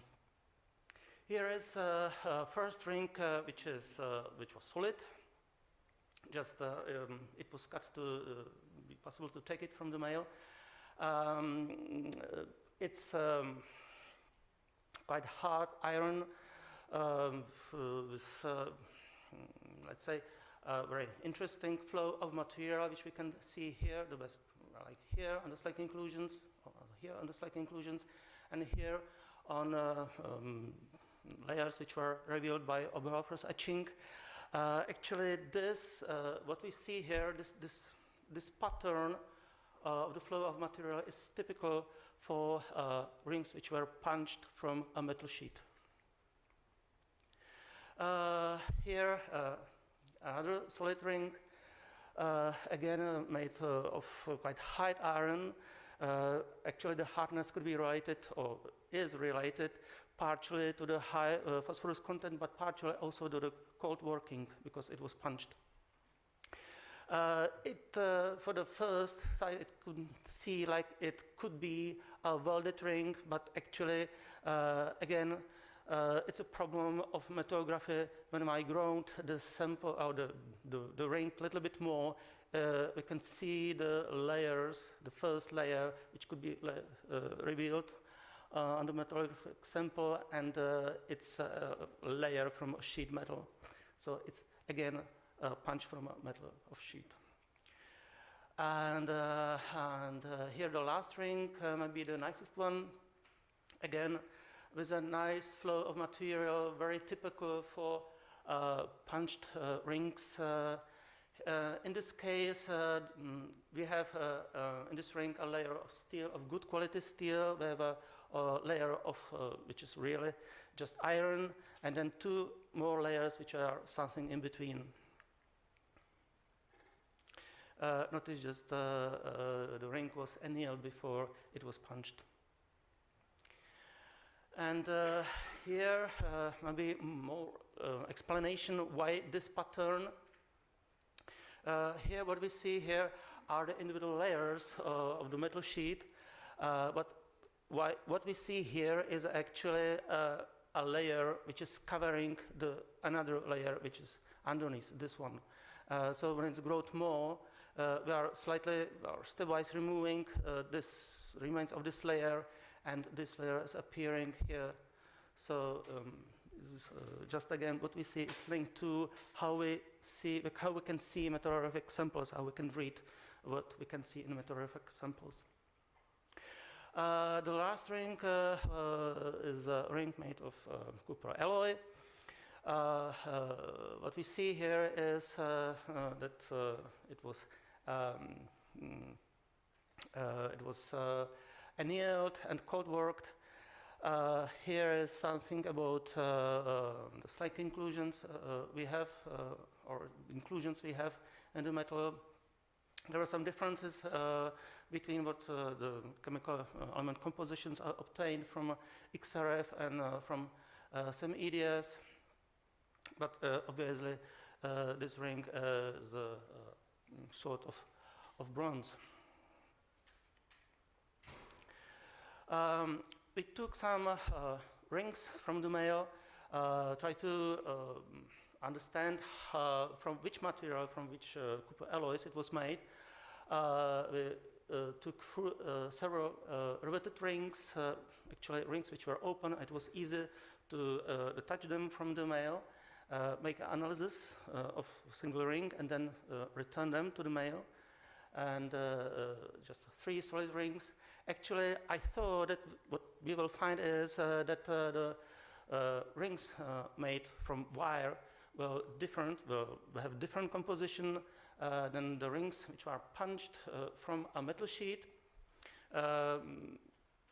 Actually, it could be true, but the problem was I couldn't determine properly the chemical composition. There was problem with iron. The results are not really consistent. One reason the rivets were closed or the rings were closed with iron rivets. So it could be contaminations from the iron rivets, and also the rings were not really clean, so there were some remains of corrosion. There were probably some contaminations from the rings surrounding, from the iron rings surrounding this part. Anyway, when we focus just on these elements, normalize the results, we will receive something like this. It's not the real composition, but at least it shows that there are some differences in the alloy. Most of the reverted rings have more or less this composition, but excluding the ring number 13. and here the solid rings, but plus the ring from the fragment number 13. So actually it could be a difference related to the wire and the sheet, but it also could be the difference in this material and which was used for these rings in the individual male fragments. Well, it could be both actually. Back to the metallography of iron rings. As far as I know, 164 rings at least were examined during time. And these rings come, probably, we assume that they come from 102 individual males. This might give you, show you how they are distributed in space, and this chart gives you some idea how they were distributed over time. Well, when metallographers, but not only metallographers, are talking about males of armor, they're always asking, did you find rings made of steel in your armor? So it was also the question we asked when we started with the metallography of the rings from Krosno. And actually, the steel wasn't common material for male armors. We have some evidence, that rings made of steel were used for Roman males. All of them come from Stuttgart. And we have a very good evidence that some males, from younger males, were made of steel. The rings were made of steel, but actually all the samples that are here are coming from museum collections, from Wallace collection, etc. So just younger males, and probably also pieces of mail which are not really coat of mails, but just pieces of mail which are supplementing plate armor in places where the protection wasn't good from the plates, like in armpits and so on. So it's quite possible that these rings come from better pieces of armor. It's like that. There is probably some steel, but steel with question mark, from the 8th century, tail of a helmet from York, and some rings made of steel were found in Gniezdovo. But otherwise, the steel was very rare. So it's not surprised that we don't find steel in our mail. And furthermore, a good proof that the steel was used deliberately is quenching.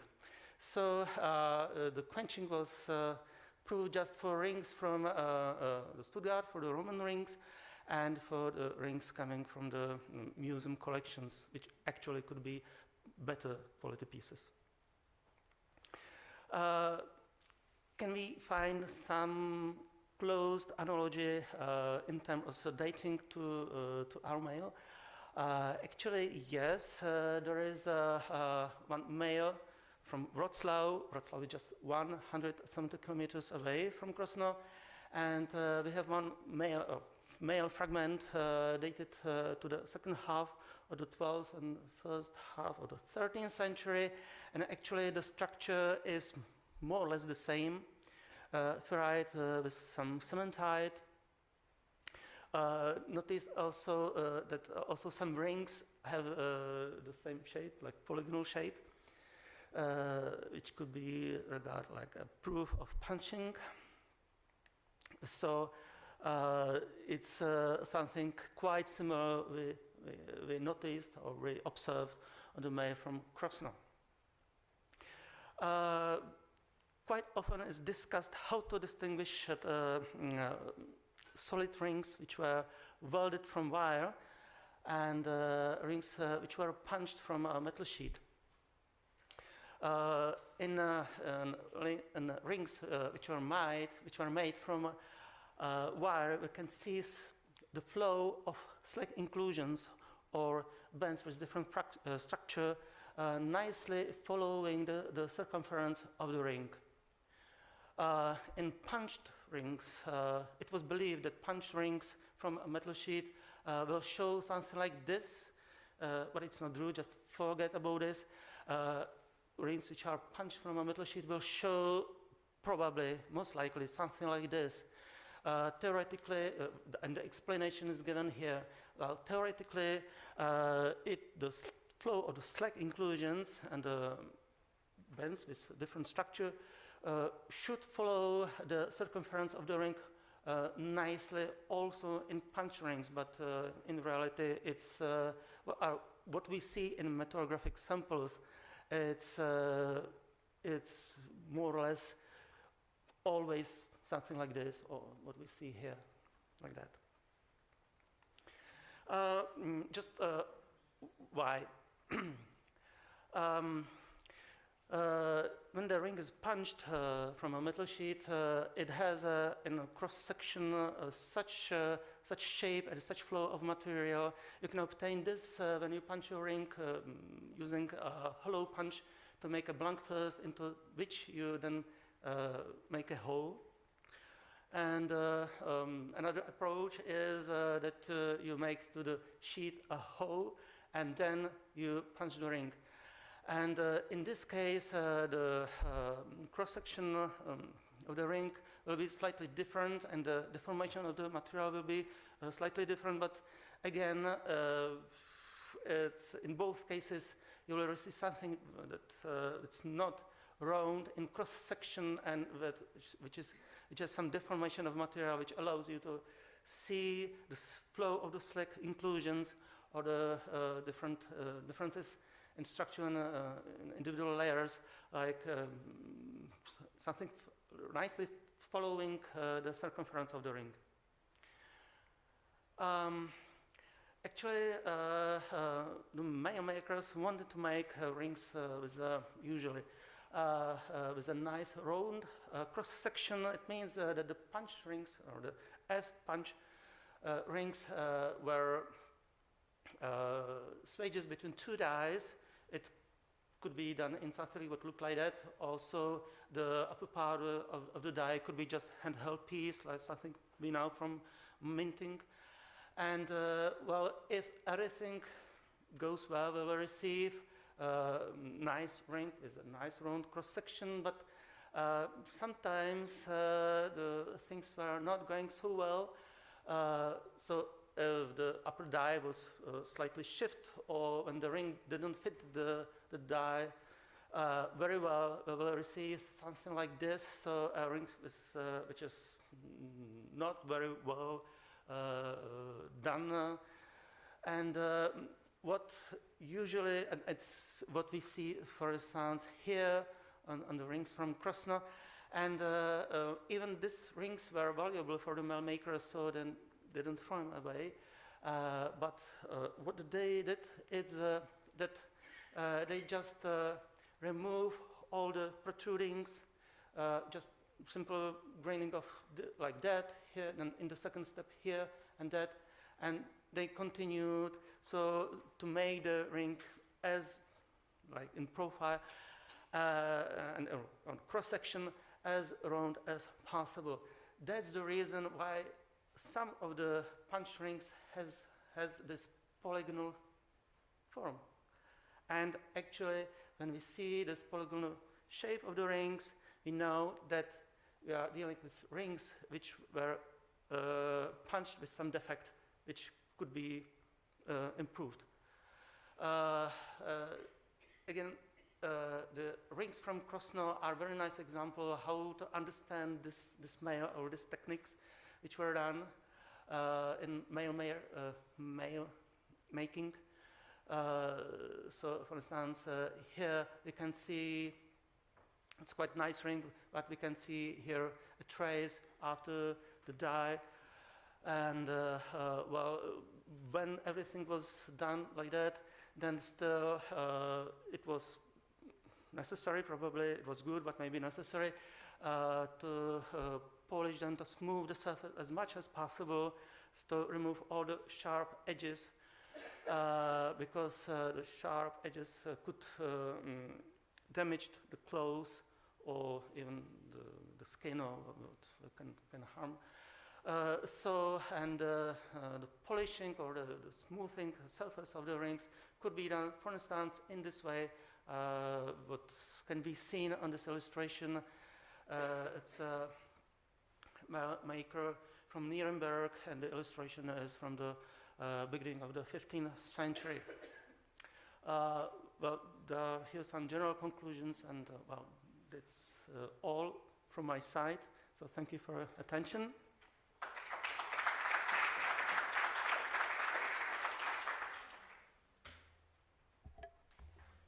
We have time for one or maximum 2 questions. Is there anyone in the audience who has a question? Up. Did you consider doing C14 on the steel rings? C14 analysis, radiocarbon from the steel? No, but concerning the structure, we can determine, because there were some cementite particles. Yeah, there were some cementite particles, so we can determine we can apply image analysis to understand the ratio between the cementite and the ferrite, and we can determine the carbon content like that. And what I meant is that, for example, Uppsala University does C14 from steel with for like 350 euros. It's really good. C14. No, we didn't it. And actually, we don't have much opportunity. Maybe in future it will be possible for us, but there is still a danger that it will not be so reliable, because this C14 determination or dating of steel is first you have to be sure that it's not contamination by some lime or some calcium, because it pushed the dating back to the time, so it can be more older than it actually should be, and like that. So, but maybe we will try. Last. I've got also one simple question. Was the copper alloyed rings usable in practice? They were actually just for decoration. Okay. Yeah, they were on the end of the sleeves or on the end of the coat. It was just decoration. Thank you. One last one.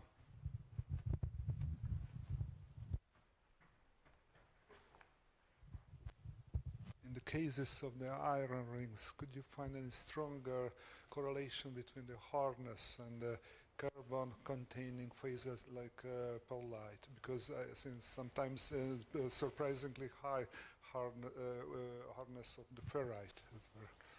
I think the high hardness is related to the elevated phosphorus content and also to cold working, especially in the punch rings, because they are cold worked quite heavily. We couldn't see it so much on the metamorphic sample because it was cold in another direction, but yeah, I think it's related to the phosphorus content and to the cold work. And the quenching was a hard quenching or the slack quenching, the classical quenching?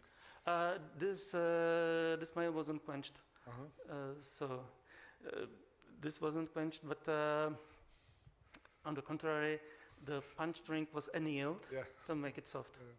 Okay, thank you. Okay, thank you.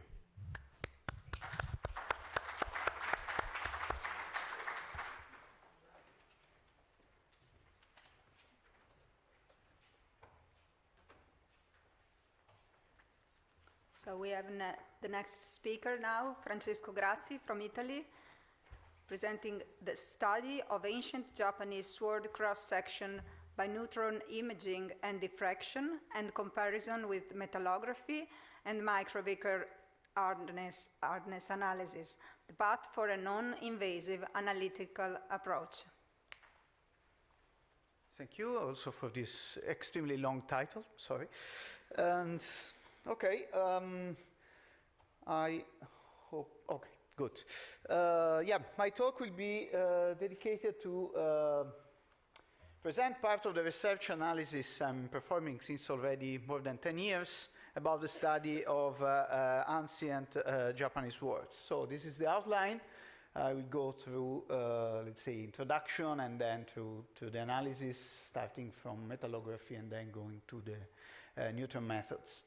So, just a brief introduction concerning a sword. Sword is extremely versatile tool, so it can have a lot of specific characteristics, but usually it is a handle and a blade. The blade can have a tip, in which can give more flexibility to use for piercing, but usually the typical use is slashing. Depending on the style of use, it can be used by one or two hands. You can use it in a very, very, very versatile way in many different directions. This is thanks to the shape, to the geometry. It can be very fast to move. It can have also a very low inertia.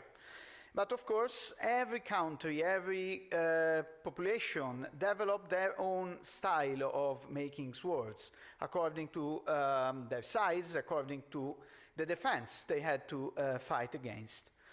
But in general, there are important details. You need to have a hard edge, hard tip. So, concerning the steel material, you need to have martensite, or at least a high carbon steel on specific part of the blade. You need to have a stiff body, so that you don't have any backlash effect bringing to rupture. So you need to have ferrite and have low carbon, or have low carbon in the body. But the problem is that in iron, in wrought iron in general, the most important brittleness effect is not related to the metal. It's related to the presence, distribution, shape, and size of the slag inclusions. Anyway, all the brittleness factors are not only related to the slags, but also to other components. For example, the martensite is hard, but also brittle, so you can have bad effects due to the presence or overextension of it. Or otherwise, if you want to combine different properties, you need to forge well together different parts with different composition. And then you have lines that are again weak, because you have non-metal inclusions inside in could be in very bad shapes. So in general, a lot of strategies were developed related to these brittleness effects. So first one is the martensite. You can have a way of reducing the brittleness but keeping the hardness by tempering the martensite. But if you over-temper, you have a very, very poor quality material, even lower than the, let's say, equilibrium carbon steel. So it has to be done properly. For the welding, you can play with a funny shape and profiles in a way that you don't have any, let's say, impact effects that are directly transmitted to the welding areas. If they are shaped in a way that this is diagonal or oriented in a direction in which the strength is not applied, this is a positive advantage. And finally, you can reduce the slag inclusion effects by removing them, but you need to liquefy or do very, let's say, special transformation, or otherwise perform lamination or pattern welding, which is easier, but it takes a lot of time to be done properly. Finally, in armor pieces, you can reduce the brittleness by mechanical combination of movable parts, which can distribute the impact thanks to the different shape and profiles. So, Japanese word. Japanese word covers more or less all the effect that I just described, because it is a single-edge blade, it's carved, and it's done by performing multiple hammering and folding, so reducing the slag brittleness effect by this method. It is composite structure, so it has welding lines inside, and it has martensite, because several parts of the blade were differentially quenched and sometimes tempered. So taking into account all these properties, we see that the first step is the hammering and folding. material for Japanese swords is traditionally produced in large-size furnaces which have a parallelepipedal shape in which locally you can achieve a very high temperature. The process is quite long, and at the end you have volumes inside the furnace which are high carbon and other parts that are lower. It is feasible to identify which parts have a higher or lower carbon, then they can be separate. And finally, in order to purify the situation, you can crash these pieces into bits and then forge well together onto a sheet. Then, by performing multiple hammering and folding, all the slag inclusions and all the welding lines effects can be reduced to a very thin layer, and also the slugs can be reduced or removed by hammer scales. In the end, after you have prepared in different ways the high carbon and low carbon, you can play and combine them into different sections. So, for example, doing this, which I find the worst way possible, so putting high carbon like a sheet around a core of low carbon, but this is the typical example, so I kept this. You can have high carbon on the external and core that is stiff. Actually, there are many more examples of possible sections in Japanese swords. You can have very differentiated distribution of high and low carbon, which can provide different ways of behaving in terms of stiffness and in terms of hardness. Please take into account that the traditional way to resharp a blade is to sharp again the cutting edge. So if you have a situation like this, or something like this, you go very fast into the soft metal if you have to resharp the blade just a little amount of times. So, looking in the web, you can find very nice movies like this one provided by National Geographic Channel, in which there are a lot of modern replicas of Japanese swords, so with the hammering and folding, with the differentiation of the blades, and again, the bad example. And then you have your blade that is forged, shaped. You have a differentiated distribution of steel, but the most funny thing is the final step. Covering of a little layer of clay containing iron oxide particles inside with differentiated thickness all around the shape of the blade. And finally, once the layer is distributed, it's heated red hot, about 800 Celsius, you are in austenite, and then plunged into water. And then you have a nice effect. The blade turns, because you have differentiated the transition to martensite on the edge, and you have a more smooth transition to ferrite and perlite on the back, and then the residual stress forces the blade to bend. And you have positive residual stress distributed in your blade, which is increasing again the quality and the resilience of the blade itself. So my goal is to identify if all these already traditional details, when they developed and where they developed. Traditionally, it is known that 5 traditions of sword making developed in the very early times of Japanese swords. 2 of them are related to the presence of ore mines, a very abundant, high quality ore sand, iron-rich sand in these areas, Bizen and Minot provinces, while the other 3 are related to the development of the national power, political power into the country, from the first capital in Nara, Yamato tradition, then Kyoto, Yamashiro, and finally the Kamakura shogunal power, well, the Soshu tradition developed. So all these specific characteristics of the blade should be related to the tradition and to the different schools that develop inside these 5 traditions. So our goal was to try to identify specific peculiarities of these methods. So to start, we started with the bad objects, in the sense that there are blades that were cut by the American administration at the end of the Second World War in Japan. They were withdrawn by the administration and cut 5 centimeters about over the handle. in order to make them inoffensive. So if you have signed swords with this shape, you can easily rely on their authenticity, because nobody would fake a blade like this, and in a period previous to that, the production of fake blades was not so diffused.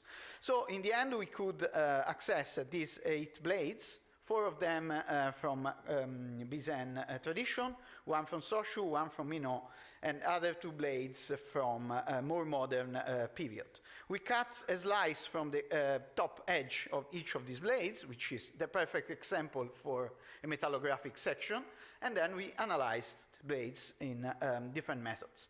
So metallographic Vickers harness was done in Italy, in our lab, especially with the support of the Genova University, and then we performed Newton tomography and time-of-flight diffraction. We have seen already a lot of details on these 2 methods.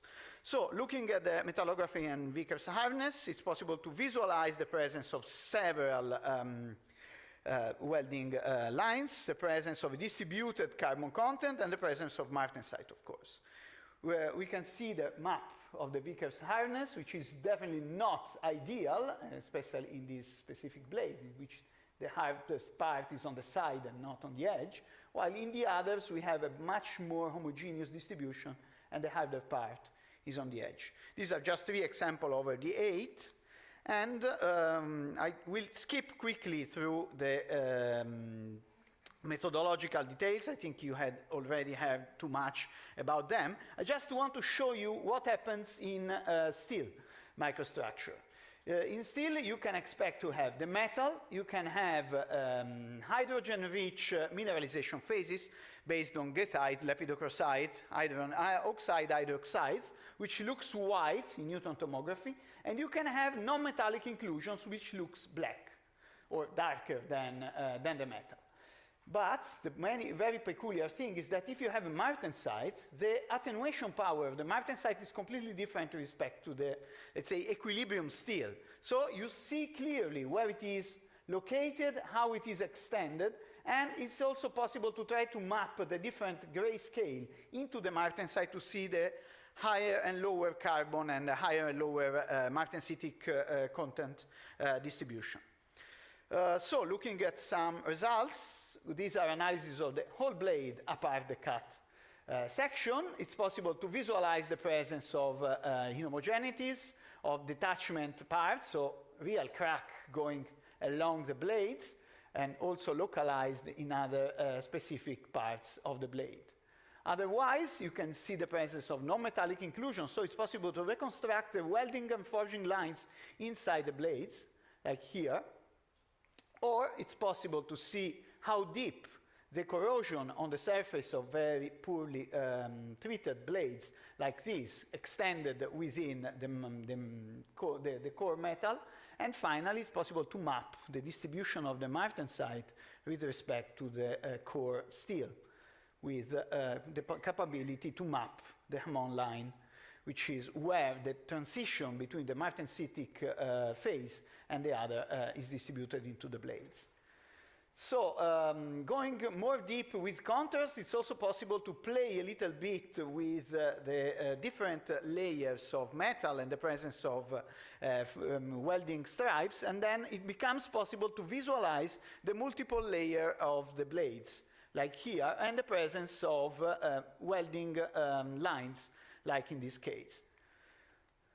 This is just a movie, if it works, showing some visual details of Newton imaging capability in Japanese words. In this example, we can see the different distribution of martensite, the different contrast of the line in the different blades, so how different it is, the thermal transition, and how severe it is, the effect on the different parts. Here, by playing with 3D visualization and by playing with the different attenuation coefficients of the different materials, it's possible, for example, here to visualize the slag inclusions, which are distributed in specific parts of the blade. Here we are in the blade, here we are in the tank. Here there are lines, coherent lines, showing the presence of welding stripes, and here we have poor quality part of the blade, that is the tongue. And finally, we can see the presence and depth of the hydrogen-rich phases. So it can be exploited to check about the quality of the surviving metal into the material, and by shaping the contrast of the martensite, it's possible to see how wide it extends, and you can see small light and darker dots inside showing differentiated distribution of martensite. In order to make a comparison, direct comparison between the metallographic section and the tomography, we did tomography also of the metallographic small sections, trying to show how it is possible to visualize the effect. This is the martensite, looking lighter, and this is the martensite. The resolution, of course, here is limited to about 150 microns. Here you have a much better image, but of course this is non-destructive and you can cover the whole volume. So if you are happy with that, you can in some way have a full view of the blade. The same can be visualized in this other example. The other useful thing that can be exploited is the use of diffraction. You have already seen too many things about this, but in the end we can do quantitative phase analysis. And in steel, the phases that are of interest are the ferrite, the cementite, the martensite, and the possibility that there is some residual austenite. So what we did was at first to just analyze the average distribution of the phases, and by the ratio between cementite and ferrite, obtain an evaluation of the carbon content. So it was possible to evaluate the shape and carbon content distribution in the different blade tradition. Sorry, the position of this should have been here and here. Looking at the specific section of the blade, then you can go into more detail and try to quantify the different phases. And we found a very, very astonishing thing. Retained austenite is present in the cutting edge of some of these blades. This means that the cooling rate was so fast that not even transition to martensite, but just the structure was frozen into austenite. Consider that austenite is a relatively soft phase. So this is a sort of intrinsic hardening and at the same time maintenance of the soft behavior of the edge. So this edge is not brittle, is incredibly hard but not brittle. And this is something that is peculiar, if you look at this distribution, only of the Byzantine tradition. While the other traditions showed, like the, sorry, because the lines are in the wrong place. This is the modern one. This is the Shinto from Byzantine tradition. This is the old blade from Byzantine tradition. These are from Soshu and Minoan tradition. In both, there was tempering, so that the martensite was back converted partially into cementite and ferrite, while here you still maintain only martensite and retained austenite. Yeah, I didn't check the position of the characters. I'm sorry for that. I go quickly to the end by exploiting also the profile, diffraction peak profile shape, as it was shown by Francesco Cantini a few hours before. It's possible to evaluate the distribution of residual strain due to the density of defects, which make brittle but also very hard the edge, and how it's possible to evaluate quantitatively how extended is the quenching or the tempering effect within the blade. So for these three traditions, we identified that we analyzed 2 high quality and 4 poor quality blades from Byzantine, 1 from Soshu and 1 from Minoan for the moment. We could see the differentiated carborization level. We could see the presence of different carbon content and the different thermal treatment after the quenching, which produced the presence of retained austenite in these 2 cases and the presence of martensite and cementite back converted in these 2 traditions. So yeah, these are just conclusions and some ideas about what to do next. our idea is to go on with many more of the traditions, try to cover in a reliable way the structures and features peculiar of them. And I just finished. Thank you, everyone. And I really need to acknowledge all the colleagues who were supporting this job by collaborating for the beam time, by providing the blades, by providing attribution and other level of details. Thank you. Are there any questions? 2 questions. Just very quickly. So the Hamon is not always martensite. No, there is martensite, but can be not only martensite. It could be austenite as well. In the Bizan blades, I found austenite. I just showed the results of 4 blades, but I actually analyzed already 20 Bizan swords, and I found retained austenite in all of them. All of them? Absolutely all of them. I'm impressed. Even the bad one that is at the Wallace collection, who is absolutely over polished, but there are still a tiny little amount of retained austenite. Wow. Wasn't the cause the relatively lower hardness in the edge, the micro corrosion, or the relatively narrow cross section? I think bad cutting of the of the edge. Okay, I hope so. One last question. If not, thank you. Thank you.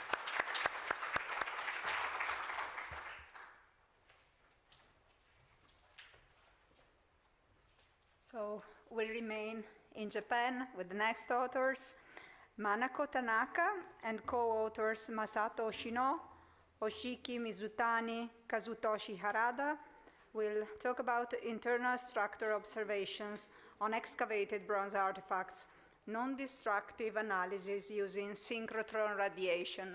Welcome.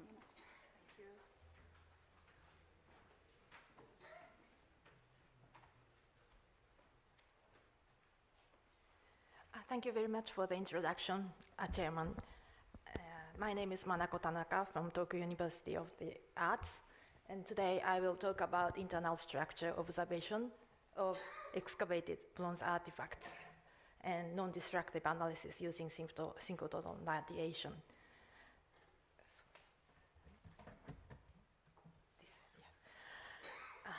In the scientific study of metal artifacts, both compositional analysis and metallographic observation are important for understanding their materials and manufacturing techniques. However, direct sampling is usually not possible because conservation must come first. For this reason, our group has been developing non-destructive analytical,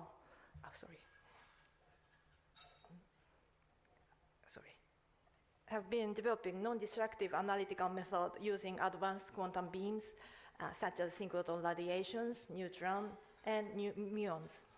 And these allow us to study internal structures without damaging valuable cultural properties. And in previous work, as mentioned, in previous work in the earlier talk, we studied forged artifacts like Japanese sword. But in this presentation, however, I will focus on cast metal artifacts and introduce how synchrotron X-ray imaging can reveal their internal structure non-destructively. So the main object of this study is to observe the internal microstructure of cast metal artifacts, specifically iron sword guards called tsuba and bronze mirrors using synchrotron-based X-ray imaging method. And we also aim to compare image quality and spatial resolution among different approaches and to clarify their material characteristics and manufacturing processes. Ultimately, our goal is to contribute to the advancement of non-destructive analytical studies of metal culture heritage objects. So we analyzed 2 types of artifacts, iron sword guards and bronze mirrors. To suit each materials, we applied 3 synchrotron imaging techniques, and X-ray radiography, and X-ray computed tomography, CT, and X-ray laminography. And the radiography and CT experiments were performed at Spring 8 beamline 28B2 using 200 keV X-rays, and the laminography experiments at beamline 20B2 using 110 keV X-rays. So this slide shows the iron tsuba, iron sword guards called tsuba in Japanese we analyzed.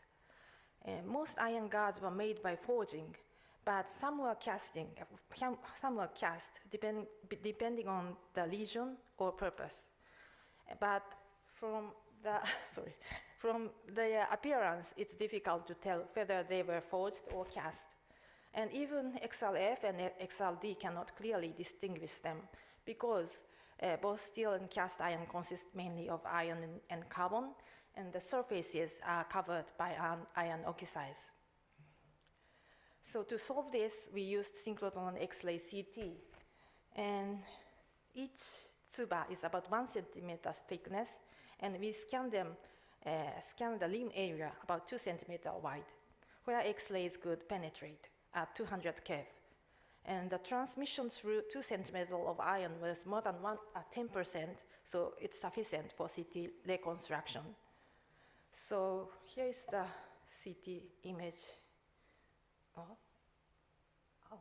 Maybe it's different. Sorry. This is the,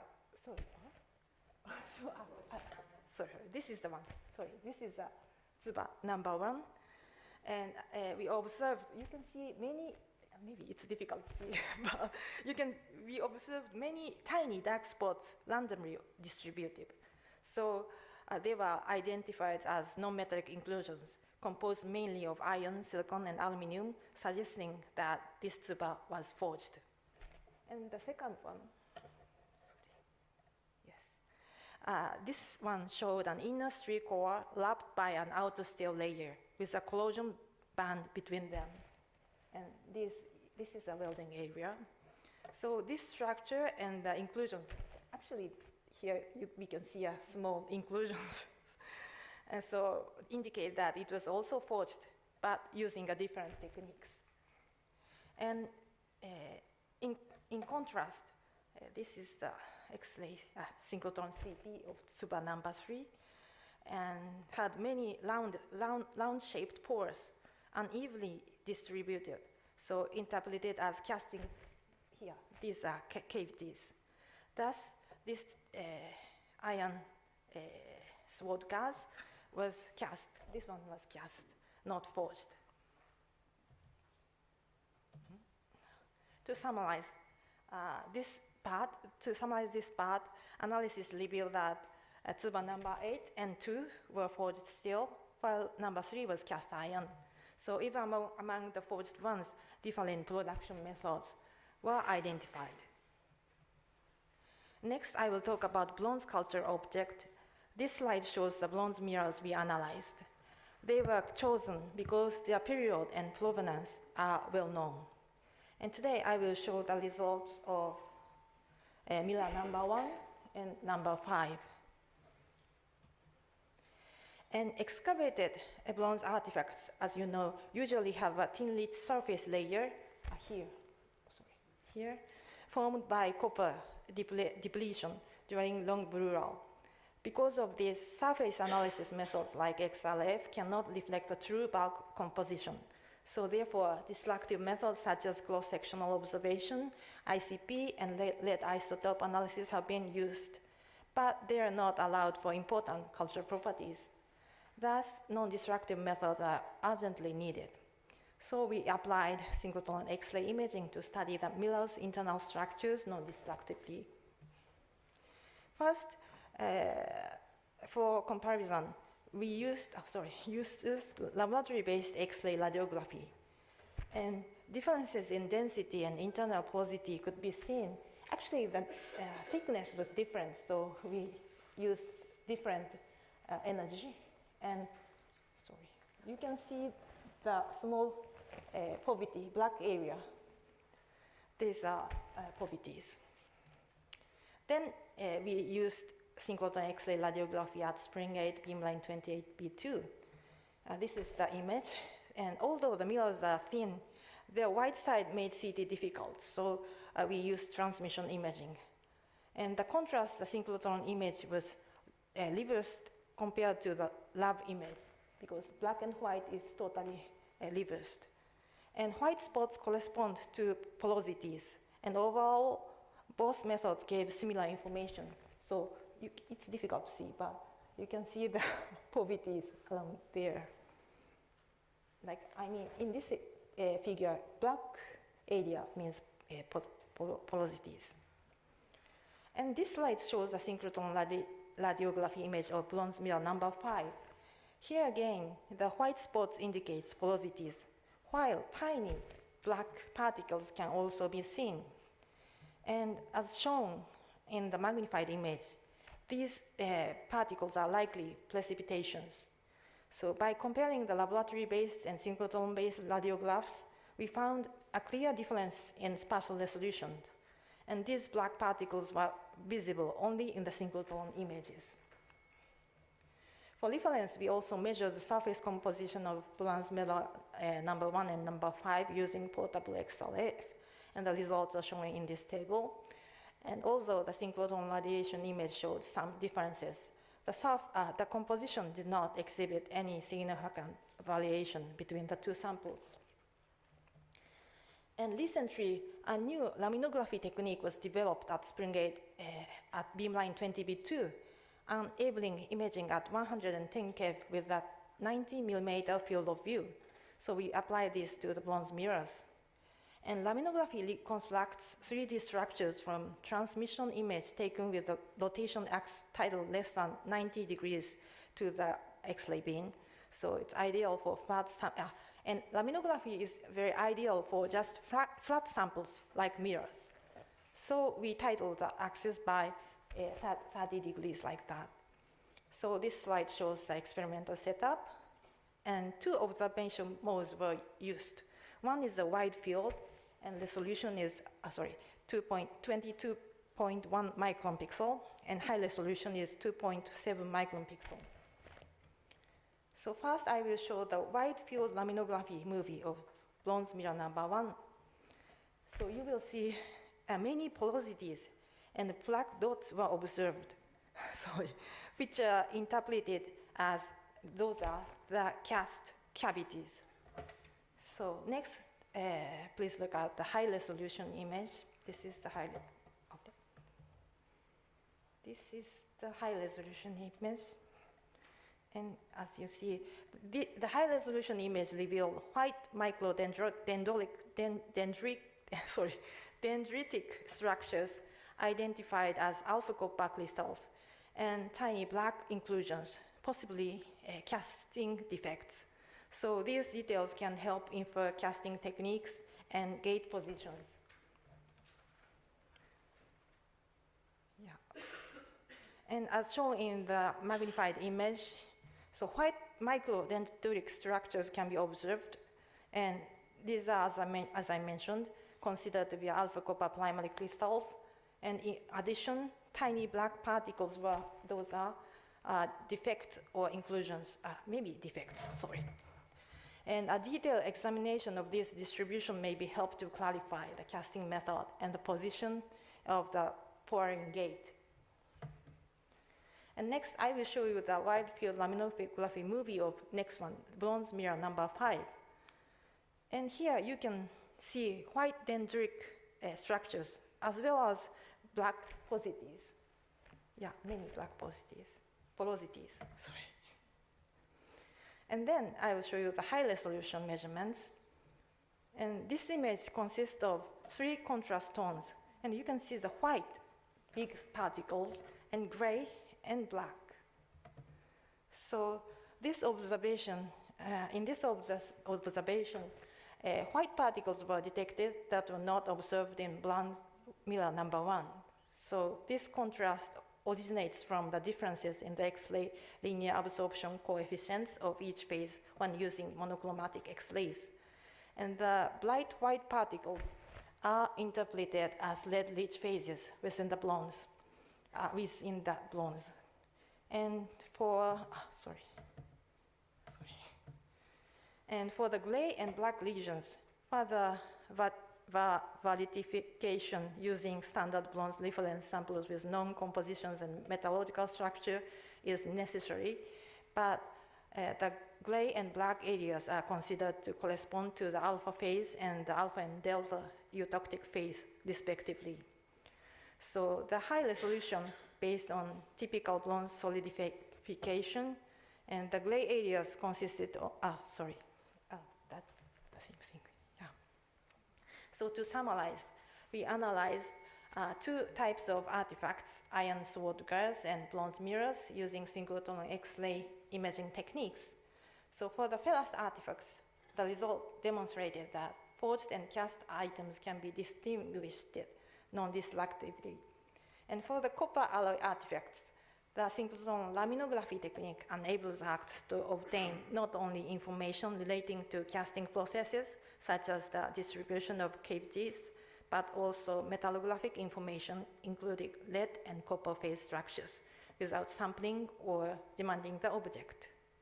On the other hand, laminography measurements still have several challenges, because the rotation axis must be titled during acquisition, so sample stability and safety during the setup are crucial. And furthermore, image reconstruction requires advanced skills, and data loss can occur near the front and back surface. And also, we can note the information about the trace element. And actually, bronze medals have long been regarded as sacred objects in Japan, along with magatama, that is shaped jade beads, and also swords. So these are three sacred treasures. And they were first imported from the continent, China, around the 3rd century BC, and later produced domestically during the Yayoi period, the 3rd centuries. So their shapes and decorations vary, often used in ritual contexts. And as you can see, many mirrors have been excavated from coffin period tombs, often placed around human remains. So these are all mirrors. So our group has obtained a research grant, and over the next 5 years, we plan to conduct a systematic study of excavated bronze mirrors and other metal artifacts in Japan. So we will continue to work on improving these issues and further developing non-destructive analytical techniques for metal cultural heritage objects. So finally, we also hope to conduct comparative studies with bronze artifacts excavated in other countries. So if you are interested in collaboration or joint research, please feel free to contact us. So we would be very happy to discuss it with you. So thank you very much for your attention.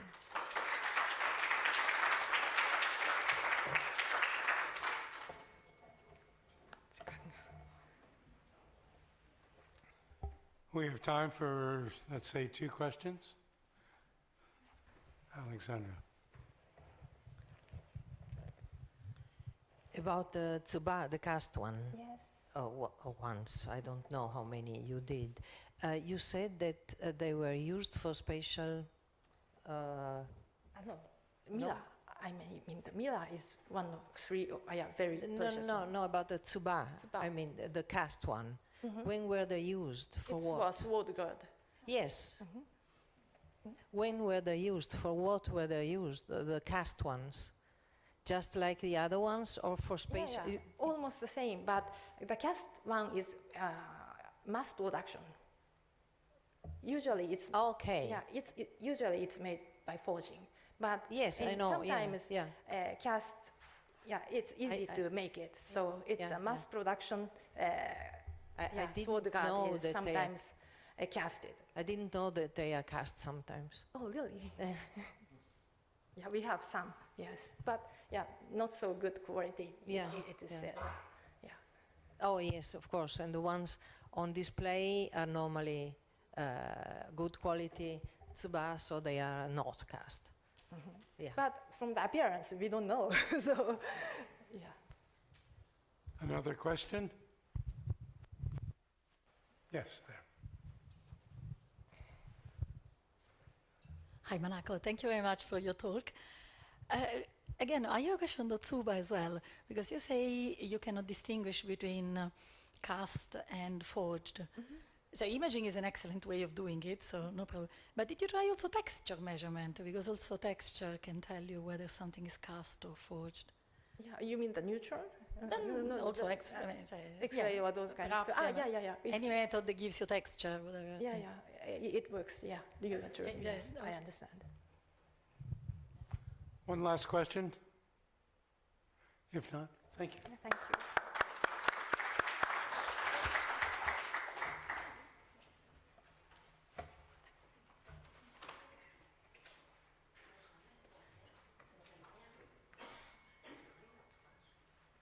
So here we are at the final presentation of this session. Antonella Scherillo will talk about neutron techniques for cultural heritage at ISIS, new developments and some successful stories.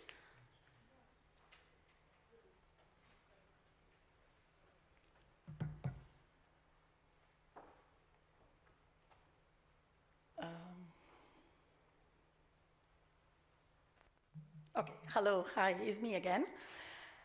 This time is actually my presentation, the one that I intended to do. And again, it's an overview of the techniques that we have at ISIS for heritage science, because it's, I would say, well more than 15 years that we are trying to apply non-destructive method to the characterization of heritage science sample. I'm not going to repeat what I said this morning about elemental analysis. I hope the message passed already. So this time I will focus more on diffraction, something regarding imaging, and in particular for one case of forensic. An introduction about myself that perhaps I should have done it in the previous presentation, but I didn't expect to talk instead of Julia. So I am a nuclear physicist, but I became then responsible for a neutron instrument at the ISIS neutron immune source several years ago, too many now to count. And since then I kind of become involved more and more into archaeological heritage science, but also developing new neutron methods like the elemental analysis and the elemental mapping that actually we often apply to other type of material like battery materials, energy storage and so on, but can have also interesting application like I showed this morning for archaeology and archaeological and historical sample. These are a few pictures of myself on the instrument that I should really not show because this is against any health and safety regulation now, but I like it, so there it is. And here we are doing the setup of one of the swords belonging to the Wallace collection that was probably part of some of Francesco's experiment. There we are. So here I try to put on the map the most representative neutron sources in the world. They are not all the sources that exist, are the one that in terms of techniques available, beam intensity and so on, are more or less comparable with one another. So in these sources, you do have good chance that you can do somehow comparable type of experiments. And so there are not so many, as you can see. In Europe, there are 3, I would say. There is another one that is being built in Sweden, ESS, but is not operational yet. The actual that are really fully comparable with ISIS are actually SNS in the United States and JPARC, especially in Japan, because here, between ISIS and JPARC, you really have, I don't want to say complete overlap, but a very reasonable overlap of the methods that are available. So it is good in a way that we do have these neutron sources at all, but you then have to ask yourself, okay, but why to bother with those neutrons since they are so scarcely available? And of course you have to bring the sample to the source, which is often a complicated process, expensive, and from a bureaucratic point of view, non-straightforward. Okay. So the main reason is that neutron, like I tried to explain this morning, are really a very important probe, a very important tool, because they can penetrate deeply into artifacts. So if you have something thick, or something with a patina or a corrosion layer, sorry, I don't know why there is this noise. So if you have a patina or corrosion layers, or oxidation, whatever, these sort of things, a lacquered object, or again, highly corroded and so on, you can still access the bulk of the material. And this is very convenient, especially for non-destructive method, but also if you want to map large areas of the artifact. This is also another advantage, that you can do large measuring areas. So you can do small spots if you want, but you can also do something that is large in the order of centimeter. And this is often useful because archaeological objects are often intrinsically not 100% homogeneous. You sometimes want an average over large volumes, but it's a choice. And again, you can have images that are very complementary with the one that can be given by X-rays, and you also have this famous isotope sensitivity that is relevant in many types of applications. All this is without sample preparation. So again, this is fundamentally the main advantage. Okay, there we go. So here, ICIS is an accelerator-based source. So we do have an accelerator here that produce high-energy protons that are then further accelerated in a synchrotron, and they hit two targets. We have two target stations, target station 1 and target station 2. The target is tungsten usually, and in the nuclear reaction that occurs in the target, you have the production of those neutrons. Again, being the neutron neutral, you do have the instruments that are distributed around the target, and each of the instruments get a portion of the neutron beam where you can perform your experiment. Here there are some numbers that just give you the size of the facility. We do have about 1,500 proposals per year. We do have more than 3,500 scientists that come to visit us for experiment. Again, we perform about 1,000 of experiments, and this somehow is reflected in a large amount of publication per year. Now, these are the same number, but for heritage science. Of course, they are smaller number, but heritage science has been included in our advanced manufacturing and material science focus area. Initially, I thought it was a bit funny, but why not, in fact, because at the time, when the objects were produced, they were probably advanced manufacturing, so it fits quite well, actually. And we do have a dedicated facility access panel, because all the facilities, Spring Gates, for example, that Manaka was describing, but all those large-scale facilities operates on with a panel. So twice per year, usually, you can send a request to a panel you explain your scientific case. Anyone can do it, as long as they belong to an academic institution. The proposal, what we call proposal, is evaluated by a panel formed by international experts in the sector. For example, Gilberto Artioli is the chair of our FAP11, which is the panel dedicated to heritage science. The need for a panel was felt because, again, it is important that there is expertise in the technique, but also in heritage science, archaeology, and so on, to really assess this proposal fairly. Again, the number is much smaller, so we do have about 20 to 30 experiments per year and 40 to 50 proposals per year. So you can immediately work out that not all the proposals are accepted, of course, but that's normal. But the good ones generally are. So being timed, that's important. Perhaps for many of you, it's free once it's allocated, so you don't have to pay for doing your experiment. You have just to come to the facility with your objects. And it depends on the country where you come from, but for many countries, you also can have refund for your expenses in terms of travel and subsistence. If you want more information, feel free to ask me or the user office that will be happy to give you any further clarification. So I was mentioning it's really several years that we do heritage science at ICIS. We have been measuring a lot of samples. Most of those samples, 80% at least, are actually samples that we measured, not necessarily on Ines, but on any of the beamline. And we go from meteorites that can be considered heritage science to modern plastics in some cases. So the time span is massive. Generally here I report metals. That's because I do work mostly with metals, but there is a lot of people doing work, for example, of moisture absorption in plaster, in cement, with pigments, in some cases also with wood corrosion, ceramics and so on. So it's not limited to metal, it's what I do, and that's why I have the pictures and I put the metal, and they're nice also. But again, it's not limited. If you're interested, this is a web page where there is the heritage science highlight of the ICIS facility, where usually you can also find the papers with the information about those objects, and this is the QR code if you want to scan it. So ICIS is in a large campus that doesn't host only the neutron source. This is the neutron source with the two target stations. We are in a campus where we do also have a synchrotron, so we can do X-ray measurement as well. We do also have CT scanning, laboratory CT scanning. We do have national quantum computing, because many data analysis methods now are starting to use artificial intelligence, so require high computing power. We also have a central laser facility where they are developing a sort of Raman light technique for heritage science as well. And we do have what is called a research complex, where there are a lot of ancillary equipment, like, I don't know, SCM, really XRF, many things that you can apply. If the beam time is allocated for neutron experiment, generally you can also use the other facility on campus as well, apart from Diamond, but you can make a joint request if you want and being allocated beam time for both. So, again, really to make the maximum out of the synergy that one can develop using all the techniques that are available on campus, we have recently established, and we are going hopefully to launch the website soon, what is called Harwell Heritage Network, that again put together all the facilities that are on site, and really the main scope of the network is to enable really scientists to come on site and do the experiment and make the most of all the facilities that are available. And now some science finally, apart from the advertising of the facility. So, I mean, there are a lot of, again, science is based on questions. Here are some questions. The one highlighted, the one that I'm trying to answer with the technique I'm describing. The one in gray are as valid as, of course, the one highlighted.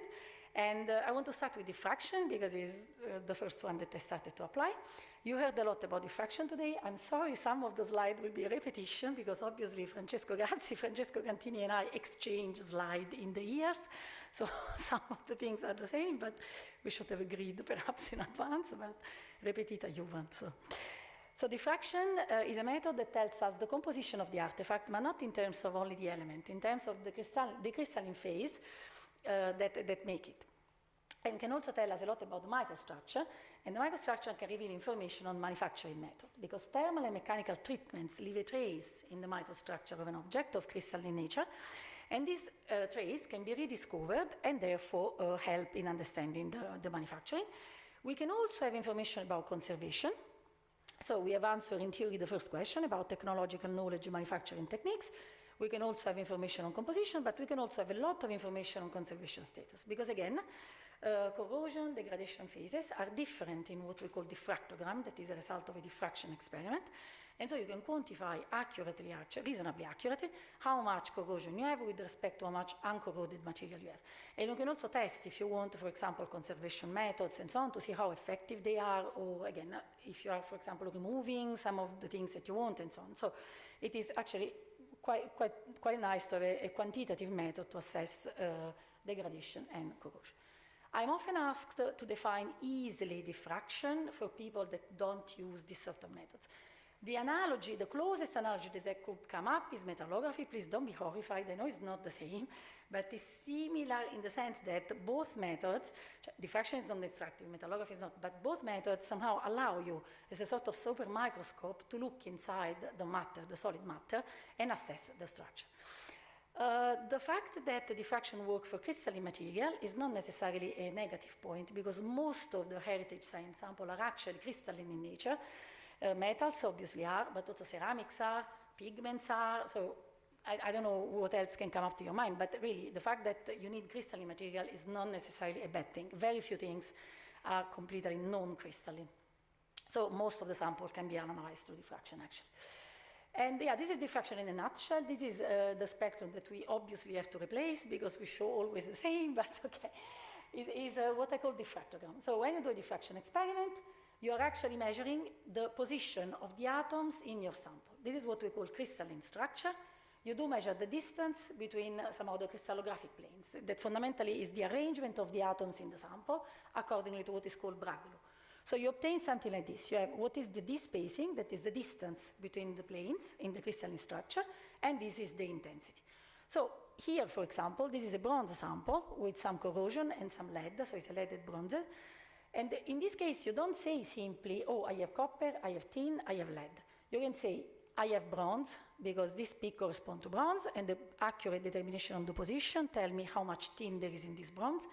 But you also have cuprite, so you can tell how much cuprite there is. This is a well-preserved sample, so there is only a little bit of cuprite. But if there was nantochite, tenorite, something else, you will see as a separate peak in the diffractogram. So you can quantify and separate what is the actual original alloy and what is the corrosion and degradation product. And you can also, independently if you want, from other elemental analysis method, quantify lead. Lead is notoriously tricky because it's not, somehow it's not an alloying element. So it can be located not super homogeneously within one sample, but if you measure a bulk, if you measure a large area, you have a very nicely average amount of lead in your sample.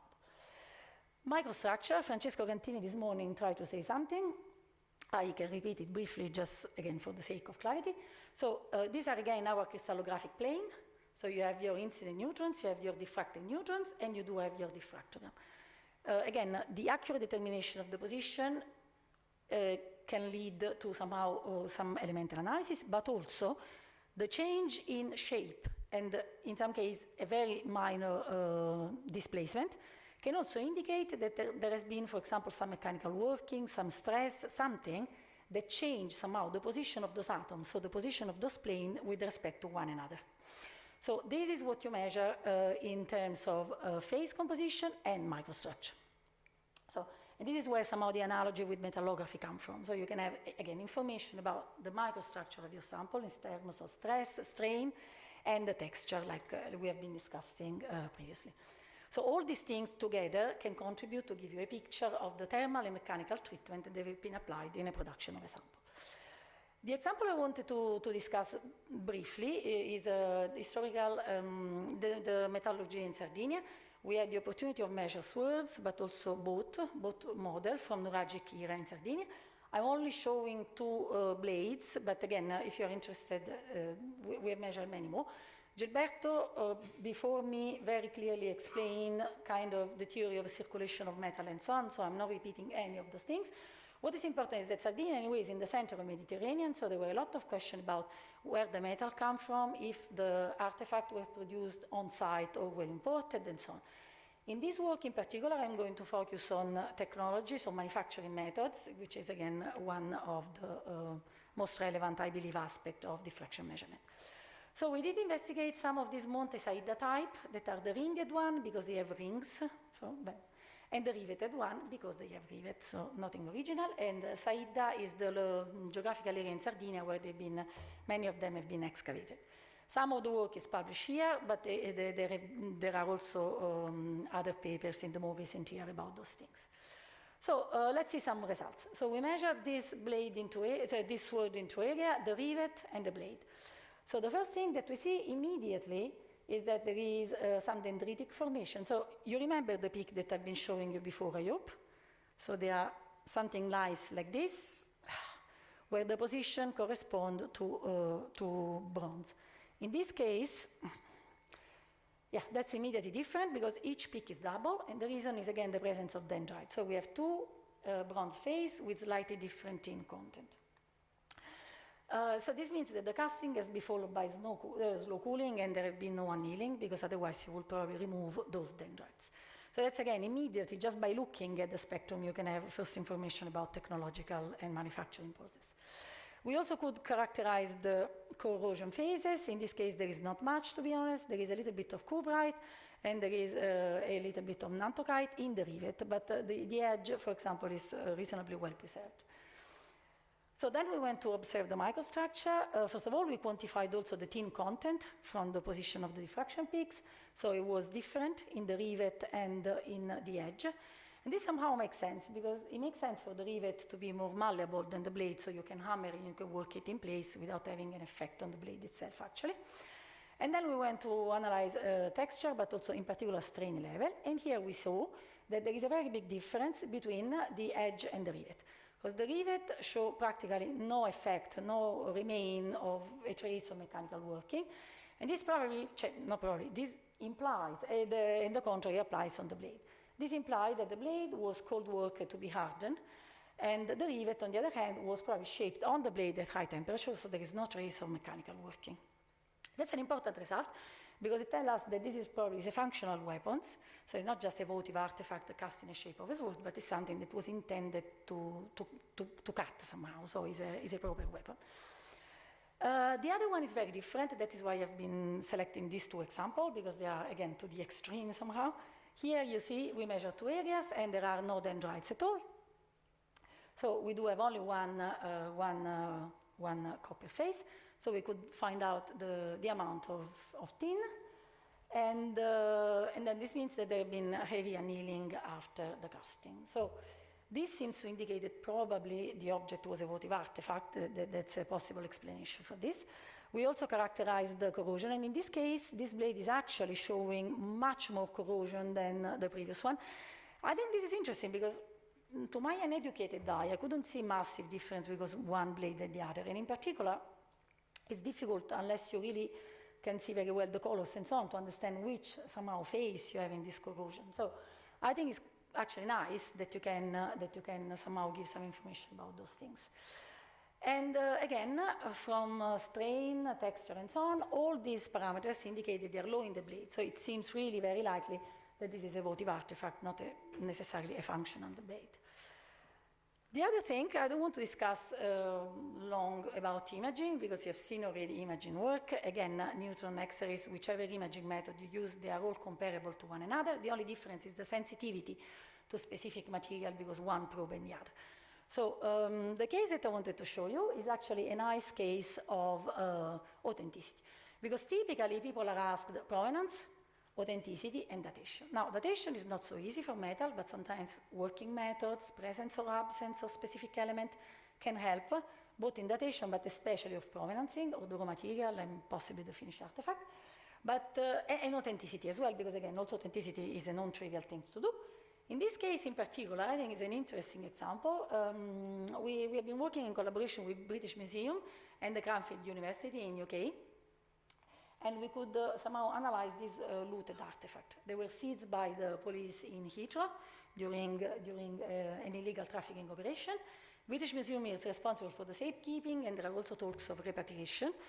I don't know how the repatriation will occur, of course, but anyway, at some point, ideally, these words should go back where they belong.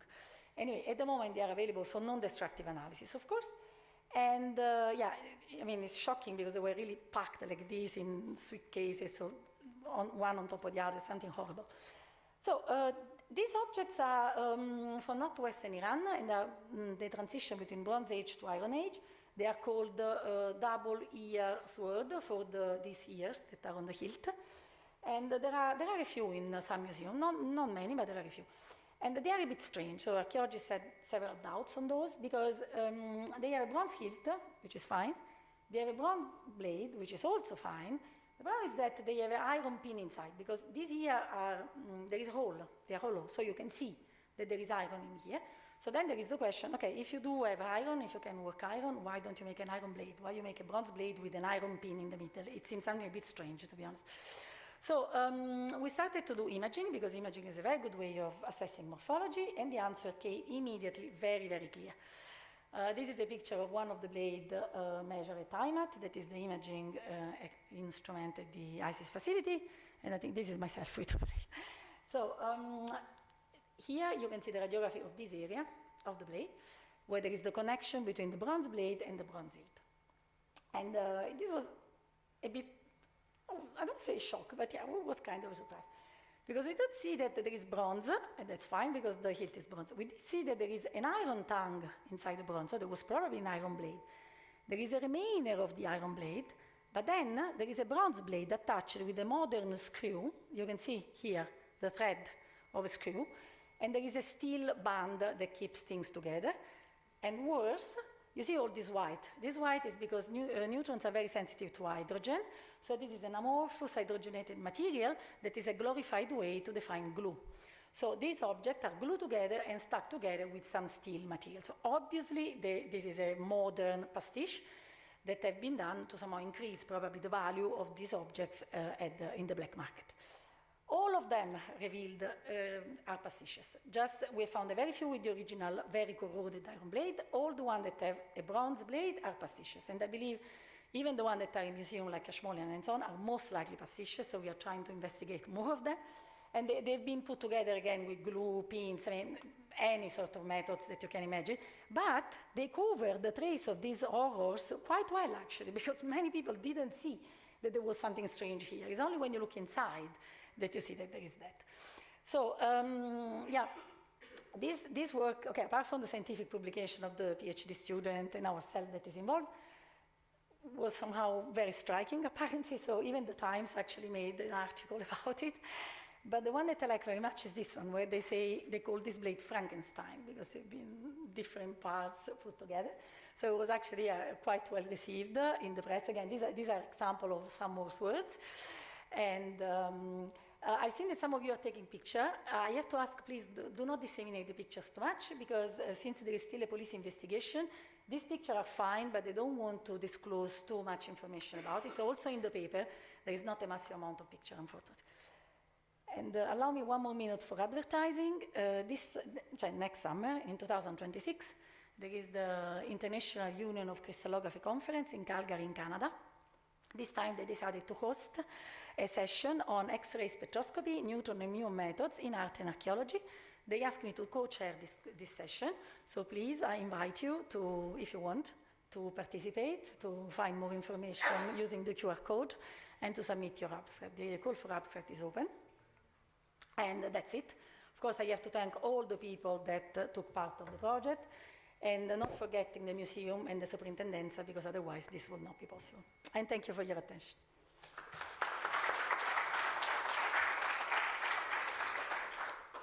We have time for a few questions, comments.